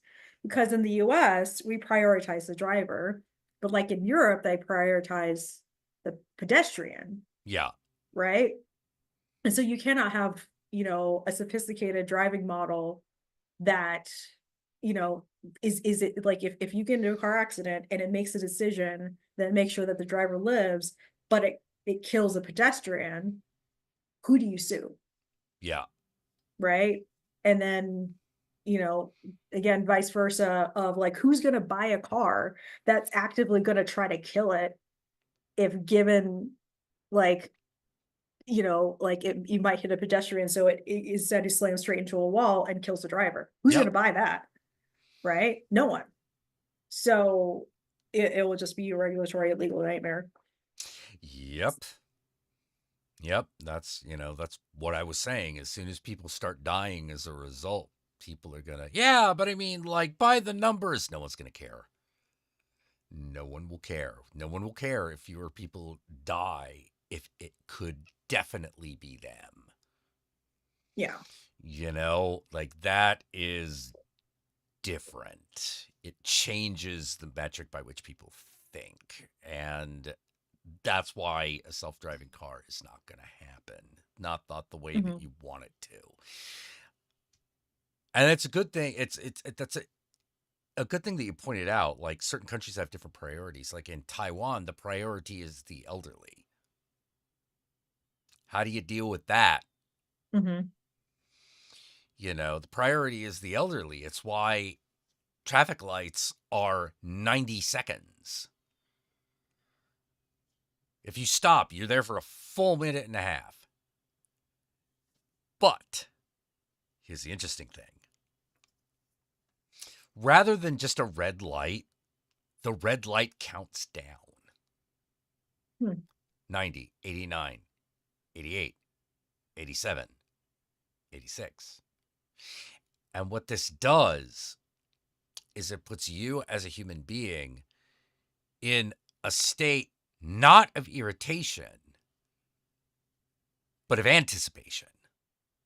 You are waiting for that zero. An unintended consequence of this is that people don't honk their horns as often because they're in that state of anticipation. They're not like, why aren't we moving? Well, because you got 90 seconds, boyo, and you know it. Why? Clock right there says so. The red light says it. It says you got to wait another 20 seconds. Well, I guess that's not so bad. Yeah. You know, what I really hate about American crosswalks is that it tells you how much time you have to cross, which has the opposite effect. Because now you're trying to beat the clock. Wait, I got 10 seconds to get across. Quick. Bam! Yeah. You know, as opposed to, okay, I guess I only have to wait 10 seconds. You know, it's a different mindset. And I remember Taipei being the noisiest traffic in the goddamn world. It was awful. You know, I kept reminding everyone, I was like, all right, there's going to be a lot of honking, there's going to be a lot of beeping, there are going to be a lot of bicycles going by you at odd hours, at odd moments. And by the way, lanes are only a suggestion. Okay? And we get there and everyone's like, actually, traffic's been really super orderly. Like, we haven't had a honk, everyone's using the lane, everything's good. And I'm like, I know, I'm scared too. They're all pod people. Yeah. What happened? Like, we're in the Matrix, man. You know, it turned out that they were like, no, we implemented the 90-second crosswalk for because we have a huge old population. So we just need more time to let them cross the goddamn street. And for some reason, that solved all these other problems. Just going, no, just wait. Just wait. And it'll be there. The trains run on time, and it's scary because I'm not used to that. They run so on time and so well. You know how you get into a subway and sometimes they have the stand here. And you're like, that's where the door will be. And you're like, bullshit. That door ain't stopping here. In Taipei, whoom, right down to the inch. And it's like, I've never seen this before. I'm terrified. What sort of fucking voodoo magic? What's wrong is going to happen. Something wrong has to happen. Yeah. Do I need to give up my soul? Do I have to give the god of death a coin? Like, what's happening? Yeah. You know, American drivers are really bad. They're really bad because, like,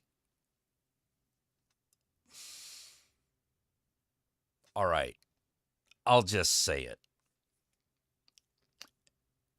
You know why American drivers are so bad? Why? White dudes. White dude privilege. That's why it's bad. Because they have to get there before you. It's not about them getting there on time. It's about them beating you. To the point where it gets ridiculous. I had a guy speed around me and he cut me off, missed his turn, clearly. Because he had to cut me off while I was letting him pass. Huh. That was weird. Yeah, it was super weird. It was like, I already let you pass. Why did you do that?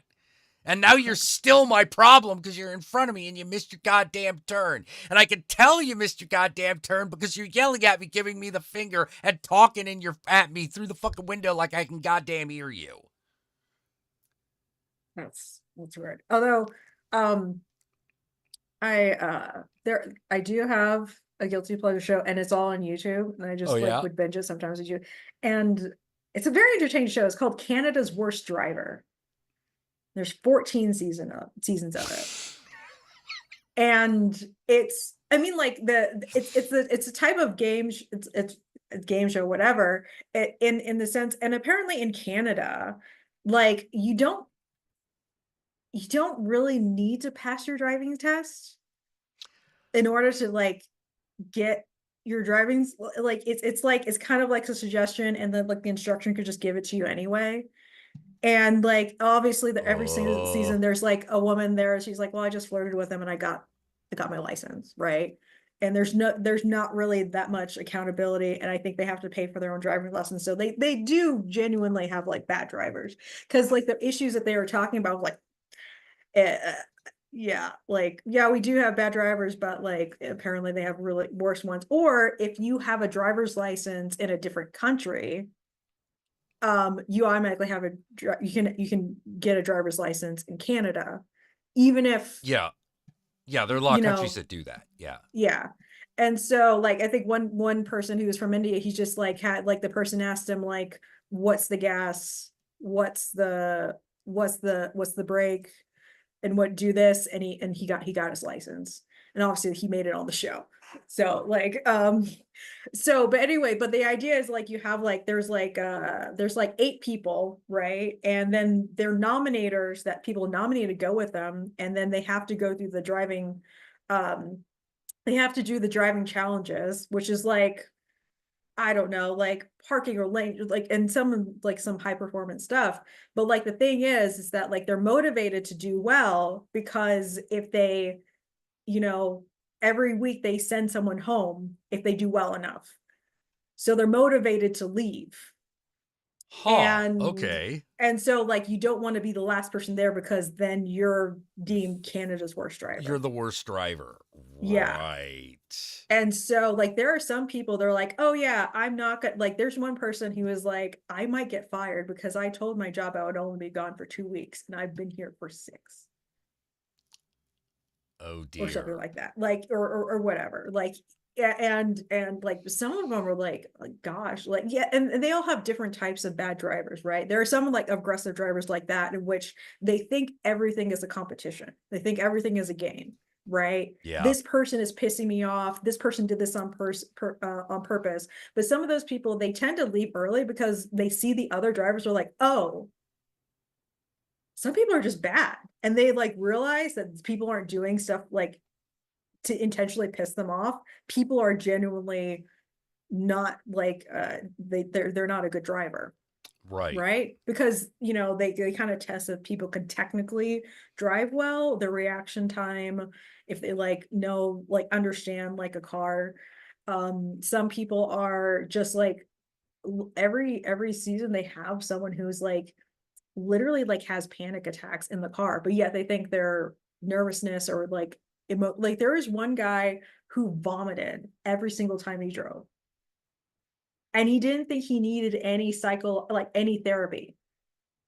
They're like, you and they have a therapist on the panel, like at a certain point they had a therapist on every single panel, and she's like, you vomit every single time you drive. He's like, it doesn't affect my driving. It's like, you had a panic attack, like you Yeah. could not finish the driving challenge because you had a panic attack and stopped. He's like, oh, no, it's fine. That's not fine. Yeah. But yeah, it's a very entertaining show. And yeah, I would highly recommend it. Yeah, 14 seasons. 14 seasons. It's a lot. And like, but the most infuriating one, there was one woman who is very religious, and she thought that and not like, like more like spiritual, like she had the Bible, the Quran, all of these holy texts, and she thought that if she wrote the prayers on the windows, that would protect her. So she would be reading a holy book while she's driving, thinking that that would protect her. What? And she just uses all the holy books. All of the holy books. So she has like the other passage, she has all of the other holy books. And so she's just like pulling them out and picking out different prayers and like writing sigils on the window, no, on the windshield. The purpose of a sigil is you're only supposed to.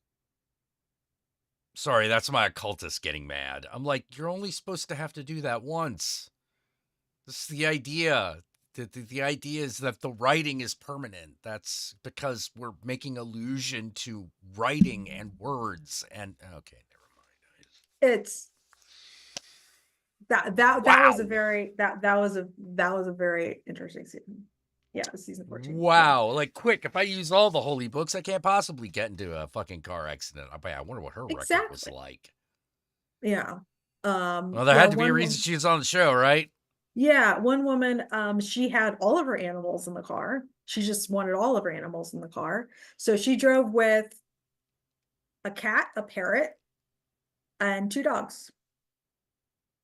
No.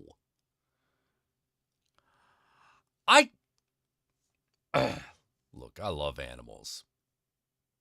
I am Yes, not ma'am. willingly, I do not willingly drive with them. I only do that when I have to take them to, like, you know, the hospital or something.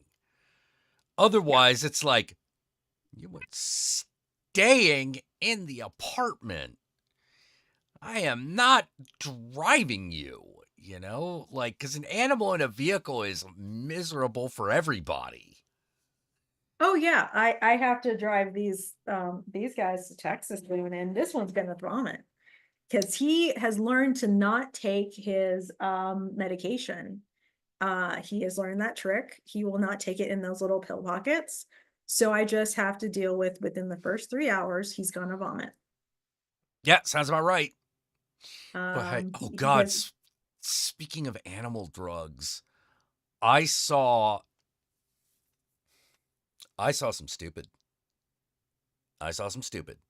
And it was like it was like a flashback, like a mythical acid flashback, because I thought I was like back in 2020.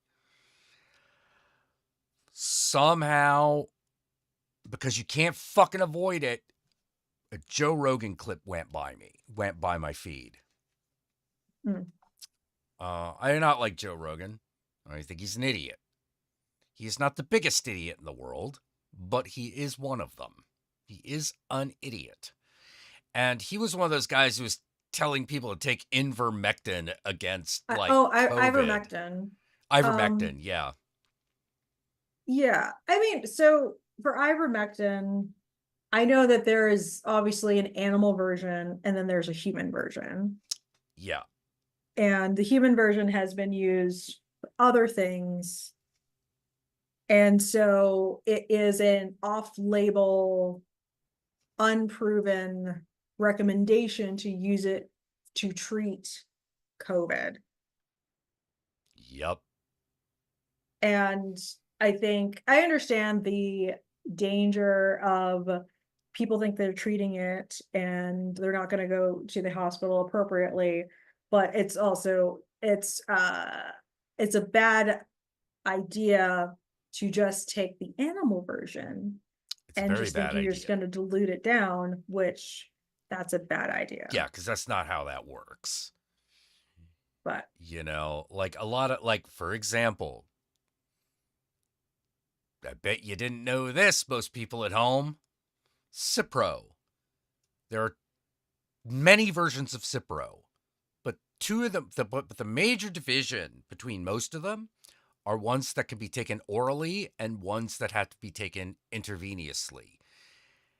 And you must use the proper one in the correct circumstance or it does nothing. If your digestive system cannot process the Cipro, you have to do it intravenously. But the problem is that the intravenous one also won't work unless you are under those circumstances. So, just because it's got the same name doesn't mean it works the same when you're dealing with drugs, Hmm. you know? So, yeah, when people were like, yeah, we're injecting tank cleaner and shit, like, well, I say hi to Jesus for me, I guess. Yeah. Um, yeah, that was bad. Yeah, it was pretty bad. But now they're like blaming long COVID symptoms on the vaccine. And I'm like, Well, I thought what? long COVID symptoms happen. Well, I mean, long COVID symptoms were happening before the vaccine type of Yeah. thing. I mean, I know someone who's gotten COVID like 5 times, man. Oh, yeah. Like I Yeah. mean, it just kind of happens. Like, actually, yeah, as someone I work with, and he's like, "Oh, where's Alex?" And it's like, "Oh, you got COVID again." And it's like, "Oh, again?" He's just like faded to forever. I don't know, get it? Or I mean, obviously he's gotten it so many times. And also like he spread it to the whole team once, except me. So like what like and that was the first time I met him too. Because Oh, we man. we all we all work it's like so he works at the Sunnyvale site and I work in the Colorado site. And so it was like, okay, we're all getting together for this one event thing. And I met him for like the first time. And then it just so happened to be, and I flew in, that's when I was also working, I wasn't in Colorado yet. And then so we had like this whole event with like all the managers, like all the big in a room, right? And then I flew back and then like one of our managers like well uh it seems like there was someone who had COVID there, and and we're just have to poll how many people got it. And so like Oh, half my team dear. was like taken out. And then I was the only one who's like, I'm fine. And they're wondering how I didn't get it because I just sat in the corner. I'm like, I'm just gonna be over here now. um, but they're like, how did Chloe not get it? She was in the room with the rest of us. And I was like, "Mm." Have you ever had COVID? I don't. Okay, so I've never had any symptoms, and it was also at a time where the tests were like, I didn't want to just like periodically test myself. Right. But I've been like just taking up the space because I remember like there were lines for like hours for people to get a test, right? And but that I've never had a reason to take a test because one, for the longest time I worked remotely. I just stayed home. The only other contact I had with was with my brother. And yeah, and I didn't really go anywhere. And so and again, I didn't have any symptoms, right? Like I never lost my sense of taste. I never had a cough. The Oof. only time I Yeah. thought like, oh my God, do I have COVID? I just had my period. That was it. I was like, oh my God. I was like, no, it's just the period. I feel tired. And I'm like, oh wait, no, it's just the period. Or like once, oh my God, my throat is scratchy. It's like, oh wait, I fell asleep with the fan blowing in my face. Oh, yeah, it's Like, just and dust on your fucking tonsils and shit. it was Yeah. so it was always something that was like, oh wait, it's immediately explainable. And I never had any issues. So Yeah. if I ever did have it, it was like I would have probably been asymptomatic, and I already limited my contact people. My parents got it. I think my mom might have gotten it twice. So like, but they for the most part they were asymptomatic. My mom lost her sense of taste. Yeah. Uh, I caught it right at the turn of the new year.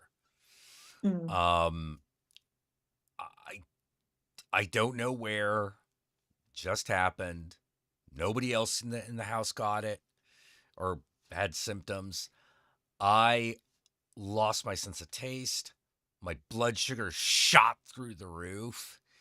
I developed diabetes, oh wow. and I was like, Oh, awesome. You know, yeah, like my blood sugar was 1900. Oh, wow. Yeah. It's supposed to be like 100. Literally 19 times as Wow. high as it should be. Oh, that's crazy. I was, Yeah. there was literally a conversation where they were like, yeah, his blood sugar's 1900, so it's touch and go. Like, he should be dead already. Wow. Yeah, I haven't heard of like the coronavirus doing that before. That's kind of, I mean, It's something, you it never all know. depends on what organ it starts to fuck with. Yeah. You know, so if it gets into that pancreas, that's what. Yes. Yes, puppy. You can't see this, but like puppy just all of a sudden decided he needed to be alert. Don't give me that look. Don't give me that look. You're a good boy. Who's a good boy? Oh, hey. Bad. Bad. Bad.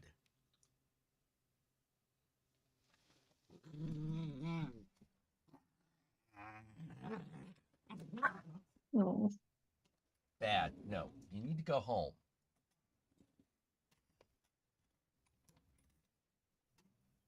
That reminded me of something, but I forgot what it was. Don't I got it and I mojo on lost it. me. I feel bad for him, but he really does have to go. It's like almost midnight. Where, like, are you watching the dog or are No, you, is he no, just there he's just here. and they just, Like he's they're- just here. Like sometimes he comes down when like his owners aren't around, but sometimes he has access to the backyard. Mhm. But he usually goes back up around like 9-10 o'clock. Mhm. For some reason this time he didn't want to. You know, Hmm. I don't know what it was, but it's one of those like I don't have dog food. I have water and a cat that will hiss at you. Like Yeah. I can give you love, but at the end of the evening, like you gotta go home, buddy. You know? Yeah. That's weird. Yeah, But yeah. Like I also sometimes get a little bit mad because like they take a lot of trips, mm, and sometimes they leave him at the apartment, and then it's sort of like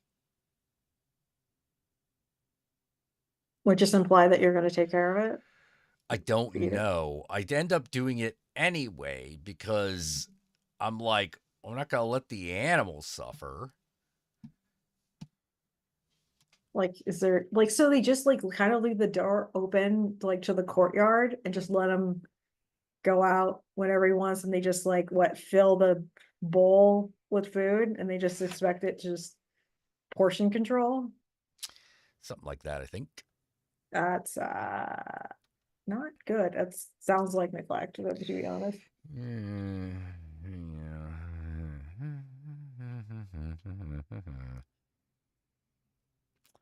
Oh. It's okay, I said it. Yeah.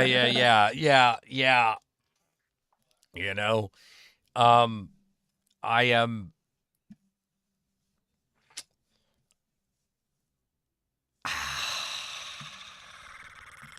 Yeah. I mean, yeah, I can't imagine like there that's one big reason why I don't like traveling. Especially I don't have to travel as much anymore, but like I had to travel like yeah, to Sunnyvale maybe a few times, and you know, even if it's like for 3 days, like leaving my cats, it's Oh, you'll like have to toss that to me, hon. I will. I wouldn't want to do Yeah. that. Good cat. All right. Oh, crap! I have nothing to drink this with. Nothing. I have medication. Speaking of which, I have medication I gotta take. Okay. You know, Here you go, seltzer water. there. Okay, let me go on. Grab this. Hey, kitty. Oh, There's a pepper left, by the way, if you want the other pepper. okay. kitty. I know you didn't go outside because I closed the door. Oh, come on, buddy. This is Kitty. This is Gomez. My cats won't let me pick them up. Well, I can pick them up, but they don't like it. Oh, God. Let me hold him for an unusually long period of time. Oh, no, there we go. There we go. I mean, like they demand to be held on their schedule, not mine. What's that? They Oh. demand to be held on their schedule, not mine. I know, but like most cats, for some reason, he likes leather goods. I noticed, I think we have the same chair, but my chair is currently covered by a cover because Babs likes to really go to town on it. She's a very sweet, gentle cat until it comes to my chair. She like puts her back into it. Really? She's like really into it. Just tearing it up. I still remember, oh my God, I remember one of the funniest cat moments I ever had. It was at this bookstore called Borderlands. It's down on Valencia Street in the Mission District. And they had a couple of hairless cats. One of them was named Ripley, after Sigourney Weaver from Alien. Yeah. And they had a reading area, and that was reasonably close to the office. And so I'm back there, and I'm, got my book and reading for a bit. I'm like the only customer in the shop at that point. And then all of a sudden, I hear the meow. I'm like, oh, hey, kitty. So I'm petting this hairless cat. Meow. And I'm like, what? What do you want? Now, this is the first real interaction I've ever had with this animal. Like, I had seen it around, but I had never, like, pet it, never fed it, nothing like that. All of a sudden, it's demanding something of me. And I have no idea what it is. And then, so I'm playing this guessing game. We get closer and closer to the office, and I realize the office door is open. And I'm like, okay, like, cat, what do you want? Do you want to go in the office? And so it goes in the office. It kind of swings the door a little bit wider. And I'm like, well, okay, we're done here, right? No. Meow! The fuck? So I look in, and as soon as I look in, the cat looks at me, gets in the office, the dude's office chair, gets on this part, Yeah. while looking at me, and then falls asleep. Witness me. Yeah, and I was like, so I go to the front desk, and I'm like, I think Ripley just meowed at me so that I would watch her go to sleep on Alan's chair. And without even looking up, the clerk, the person working there is like, yeah, that sounds right. She does that. And I'm like, why did I need to be the one that watched it happen? They She's need like, a witness. They need a witness. She needs a witness. Yeah, I got new blinds that I didn't realize were, I mean, with the moths, they think that there are moths behind the cellular shades. Oh no. And but no, here's the thing though. They only do it when I'm here. How do you know? I can leave this room, have them down, and they don't touch it. Nikki doesn't touch it. They only do it when I'm here. They only do it when you're in the room. Yeah, they only mess with yeah. And so I realized that, especially when I'm in a meeting, right? Nikki has realized when he wants to really, really get my attention, he starts to chew the plugs that are connected to the wall.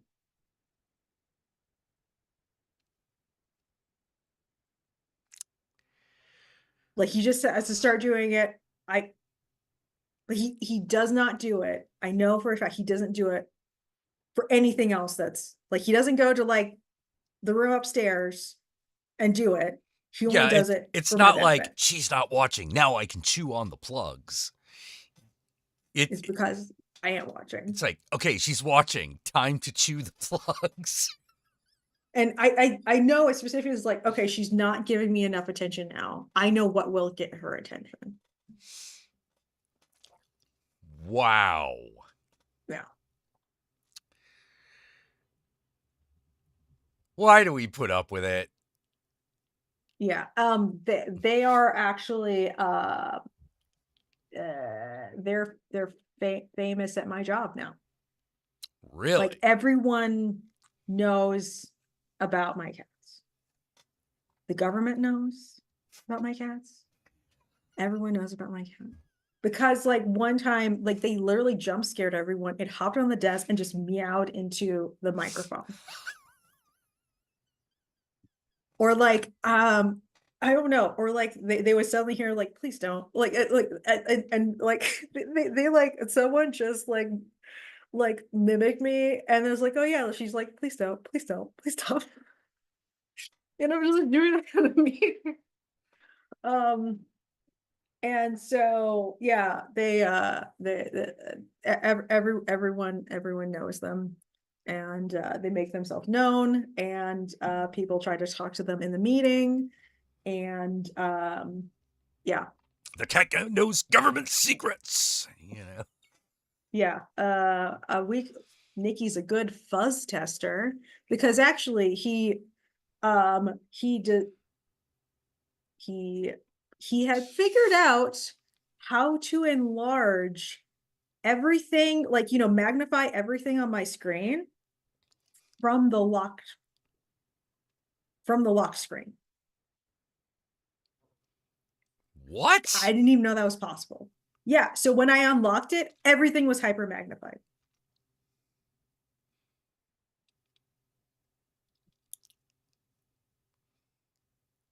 Has this been repeated? I couldn't figure out how to repeat it, but he did it. I saw him do it. I saw him walk on, like the machine was locked. I locked it. I unlocked it. He walked on it. He put his ass on the keyboard. He's got magic cat powers, man. And then I locked it. It was like blown out. Have you seen the show Dead Boy Detectives? No, I've heard of it, but I don't know anything. It's got cats in it.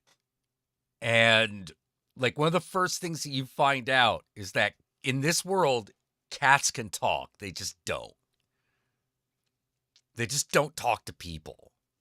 They'll talk to ghosts. They'll talk to other animals and other supernatural things, but they won't talk to people.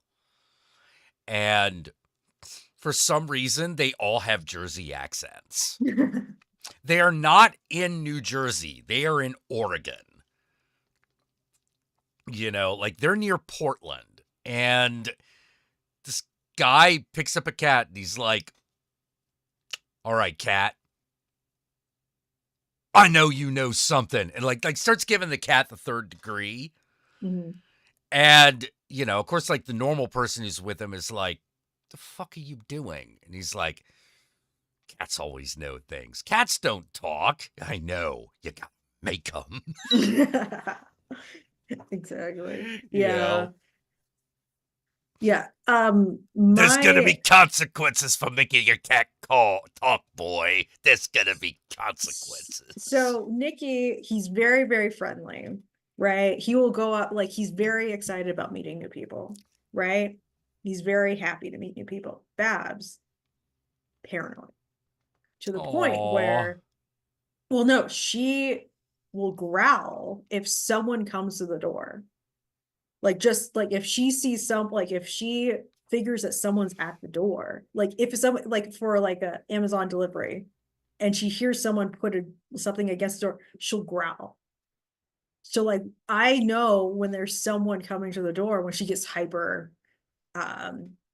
aware, and she's like staring at the Oh. door. And then she starts growling, and then she runs up the stairs. But Oh, she's interesting. but it's specifically like, so she could hear people outside and even see people outside, and she's not on alert. It's specifically when they come to the door. And it's only strangers, because my brother tried to test it, and when he did it, and she didn't do it. So it's only when strangers come to the door. Right, because she's like, oh, I know who that is. Yeah. You know, But I like, don't need to worry about that. how did she know that it's like, it's my brother versus an Amazon delivery driver? How they door. walk and how they try to open the door. Because I can do the same thing. I can tell without looking where the Countess has approached the door or Josh. Mm. Just by the sound. Because it's like, I have those memory slots, right? I know what this sounds like, I know what that sounds like, and if I don't recognize it, it's somebody else. Mm. So I think that's how they do it. You know, I think that's how they do it. I think they're like, that sounds like so-and-so, so I don't need to worry. Wait, I don't recognize that. Yeah. Time to growl at the door. Yeah. Because it worked last time. Yeah, but yeah, you know, she's basically, you know, at this point, my security system. Yeah, but yeah, it's I find our relationship with animals very interesting and very fascinating. Like, yeah, we would never say that things like that are one of the reasons we own like a cat, right? Mm. But it is potentially part of the relationship. You know, I feel a little bit more secure when the cat doesn't hiss at the door. You know, yeah, that kind of stuff. And that's the kind of stuff that I'm always like, you can't really replace that with technology. oh yeah, no, Doesn't work, you know, and people are like, oh, well, what makes you think so? And I'm like, because you're thinking the type of programming you're doing, humans have only really been capable of doing for about 100 years. The cat has a genetic lineage of millions. yeah. So if we just break it down in machine learning terms, that thing is 1,000,000 years of fucking head start and training against a machine. Oh yeah, it's the nuances, and again, like it's going back to like the AI stuff, well, like the AI hype train and everything like that. You know, I think what people are aiming for is like AGI, like general artificial intelligence, which with what we have right now, we're not going to get there with what we have now. Oh, right. No.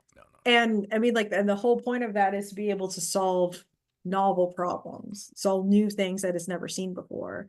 And again, that's why it makes a lot of the AI that we want to use, like all of the uses that we want for AI, pretty bad, because we would like to use it to apply it to new problems, but that's explicitly what it can't do because it's never been trained on it.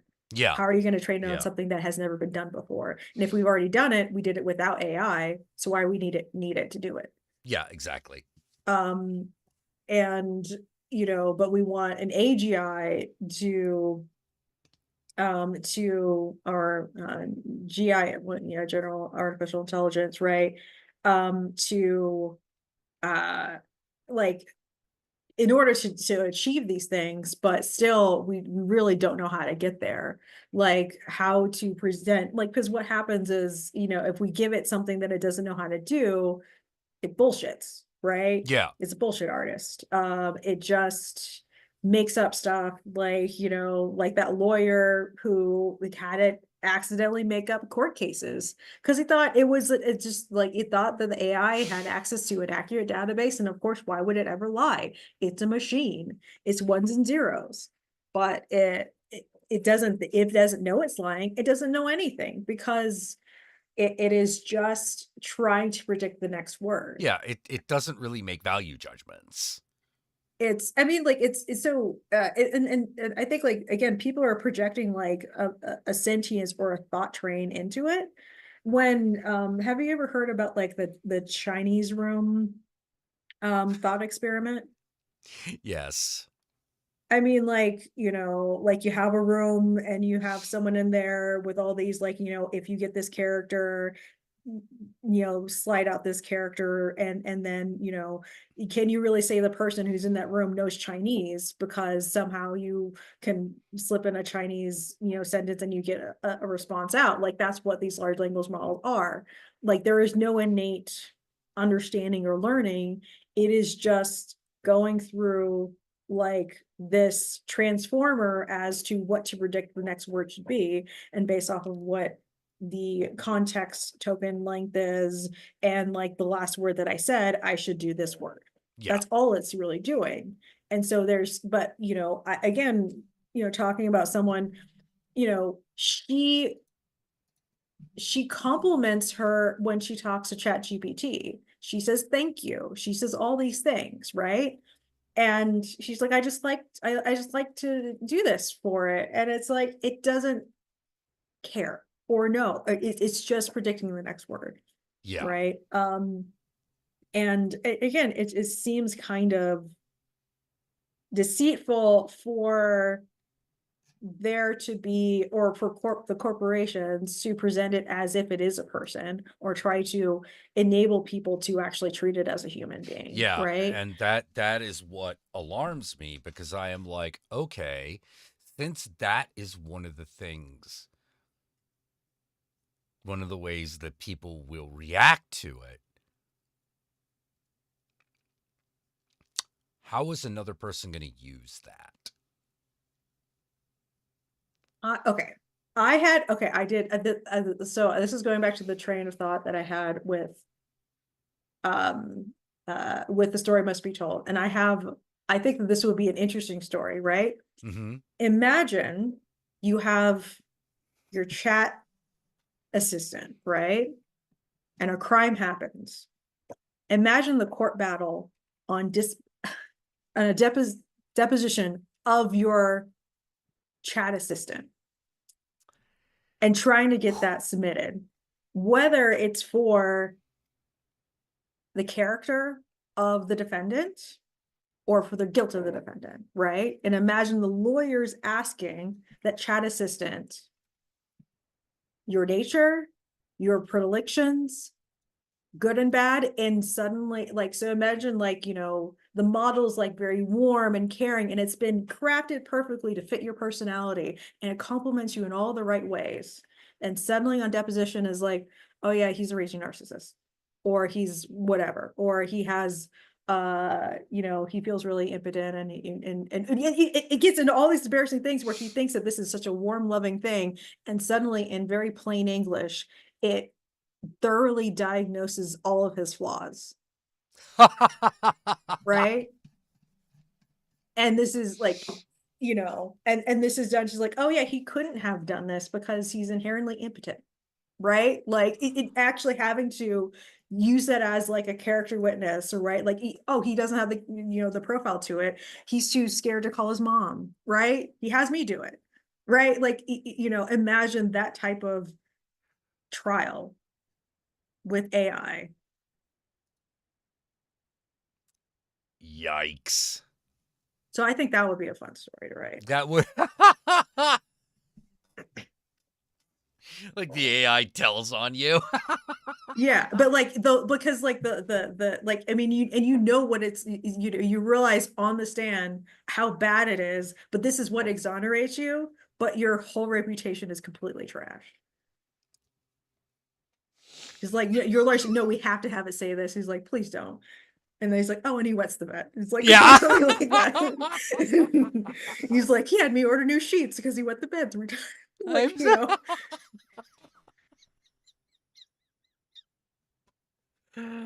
Oh my God. Like that'd be a very funny Black Mirror episode. Yeah. Yeah. Was it an episode of Black Mirror that was the AI version of this one woman that is also connected to Selma Hayek? I think I only watched maybe one season of Black Mirror. I know that there's like a pop star. Wasn't there like one with Miley Cyrus or something like that? I think there don't know. was. Yeah, probably. You know, But but I remember you this know, one where basically this television show decides to use the image of this, to use the life of this one woman as the basis of a television show. And it is so good at predicting behavior that it begins to predict what she does as it is happening. mm, But the actress who plays her on the television show is Selma Hayek. mhm. And she's like, wait a minute, what the fuck is going on? And she's trying to find a way out of it. Mm. But she can't get anyone to answer her questions. And so she comes up with this idea. And the idea is this: she's going to dress up in a cheerleader outfit, eat a bunch of laxatives, and then walk into a church. And so she walks into this church in this like skimpy cheerleader outfit, starts doing this cheer, and then shits herself in the middle of the aisle. And she's like, there is no way I do not get Selma Hayek's attention doing this. Because if she's, and she goes home and the episode airs just like it happened. Mhm. This is when you discover that the show is AI generated. And it is only now that Selma Hayek has become aware that her image is being used for this television show. Wow. And she's like, you had me do what? And they're like, well, they have the right. Fuck the right. What the hell? The fuck is this? And so she teams up with Selma Hayek to break into the studio to destroy the AI. And it is supposed to be Selma Hayek herself. Yeah. What wasn't there? I know that the Robin Wright, she was in a movie called like The Conference, in which she was getting scanned in, so her likeness lives forever. Yes. But yeah, the Congress. So but then there was also, I mean, this was like less highbrow. Wasn't there a movie called Simone, in which it was, oh my gosh, it's not Jack Nicholson, it's not Robert De Niro, it's, damn it, which actor, in which he plays a director and he creates an artificial actress. Al Pacino. Yes, Al Pacino. I feel like that they're probably going to try to go in that direction as well, because once you get the AI representations of existing actors, it will lend the credibility of new AI ones. Yes. Yeah. And then you can fully control them, because, this one isn't going to go on a drug bender and be in rehab, extending the shoot, right? You don't have to reshoot their scenes or whatever, or, or redo all this stuff. I think probably what is more likely to happen is like, you're going to have body doubles that are going to do most of the acting, right? And then you're going to have AI touch-ups. Yeah. And I don't think that's gonna have the effect everyone wants it to. Yeah, I mean, I think like it's kind of it's I was thinking of like what is that guy's name? Like Quibblecop, right? Like he just wants to create content and he just has his AI version Yeah, and yeah. and you kind of forgetting the purpose of like content. Mm-hmm. It's not there just to be consumed. It has to be consumer worthy, and you have to bring something that's worthy to consume. But I guess he's making videos for children, and I don't know how this is gonna. I mean, the children's brains are already rewired, and it's terrifying. But what type of consumer are we going to create with AI? Essentially, because Yeah, that's going to fundamentally change their habits. Because like for people like us, where we're used to actually like normal content, I don't see a point in an AI generating a movie from start to finish because that has no meaning or purpose, right? You're yeah, only intimating the meaning and purpose of a pre-existing movie, but you don't actually, there's no actual real thought yeah. there. There's no A real, human there's has to touch it in order for it to be. A human has to make it in order for it to be worth looking at.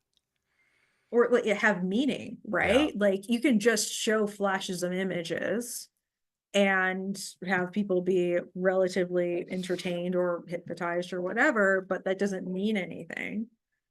And this transition to content is just used to occupy people before they in between doing other things is yeah, something that I kind of notice even the viewing habits of some other people that I know of like she's like, oh, I'm watching this documentary on Neanderthals, but like, no, you're talking to me right now and you're working. yeah, You're not really watching it.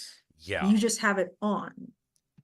Yes. And that is something that, I mean, yeah, I do have my particular things that are like comfort food, like, comfort food for me. Like Canada's Worst Driver is one of those things for me. I've seen those things multiple times, and having it on as I'm working, I can always like look at him like, oh yeah, that's funny and whatever, right? But it has to be, for me, it has to be something that I've already liked and I'm already familiar with. Yeah, yeah. So you don't have to pay attention to every detail. Yeah, You but know. like just the idea of just new and novel, because like this person, she only really watches new content. She doesn't rewatch anything. And so, but like Mm. she's doing that with new content. My brain, I couldn't do that. Like if there's something new, I have to pay attention to it I in order caught to like someone understand. watching a YouTube video during a movie in a theater, and that was one of the times where I got up and I was like, "You gotta turn that fucking thing off. You're gonna leave the theater. Do you understand? The But fuck are you in a theater looking at your phone for? Do you not see the giant movie that I assume you paid money for? And even if you snuck in to watch the movie, just leave. why would you not just watch the movie? Yeah, You can't yeah, tell me what to do. Well, apparently I can because I just did it.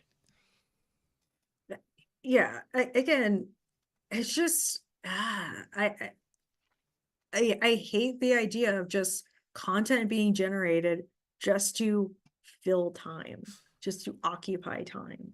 Yeah. Like that is just the most low level.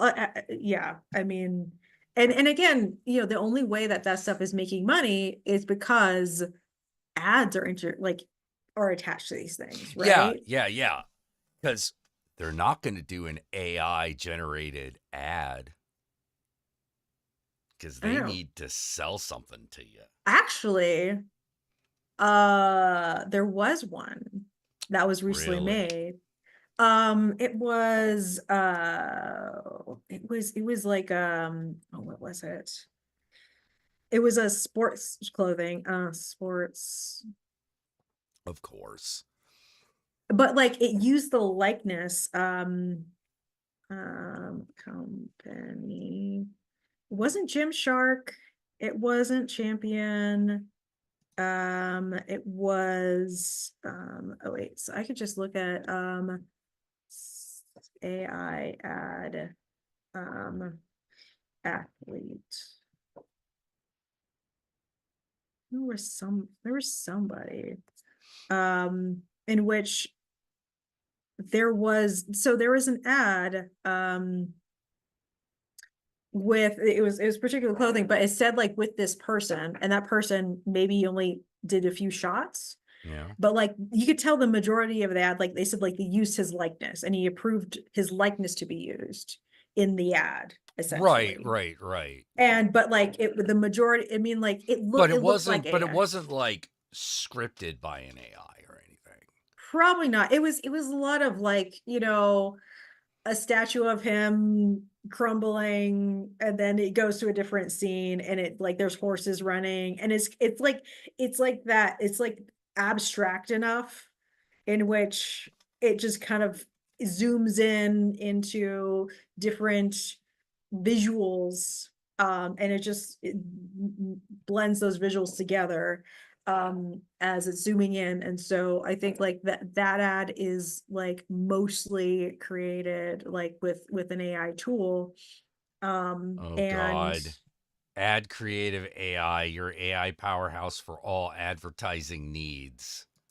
mhm, You gotta be fucking kidding me. it's touching everything. That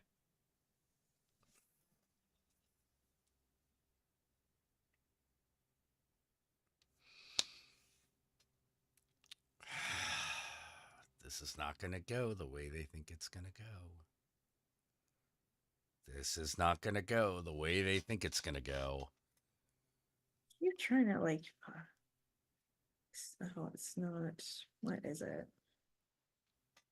So I saw someone, yeah, make a video about it, and yeah, how people are basically, yeah, pissed off about it, and it's like one I've seen before. I know the logo, but I just Generate can't. social creatives?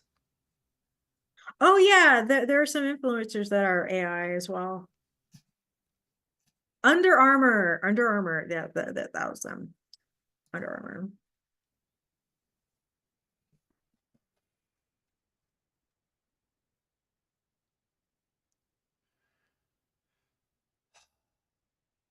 Well, Oh yeah, yeah. I can send you the article. well, here we are, television. Here we are, people. The apocalypse has happened. Soon, the products will be able to influence for themselves. Yeah, but I mean, like it's the thing is, it's like it's I think it's gonna quickly reach a market saturation, right? It's very novel the first time it happens, but then once Yeah, once everyone it is doing keeps it, happening, the diminishing returns are gonna kick yeah. in I really mean, hard. I mean that's what kind of I would think is happening with like, I think, people investing, like, how much money influencers make, right? Yeah, At first, while influencer marketing is a lot of money, but now everyone's doing it, and it becomes less and less effective. So only a few people can actually really do it effectively or make enough money. Like, people might do it and they only think that they can get like products, and I mean, like, ads maybe like on like Facebook or YouTube or whatever, but everyone's doing it. And so like it's kind of like a hedonic treadmill, like you have to keep up, even though it has a diminishing returns. Like if you don't do it, you're not going to get any returns, right? Um, right. and so it kind of feels like people are just going to get on the train of this AI stuff, and it's like, well, they're able to pump out more dynamic ads, or they're able to make ads that are tailored to this very specific niche market that we know has money and that's going to spend money on this. So, and we might as well do that as well, and then pay for all of these things. Um, and not everyone is going to, you know, it's kind of like with the gold rush, right? Like Yeah. it turns out the yeah. people who sell the shovels make the most money, right? The people who are selling Yes. the access to the tools and how to use the tools, or provide Yeah, them. the podcast boom was great for microphone manufacturers, Yeah. like it's amazing.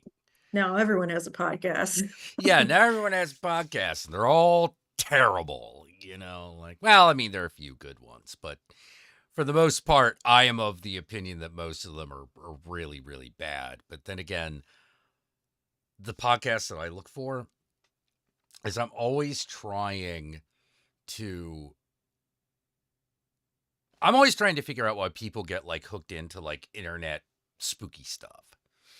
And there are some things that I get because they're interesting, like Siren Head. Just a big monster has a siren for a head. Like, okay, that's kind of cool. Yeah.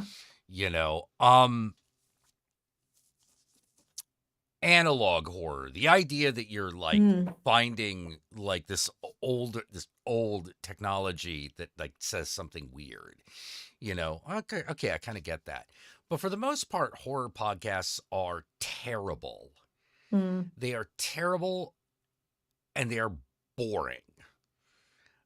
Everyone I know, every other person I knew loved Night Vale.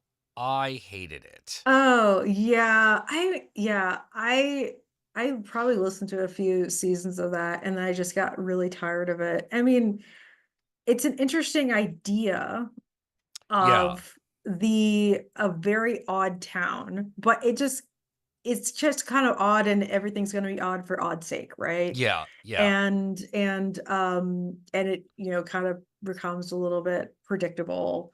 And then honestly, it kind of got boring after, him and Carlos got together or whatever. And then, they have like their, I mean, I don't know, like it was too nice because everything, Yes, I agree.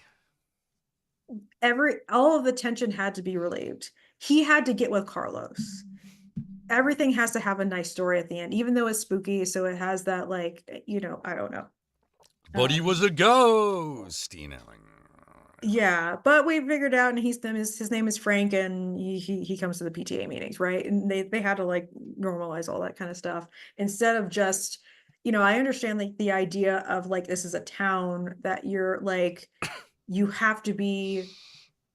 It's normal for the unpredictable to happen, right? And you Right. have to live under this pressure, but like there's no pressure. It's because the woman who lives in your house with no face is also going to come on the podcast and talk about how, she's like putting her finger in your ear, but she's not really going to do anything, right? It's just quirky. It's just a Yeah. town of quirkiness. Yeah. And nothing really permanent really happens. But yeah, I get it. Continue what you were saying. Oh, no, like I was saying like one of the things that I really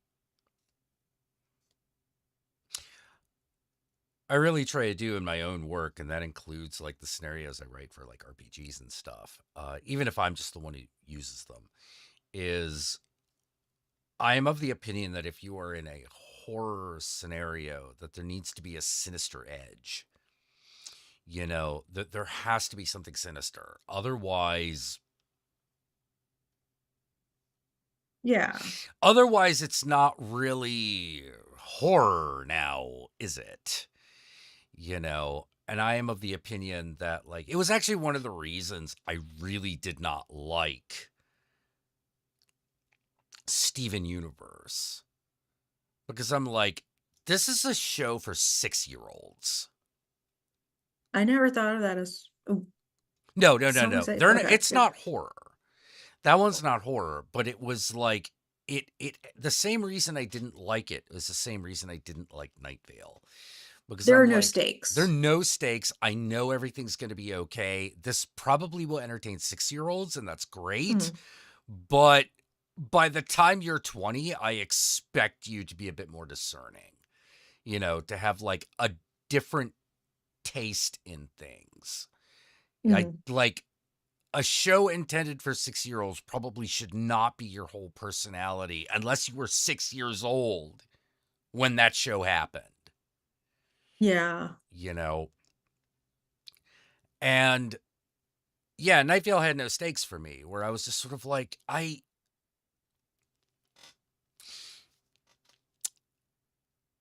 like a magical cat floating in the bathroom for no reason. Well, the thing that they call a cat. Yeah. But I need it to get weirder. I mean, so like the thing is that if that podcast was told from the perspective of the interns, Yeah. it would be completely different because only one of them survived and she became a mayor. Right. Right. But they all died.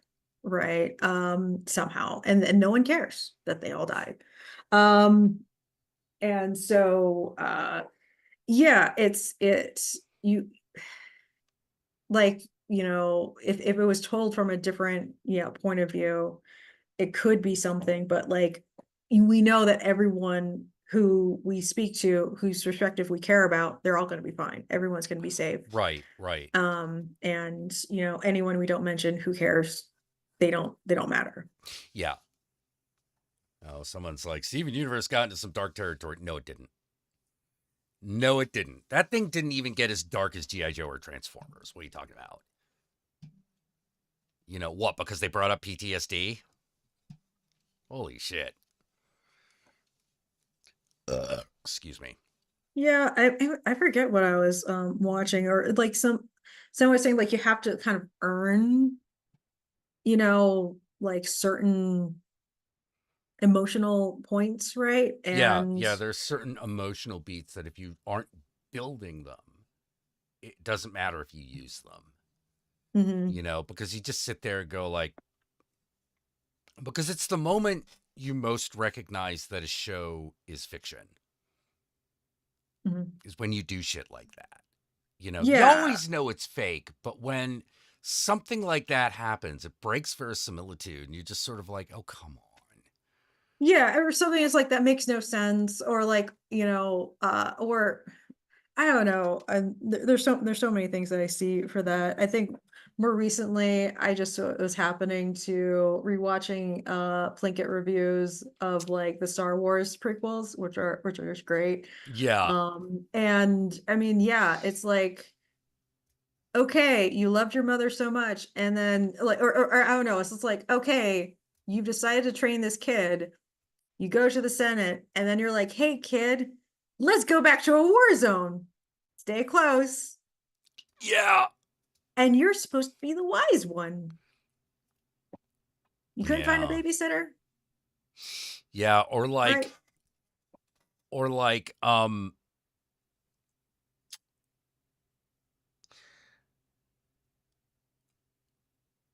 one of my problems, with Steven Universe was also a problem I had with the game Undertale. Hmm. Which was,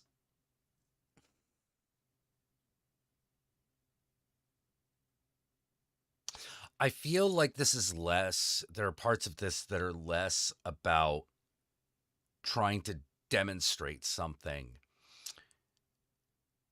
and more about the creator demonstrating a personal trauma without realizing it. Yeah. I was gonna say, I mean, I don't need to be like navel gazing, right? Like you're looking inward at yourself and you're just kind of turning on your own, the significance of your own emotions, but you have to, the other person, the audience doesn't really have that insight Right. unless they kind of feel the same, and so they fill in the gaps.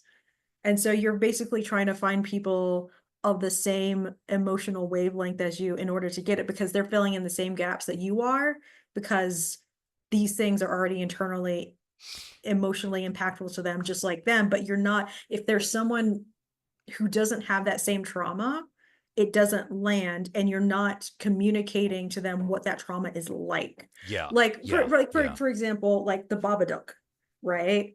Like that, I think beautifully communicates to people who probably have never thought of that, of like the fear of being a bad parent and the Yes. horror of that, and what, like how you are scared that you are going to turn into the monster that is going to harm by viewing that kid as a monster, right? That is dangerous in itself, and that in that thought pattern you become the monster, right? Yeah. Yeah. That is what it communicates, and it communicates that There's a reason the beautifully. Babadook is a shadow, Yeah. you know? And so like it doesn't just like rely on people already having that fear. I mean, it definitely like, you know, highlights like, oh yeah, that's a way of communicating something that I'm afraid of, right? But like it doesn't rely on someone already having that part of their psychological profile. It actually can help illuminate to other people, this is how it is in people's heads, and this is how someone else's experience can be. And I think that that's what, you know, art should be. But you know, but like you have to make that actual, you have to make a real connection to people and fully explain the concepts and ideas instead of just gesture to it, right? Yeah, yeah. Like one of the things I got from Steven Universe was, for example, I am like, oh, I get it. You were the kid in a situation that had to always smile, look on the bright side, and manage the emotions of the adults around you. But you don't realize how fucking sick that is. You know, because that was something about Steven Universe that just bothered me to no end. Because I'm like, no, you're this character's whole deal is that he has to handle other people's emotions. That's fucked up. That is Yeah. fucked up in a way that is one of the most fucked up things, period. And it's a real thing. Like that happens to Yeah. people. In so I've never seen Steven Universe, so I'm only going by what you said, but that in a way that kind of normalizes that part of childhood is a Yes. thing, and that other Yes. people also experience that, and not to like to have that perspective of like, actually this is not something that should be a basic premise, but you should understand that this is something that you should work to get away from, and Yeah. it's unfair to you as a kid. I mean, like that's one reason why Gabriel Marquez, you know, he wrote 100 Years of Solitude, and then like Love in the Time of Cholera. I mean, he writes like, you know, his translated stuff, like you said, his translation is more beautiful than he wrote. So I only read the translations, but the moment I realize the why there is always a character that has a relationship with a young child, like you know, essentially we would just say a pedophile, right? Like a man in his 30s having a relationship with a 14-year-old, a 7-year-old, Yeah. right? And I can like, at first I can understand of like, this is just like, if he's just talking about like a time period of a character, of a history of a family, that stuff did happen, right? But it was until I read his last novella, the last novella that I read of his, I don't know if it was his last one, but it was one that he released in like 2006 or whatever, was called The Memories of My Melancholy Horrors, in which I understood his perspective of what was actually normal. And because the conceit of the book is that it's like an 80-year-old man who's never been married, and on his birthday he decides to gift himself sex with a prepubescent girl. Okay. Okay, I'll say this now. No sex with a prepubescent girl ever happens, but it's kind of grosser, in my opinion. But it's Oh kind of dear. more, it's creepier. I would say, right? Because what happens is he contacts a brothel, they procure a girl who needs the money. She goes to the brothel, and the lady says, oh, she's waiting for you. She was a little bit nervous, so we gave her a little bit of alcohol, so she's sleeping right now. So he goes in there and she's sleeping, and he's so taken by her, he doesn't wake her. He just leaves her sleeping. And that's it for that night. He leaves her sleeping. But then he loved that experience so much that he asked the brothel to like contract her again, and she has to be sleeping every time he sees her. And so what happens is he invents a relationship with her. He never knows her name. And he has like this invented, like he's in love with her and they're in a relationship and everything like that. He is also a famous columnist. And so he's writing about his relationship in the paper with this girl. And do you know what the reaction of the public is to this relationship? Oh no. You should marry her. Oh. Everyone thinks it's a God. beautiful love story. And so it's that fact that he imagined that people will respond positively to this relationship. Yeah, yeah. Is where I'm like, oh no, because like the thing is, you can have that type of thing in a book like Lolita, which obviously, like Lolita does the opposite of that. Exactly. Like, you know that Nabokov like knows that this is fucked up, but he's like very good at writing characters that are fucked up in the head, but you can tell through the subtext of the text that, oh, things are not what they think it is, but they're so delusional, right? Yeah. I think the author is delusional in this, right? On many levels. And I had to re-examine all of his other books. I'm like, oh no, he literally thinks that these types of relationships are okay. And yeah, like, and so, yeah, I guess that was like a bit of a tangent, but like when you realize that the basis core of the idea is presumed to be universally true, or an accepted idea that shouldn't be questioned. And then when you realize kind of how warped that world, it makes that world, you kind of can't unsee the distortion. Yeah. Who is this author again? Oh my gosh, it was oh my gosh, I butchered his name totally.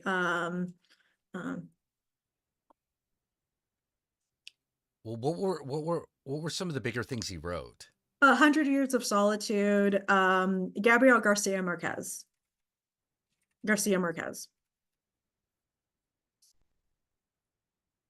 Yeah.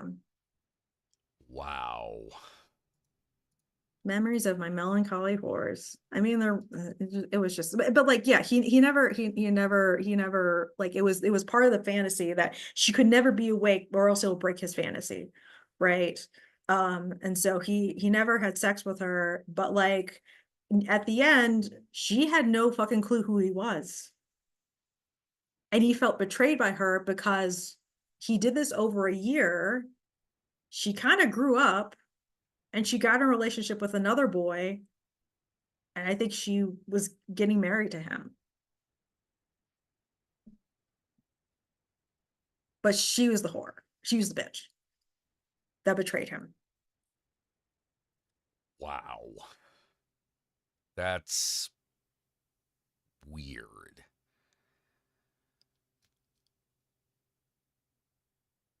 Yeah. It's weird that he wrote about that 3 times. Well, like, he didn't necessarily write about that 3 times. In the other books, like, there was always like a character that had a relationship with a prepubescent girl, right? And one of them was like a 30-year-old who was so bestowed with a 7-year-old, and he got married to her. Another one was, I think it was in Love in the Time of Cholera, the main character, his friend told him, oh, my daughter's in the city going to school, you should check in on her. And he starts dating his friend's daughter. But she's like 8. She's like 14.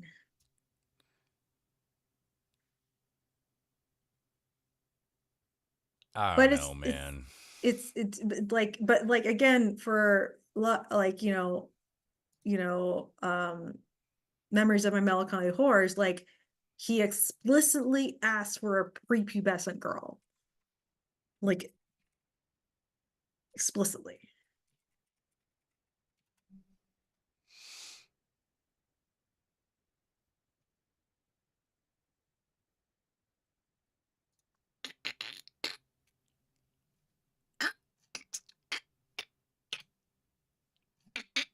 Yeah. Yeah, that's disgusting. Yeah. That's gross. I yeah. So it's like kind of a version of that where But less gross. but yeah, but way less gross, but it's like I felt the same way about Undertale because I was like, do you not realize that please tell me that the designer of this game understands that the no-kill scenario version of this game is in fact incredibly abusive. Like, to the point where I'm like, I might actually be more humane to just start killing people. Mm. Like, this is bad. You are manipulating everyone around you while also being taken advantage of. So it's like the worst of both worlds. And people were like, oh, it's a game where you don't have to kill anybody. And I'm like, this looks like an abuse simulator, like, Mm. oof. But then again, like that's just the way I saw it. Mm. That's the way I saw it, like I don't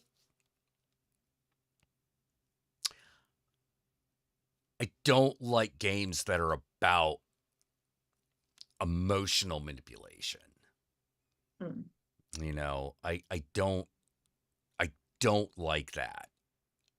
Especially when it's supposed to be like a children's thing. That really bothers me. It bothers me on the same level as like politically motivated children's books. Mm-hmm. And I don't mean like politically motivated, like, oh, this is saying gay is okay. No, I'm talking about like, this is why we hate Democrats kind of shit. Mm-hmm. I'm just like, no, this is gross. Yeah. Like this is gross. And I think that, so when the Steven Universe fandom like really turned on its creator, I was like, I knew that was going to happen. Because that was the audience that she cultivated. Yes. Yep. I was like, I knew this was going to happen because the only way you can be Steven Universe is if you infantilize yourself. Because everything else requires adulthood. It requires you to have matured in a serious way. And they're not going to like that because that is the thing that they are afraid of. Yeah. That is the thing they are most afraid of. Having to grow up and do these horrible adult things. So the minute that is shattered, they will turn on you because they will need someone to blame. Mm-hmm. Not all things you have to go that way. Not all things have to go that way, but I knew that. I knew that was going to happen. When same thing happened to the My Little Pony Friendship is Magic person who made that. I was like, yep, I knew that was going to happen too. You know, can't solve every problem with cupcakes, but the minute that becomes apparent, that audience will turn on you. It's like the Disney adults. Mm, They are psychotic. They are psychotic about their love of Disney, and it is terrifying because you are like, how you are not emotionally equipped to deal with the adult world, let alone have children of your own. You're just yeah. simply not emotionally equipped because it's not like an adult who's getting back in connection with their childhood self by going to Disneyland. Like that's what they sell you, but that's not what's happening. You know, sure that some people do that, and those people are generally okay. Mm-hmm. You know, to the point where we generally don't talk about them. You know, Yeah. because they were just like, it was kind of nice seeing Mickey Mouse and going on Splash Mountain or whatever. You know, like It seems like when they identify as that, they make it part of their identity, yeah, right? And yeah, that's the thing that when I notice people identify with like a piece of media or a show, like this is part of their identity, I just think that in general that's gonna bring up issues, and it kind of Yeah. is based off of maybe their infantile understanding of what that piece of media is or means or what it should mean to them, or again, it's kind of like that navel gazing of like, this is what it means to me, so this is what it means, and they need Yeah. to Yeah. conform to my conception of the world and how this media and how I feel about myself and what I'm, emotionally able to, uh I'm ready for, right? Yeah. And that's not the world we live in. And it for me, for like, probably, like, I don't know what happened with like the pandemic or something like that, but like I kind of have shied away of like watching more so new media. Like I have to like really force myself and sit down and like watch new stuff, right? And it's like I stopped watching a lot of stuff in the sense of like even shows that I liked, I just stopped watching them like mid-season, right? And Oh I yeah. just Yeah. like and I kind of, it seems kind of, I'm not gonna say overwhelming, but it's like the expectation, and I think that's also what the companies are doing. They want you to be invested and care about it. And when I get that message that you need to be invested and care about these things, I get suspicious and I just like kind of Yeah. want to back off. Yeah. Yeah. And I Yeah. was like, I want to engage with these things on my own terms, and I like things just being one and done, right? And when I hear things that are like, oh, we're gonna plan maybe a franchise or a sequel, I'm like, please don't.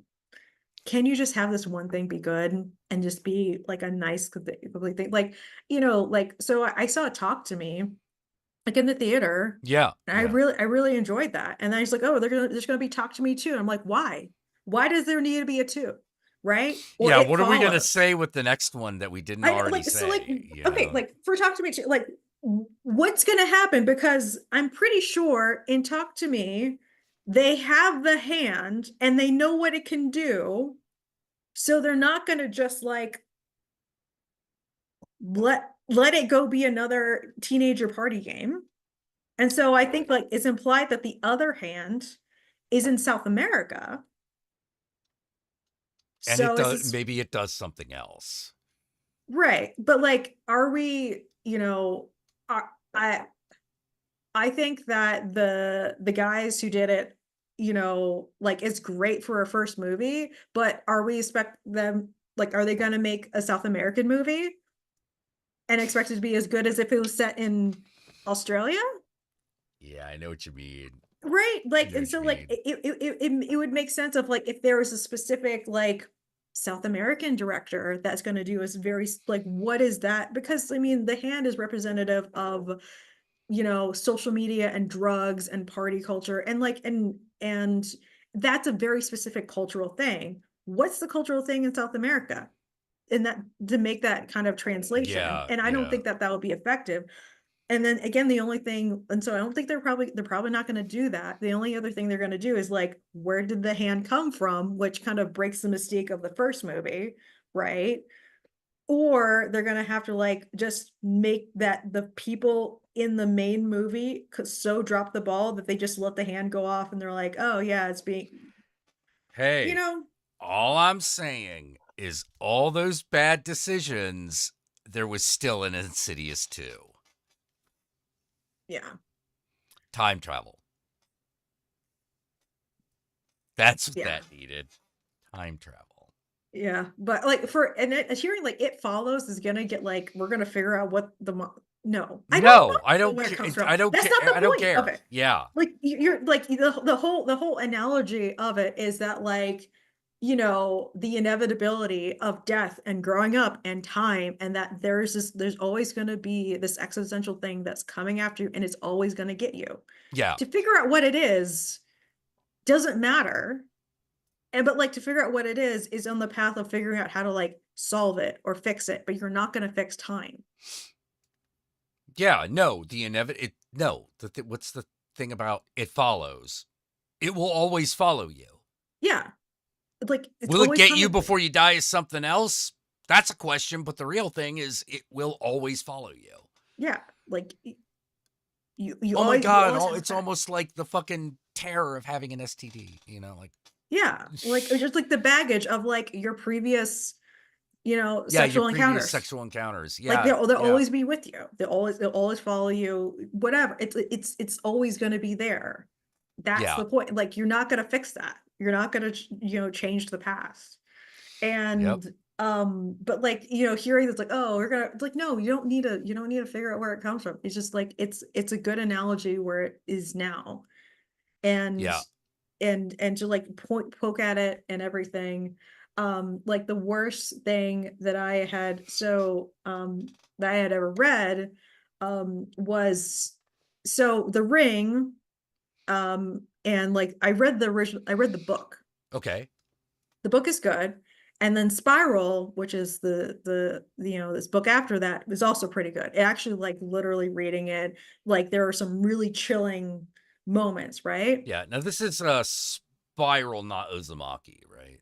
No, not Uzumaki. Okay. It's like there's Ring, Spiral, and the last book is Loop. So it's like, don't read Loop. Don't read Loop. It ruins everything. Oh no. And I pretend it doesn't exist. So I'll tell you what it is. And then you can realize, oh yeah, that's bullshit. And that's not going to be part of it. But oddly enough, it's actually part of the video game. What? There's a ring-based video game. Okay. Then it's kind of based on the book. But it's like, okay. But it actually explains what not Samara, but like what's her name? Sadako. Sadako. It explains what Sadako is. She's a glitch. Because it's all the Matrix. It's all a simulation. It was all a simulation. It was all a simulation. She's a glitch in the simulation. That's stupid. Yes. That is Yeah. stupid. Okay, so basically what you're telling me is this series pulls an Anne Rice on you. It's like, hey, this first book's pretty good. Hey, this second book's even better. Third book. Why did you write this? Yeah, so that's why I've Loop, it's dead to me. Because all of the stuff about like is her father like an old like ancient sea god? Is it that? No, she's a glitch. That's how she can duplicate herself.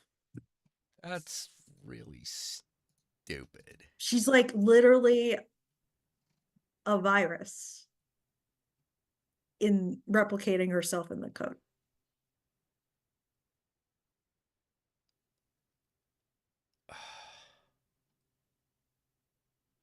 Yeah, so Koji Suzuki, who wrote the books, anytime he tries to write anything related to science fiction, you realize he must have failed science in school because it's all wrong.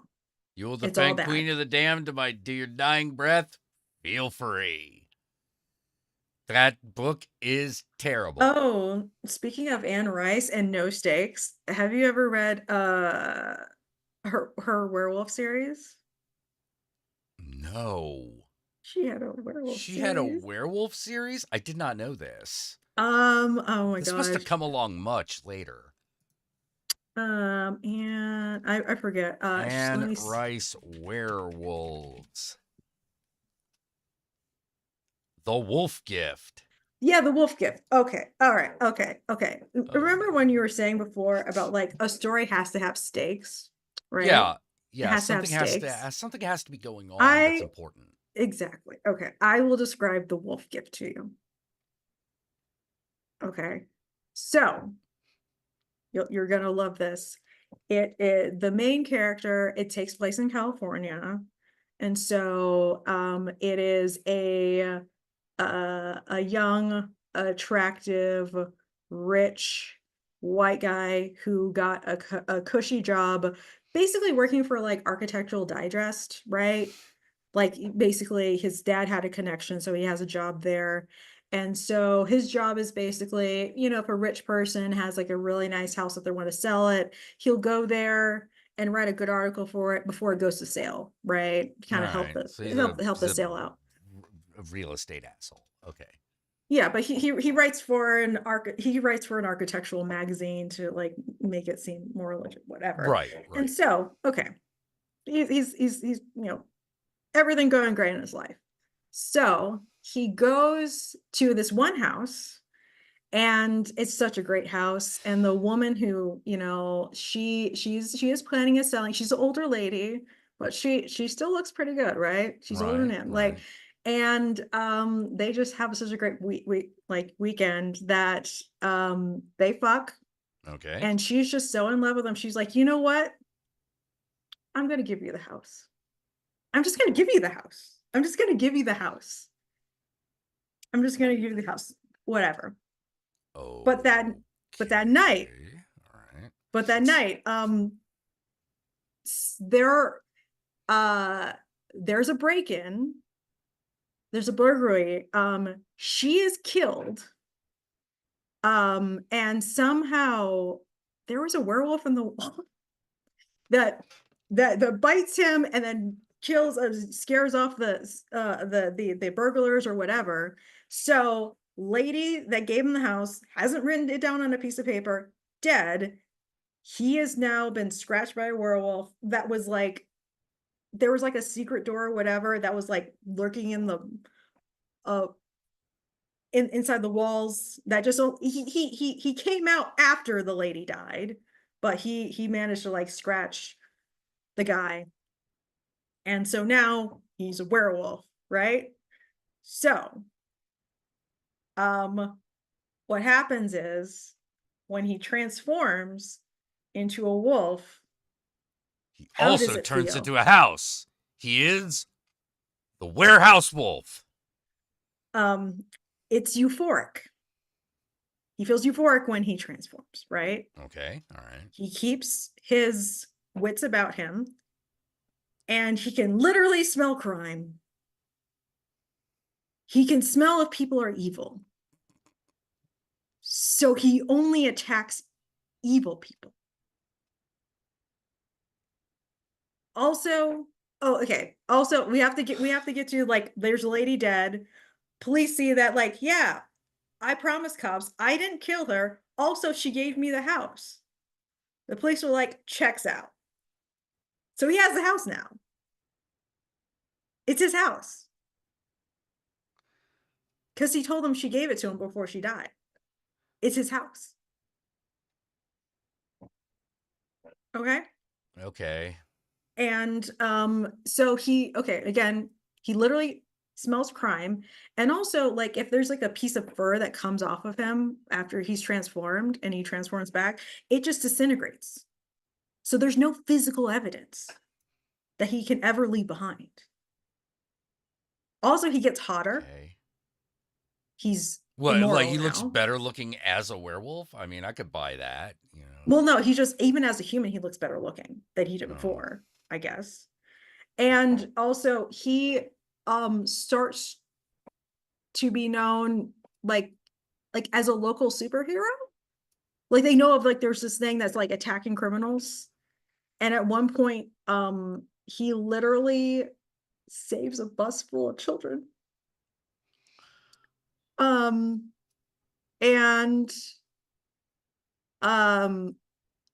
his brother actually is a priest, and his brother is more emotionally torn about the concept of this guy, of this werewolf that he doesn't know is his brother. Because he's thinking like, well, how do you know about evil and whatever? And I'm like, you should have made the brother the werewolf, because at least he has like a dilemma, right? Like, Right. of like, am I really smelling evil? Like, can people be redeemed? Is it fair? Like, whatever. Yeah. Like he has a more of a but the main guy is like, nah, it's good. It's cool. I'm pretty sure it's fine. He's just cool with it. He's just cool. He just thinks his brother's overreacting, even though his brother doesn't know. He's still with his family. He still has connections with his family. He has everything's fine. Everything's fine, right? But also, again, remember, he loves being a werewolf, right? And Right. so he just like, transforms. He just goes out into the woods, right? And I guess you kind of hint at it of like, I guess he also looks pretty good as a werewolf, because he just finds a woman in the woods and he just starts banging her. Okay. Like every night for like a week. And she's like another werewolf, right? No. Okay. There's just some chick who's like, ooh, She's hope a into it. werewolf doesn't fuck me in the woods. You know. He just goes into her cabin. He's just like, they just go. Okay. And then it turns out she is a waitress at a restaurant. Okay. And he goes into the restaurant like in human form, and he's like, oh yeah, it's me. And she's like, what? And she's like, no, it's me. I'm the one you've been banging for like a week. Does she? So now they're together. She recognize? Okay. All right. No, he has to tell her that it's him. Because he tells her does that it it's in him. Wolfman form, right? Yeah, he only saw her in Wolfman form. And the first time he sees her in human form is when at the restaurant where she's a waitress.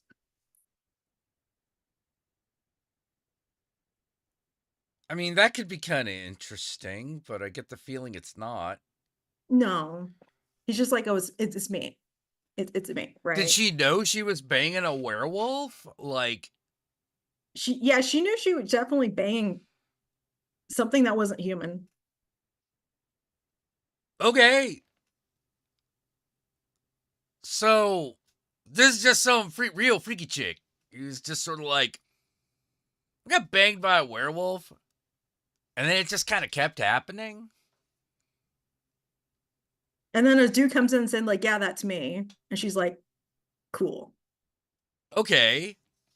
All right. I mean, I could see, look, I will say this. I do see how in real life, if a woman was getting banged by a werewolf in the woods and a guy came in and said, by the way, that werewolf is me. And yeah, probably I would buy it too. I probably wouldn't ask a lot of questions about that. I might have other questions. Yeah. And I think another werewolf shows up. And Please don't tell me they fight over the girl. no. Okay. All right. There's at least that.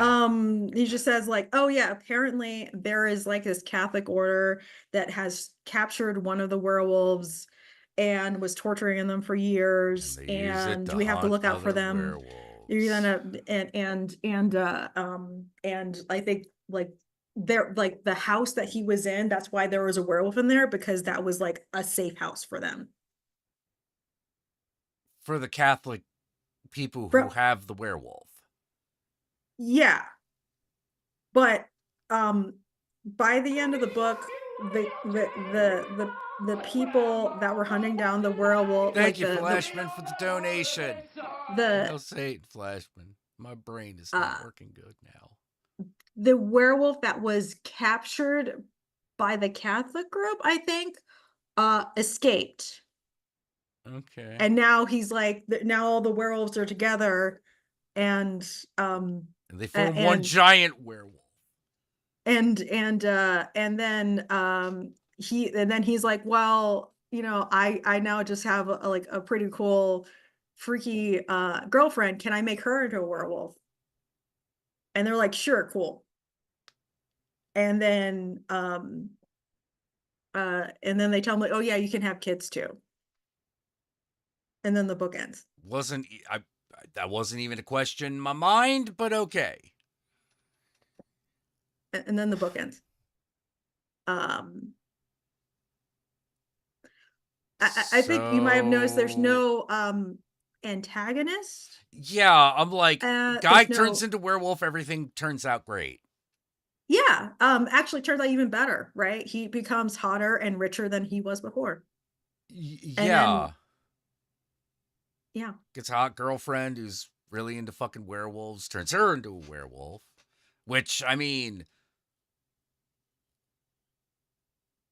if you just need to get scratched by the werewolf, wouldn't that kind of have happened already? Apparently it didn't. Oh. He's a gentle lover, apparently. Yes. Okay. All right. And it was just like it was like all upsides. I guess. Well, when it comes to lycanthropy fucking, I gotta give it up to my girl, Anita Blake. That's if you want something that's happening while a woman fucks a were creature, Anita Blake is the way to go. Because she'll have to fight like a demon and 2 evil priests while handling her stupid relationship issues. Yes. Which almost always just every conversation she has with her boyfriends almost always ends up in fucking. It's kind of amazing. Kind of fucking amazing. Well, also now girlfriends. What? She has girlfriends. Oh, okay. I was like, sorry, I didn't register what you said properly. Yes. Yeah, she also has girlfriends. That's the other thing. That's the... Look, Anita Blake's vagina is just magical, okay? It grants wishes. So everyone's got to have a piece. Everybody wants some. But yeah, the wolf gift, do not recommend. Yeah, that very does sound frustrating. the wolf gift that sounds pretty bad. Oh yeah, he also did like he saved one, I think, gay homeless kid, and he also made him into a werewolf too. So yeah, that's another that they have a nice big happy werewolf family at the end. Huh. I think that was like, yeah, but again, the fact that he could literally sniff crime, he would literally drive around crime like sniffing for crime. He smells crime. He's McGruff, the crime dog, taking a Yeah. bite of crime. And I know that there was a second book in which the book basically detailed that they were all together and they were going to have a festival, just a big meal together as a family. Jesus Christ, there are 30 Anita Blake novels. I didn't realize there were that many. Sorry, I changed subjects on you because I'm like, God damn it. Anne Rice. Oh, she's getting married to Jean-Claude now. Really? Yeah. Okay. And yeah, but I think in the last book, you met her family because her dad was debating on whether to walk her down the aisle. So that would be Slay. Oh, no, Smolder. No, Slay. Oh, it is Slay. Okay. Oh, according to the wiki is incorrect. It says it hasn't been published yet. This Slay's out. Yeah, and you meet her grandmother. It was interesting. Does her grandmother also fuck every supernatural creature she comes across? No, she's a very Catholic, stern German grandmother. Oh dear. Oh dear. Look, one thing I'm gonna give the gotta give the Anita Blake novels. They don't. They are definitely like a telenovela. Oh, yeah. It's definitely like soap opera stuff. But one of the problems I always have with an Anne Rice series is I have this game I play with Anne Rice novels, particularly a long-running series, which is how long until we get to the incest? Because it's going to happen. Just like with George R.R. Martin. Oh, no. Oh, no. No. Every Anne Rice anything eventually has an incest plot. And then it gets weirder. You've read the Witching Hour series, right? I actually never read the Witching Hour series. I only read the vampire series, and I stopped at Menach the Devil. That's a good place to stop. Better place would have been 2 books previous, but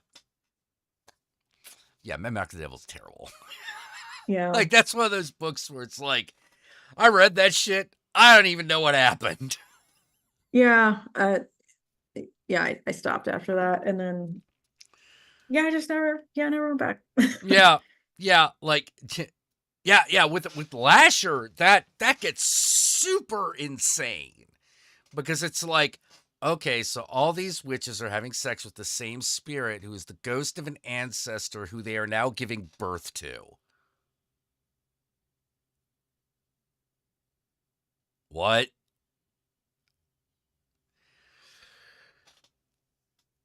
The Vampire Chronicles where it took the longest. Like, it took 3 books to get to the point where you're like, oh, Lestat fucked his own mom. Yeah. Okay. Weird. Yeah, I'm home grandpa. Yeah, exactly. There's a lot of that.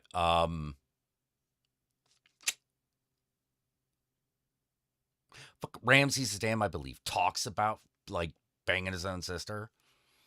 Yeah. I always thought that would make a solid movie. I mean, it was written kind of like Ramsay the Damned, like to kind of be like a screenplay, Yeah, right? it is kind of a remake of The Mummy. The Mummy. Yeah, know? I mean that's what she intended it to be, and I thought that would be kind of like a perfect, if you wanted to adapt anything and kind of use Anne Rice's name. But you don't have necessarily the commitment of like a huge series or like to track all of these characters. Like, no, that's that character next book. Like you can kind of make it a unique thing. Yeah. Like that actually, but like if they had actually taken like Ramses the Damned and done like a kind of Francis Ford Coppola's like Dracula treatment of it at that time, that would have worked really well. Oh yeah. It's just, I mean, it would have definitely have been like, so wait, we just going through an era of Universal monsters being hot? And I'd have been like, yes, but hot in a weird way. Yeah, I mean that made more sense than the Mummy movie we got. That one was at least fun though. Those movies are at least fun. We're not talking about the Tom Cruise one. We're talking about Brendan Fraser, right? No, I was talking about the Tom Cruise one because Tom Cruise one was part of the whole Universal monster. Yeah, it was the whole. But yeah, the mummy stuff. Yeah, I agree. Absolutely fun. But like the Tom Cruise Mummy I would rather have Ramsay the Dam adapted to Yeah, that I instead. didn't need the Mummy turned into like Mission Impossible, you know? Like I really didn't need It that. makes no sense. You know, it's like turns out it's the Mummy of Jason Bourne, you know, like you know, Yeah. yeah, no, it was pretty bad. But I mean, during that period of time, we did get one hell of a Creature from the Black Lagoon remake. I never remember seeing that, but You never saw The Shape of Water? oh, I did see that. I did see that. Like I was thinking about like the whatever they did for the Universal stuff. Oh no.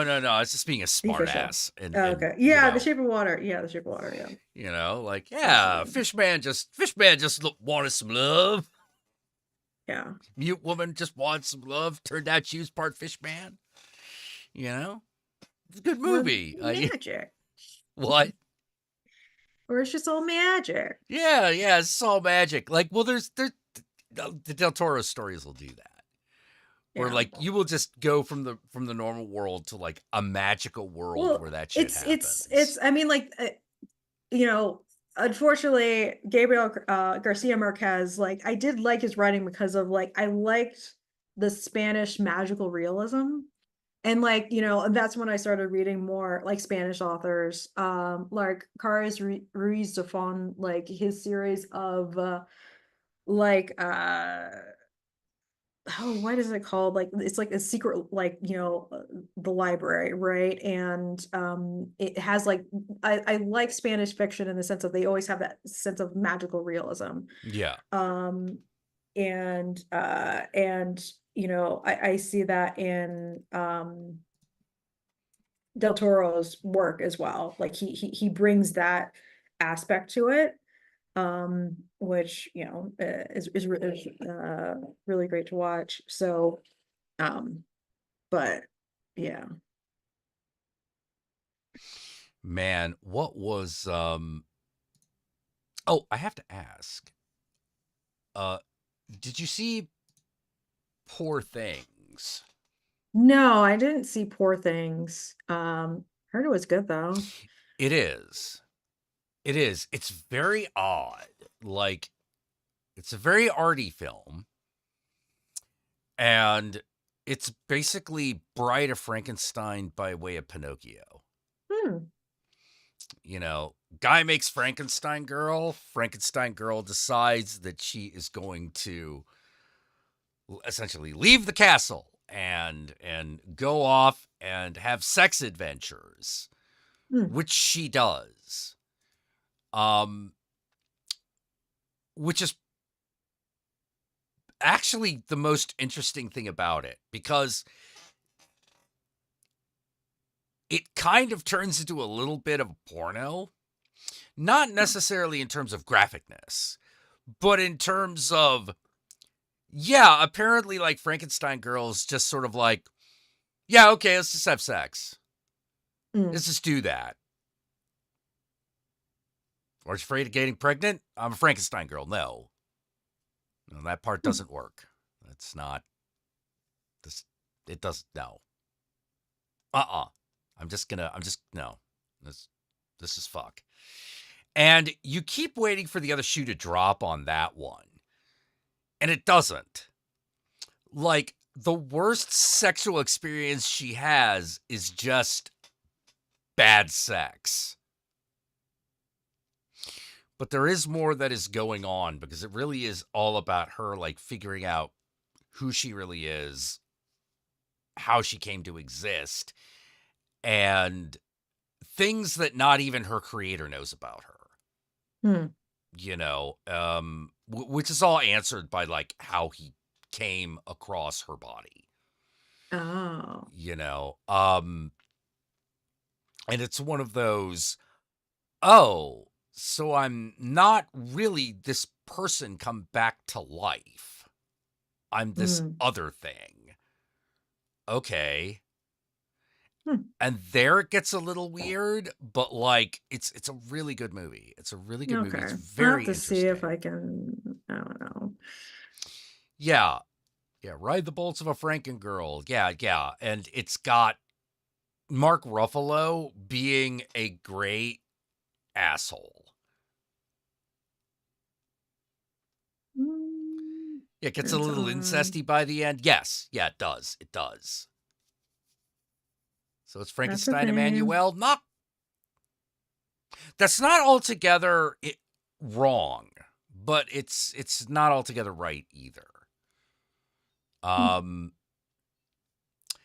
Yeah, like like Willem Dafoe is the doctor, is amazing because he's fucking Willem Dafoe. Although it does have a moment where it's like, do drugs, kids, to make your problems go away.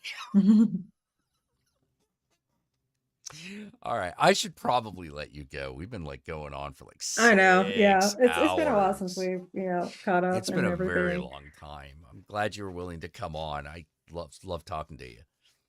Yeah. It's been fun talking to you too. Yeah. Talking about nerdy shit. I don't know how much each other people are, but yeah. I spend most of my time trying to convince people that the stuff I talk about is interesting enough to act on. I hope I'm successful. Oh, I think it's interesting, Yeah. All right. So, till next time, everybody. Obviously, it's Disco Inferno. I will see y'all on Monday. I will see you Monday at 7 p.m. Pacific Standard Time. Chloe, once again, thanks for coming on. I also want to thank Flashman and Yishfi for the donations. I really appreciate that. Gotta keep show going. Hit the like button, all that shit. So till next time, don't forget to wash your ass.